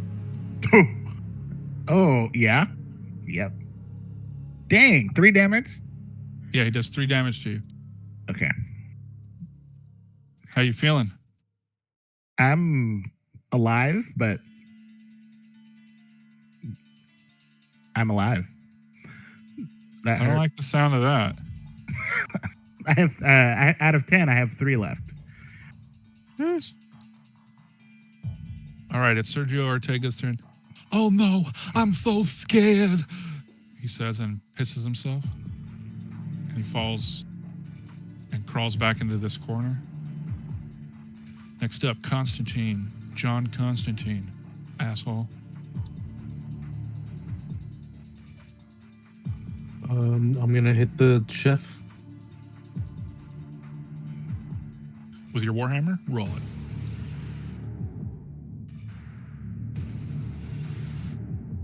Nice! All right, is that a natural 20 or just... How do I check? No, it's a 19 and a 1. All right, so yeah, it's just 2 damage. He's still barely alive, though. Yeah, you hit him. Some of his teeth pop out. But yeah, he's just barely alive. Yeah. Yeah, I'll say I actually didn't hit him. I hit his like skillet, so that his skillet like, went back and hit him in the face. And he sees the teeth drop to the floor. All right, Hugh Persimmon. Okay. This I'm after now. It's personal with Captain Roberts, so I'm gonna try to go after him. Now it's personal? Yeah. It wasn't personal before. It was semi-personal, but now. Stab me once, shame on you. Stab me twice. Point is, he ain't gonna stab me again. So I'm gonna go after him with my dagger. That's a hit, and that is a kill. You want to tell us how you kill him? I look at my wound that he inflicted, and I just shake my head, and I say, "We're this is a wrap. We're done here." And I just go crazy and pound him with my fists, and then stab him again with my dagger. Oh my god! Hey, I love the visual here, but I need to know: if you hit him with an unarmed attack, you got to roll something different. So No, I have the dagger in my hand, but I kind of like a gorilla. Like I kind of like pound him a little bit, like it's a very primal attack. But the dagger is in one hand, and it does puncture him. okay, all right. That's not what that's crazier. Jump on him and just slam your arms into him. It's like in Perfect Blue when she stabs that guy while the TV's playing. Yeah. Or it's a projector. Okay, Dyra, you're up.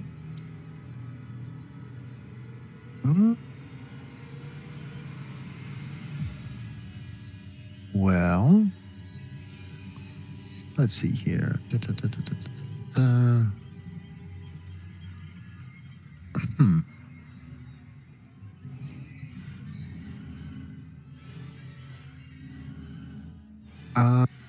I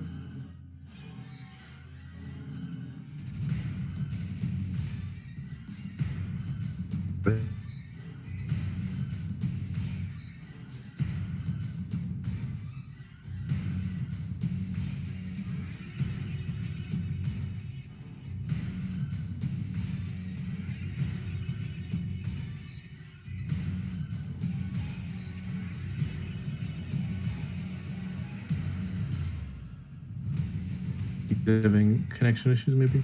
Yeah, I'm sorry. Okay. My Wi-Fi cut out. Would you mind repeating that? Oh, I'm gonna use one of the Saturn rings to hit the chef. All right. Yeah, I think that's just a straight D6.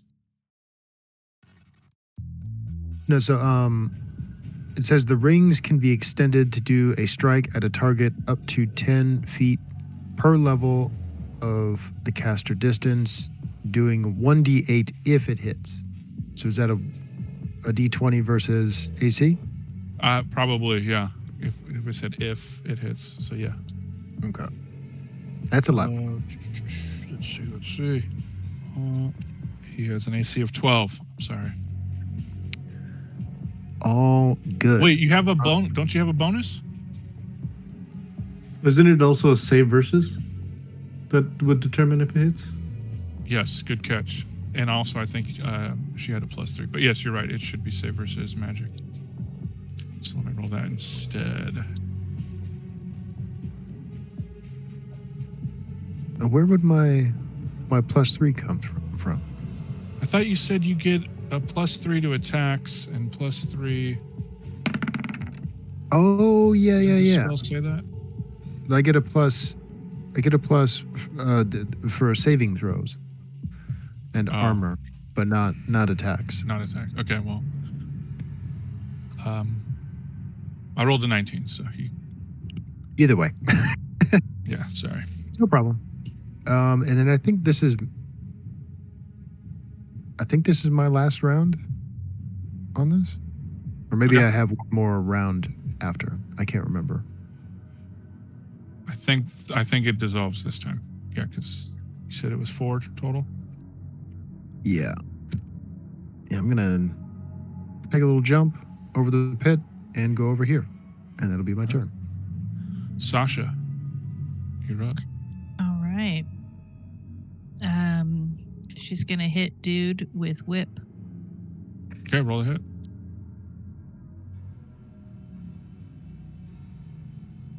That is a hit.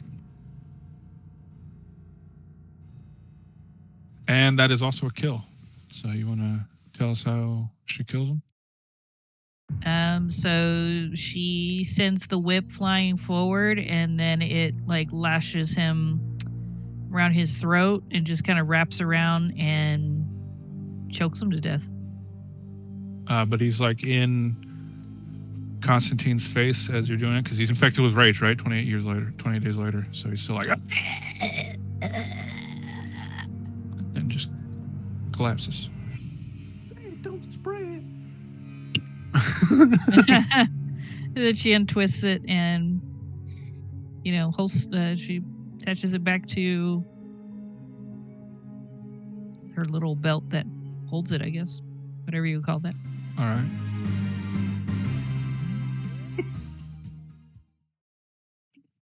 All right. Congratulations. You guys have defeated all of the opponents. You found all the antidotes. And you can take all the treasures you want. Yeah, she will take her Hell yeah. time helping the others rob the place blind. Oh yeah. And conveniently, some of that stuff is already outside thanks to Constantine and Dyra throwing it out the window earlier. Yeah. Hey, you know what? This is a lot easier than just than having to go up and down the rope the whole time. Let's just throw it out the windows. We'll walk around and collect it. And also, Constantine's idea of treasure is like really good potatoes, or like a really good crop of tomatoes, or like he's like he finds like plants, like things that are grown to be like treasure. Yeah, they are treasures. And is this guy still alive? He is, but he's a cowardly fat aristocrat, so he... Please, don't kill me. I will pay you anything you want. Just let me live.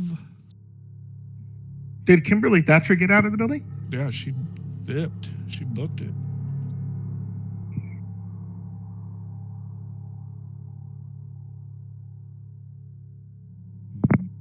Yes, you will pay us.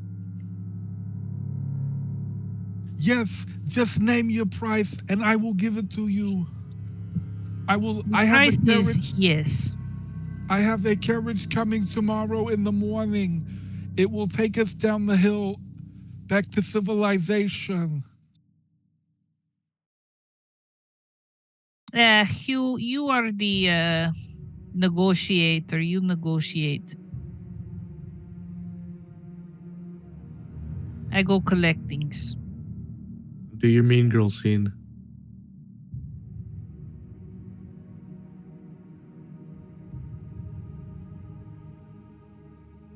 You channel the principal for Mean Girls.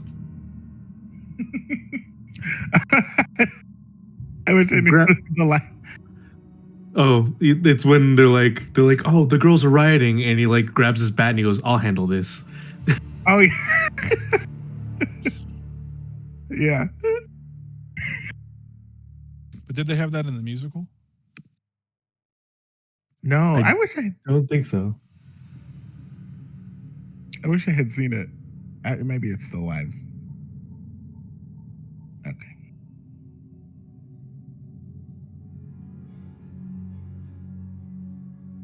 All right, that's the end of Strict Time Records Must Be Kept by Kelvin Green. Congratulations, everybody.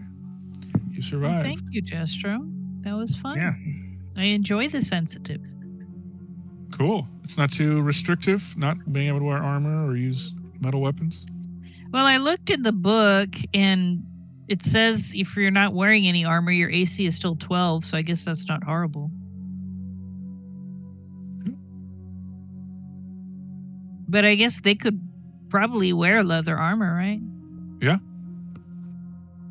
And I'm sure you could find some special magical non-metal armor in some dungeon.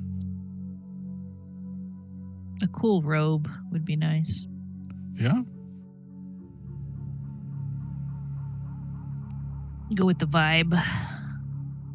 But also, you know, I had a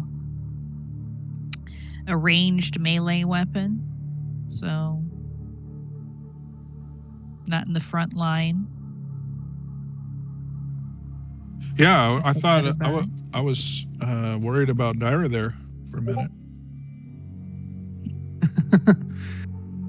Just getting tanking close. with that magic. Just getting close. So what was the weird magic that we didn't get to see? So it's you do a mist cast. You have to roll on a mist cast table. So let me just pull up one of the spells. Yeah, so they all have there's like a catch-all. So, for example, an extra dimensional entity has slipped into reality through a hole created by the casting attempt. So it's basically the summon spell. An entirely different cast. An entirely different spell is cast, so I get to randomly determine one. Let's see on the specific. What were the name of your spells? Those of the unlight. So miscast on that is subject is trapped in a specific shadow she has melded into for the duration of the spell. Instead of there's a different one. This subject is turned two-dimensional and can only travel across flat surfaces.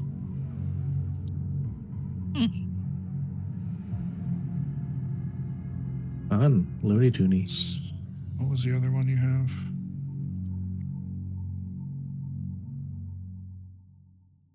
Unlight. No, I already said that one.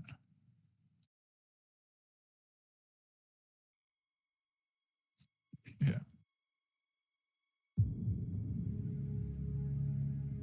So I thought it would be kind of cool balance to have a sensitive and a weird mage, because a sensitive could theoretically just turn it all off. We're not having that. No.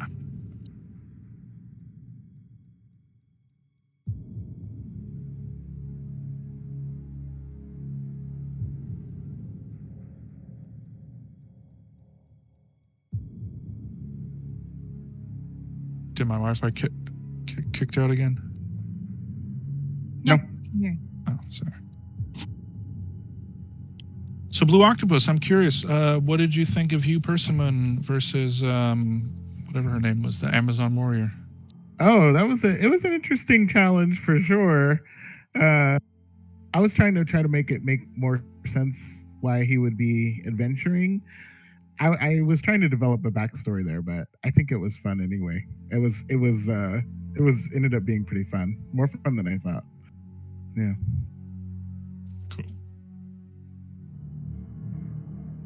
It's an interesting character. I'm trying to think of how it fits. It's actually pretty interesting for any, I feel like, game to have an alien like that in this time period setting. You know. Yeah, there's also one that I didn't add to the list, but it's a mushroom person. Oh. Well, we do see a few mushroomy adjacent friends in Dolmenwood, but this one is like a full mushroom. Oh. Okay, let me see. Oh, that's kind of cute. It's cute. How come you didn't want to use the mushroom guy? I didn't add it. I had forgotten. When I was developing that list, I was like going through all of my books and then going through the forums, and I was going through all my books, and they have it listed Mushroom Man as a class, but then there are no stats. So I ran out of time before the first playtest or the first one shot, and then I went on the subreddit, and they were like, "Yeah, you just use fighter stats." And I was like, "Oh, so simple." It's like you'd have to name him Toad. Oh boy. What about you, Witch? Compared to Diana Took, how do you like Dire Misthaven? I liked Misthaven more. Like thieves and rogues and that sort of thing, they feel very limited. Really? In a lot of ways. Yeah. I think so. Like especially like in later D&D, and I mean I know it's a different system, but compared to being able to cast magic and all that stuff, being sneaky kind of doesn't feel as dope. Yeah. But hey, that was an incredible use of that shadow spell. So well That done one on is really fun. That one is really fun. There's a glamour in Dolmenwood that I've been hoping I roll, but I've never landed on it. That does kind of the same thing. Like you can look into a shadow and there might be a door, and then you can step through the door and then exit from another shadow door someplace else. Ooh. That's awesome. And Yeah, the Inigo, spell's pretty cool. comparing John Constantine to Diego de Oro, which one did you prefer? I think they both had their merits. They're both pretty fun.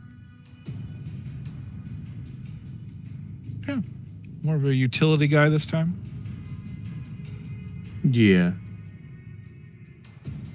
Yeah, that's what I was telling you before you guys started, that a specialist, the thief, and the dwarf would be very useful because there's a lot of rolling architecture, rolling tinker. Mm-hmm.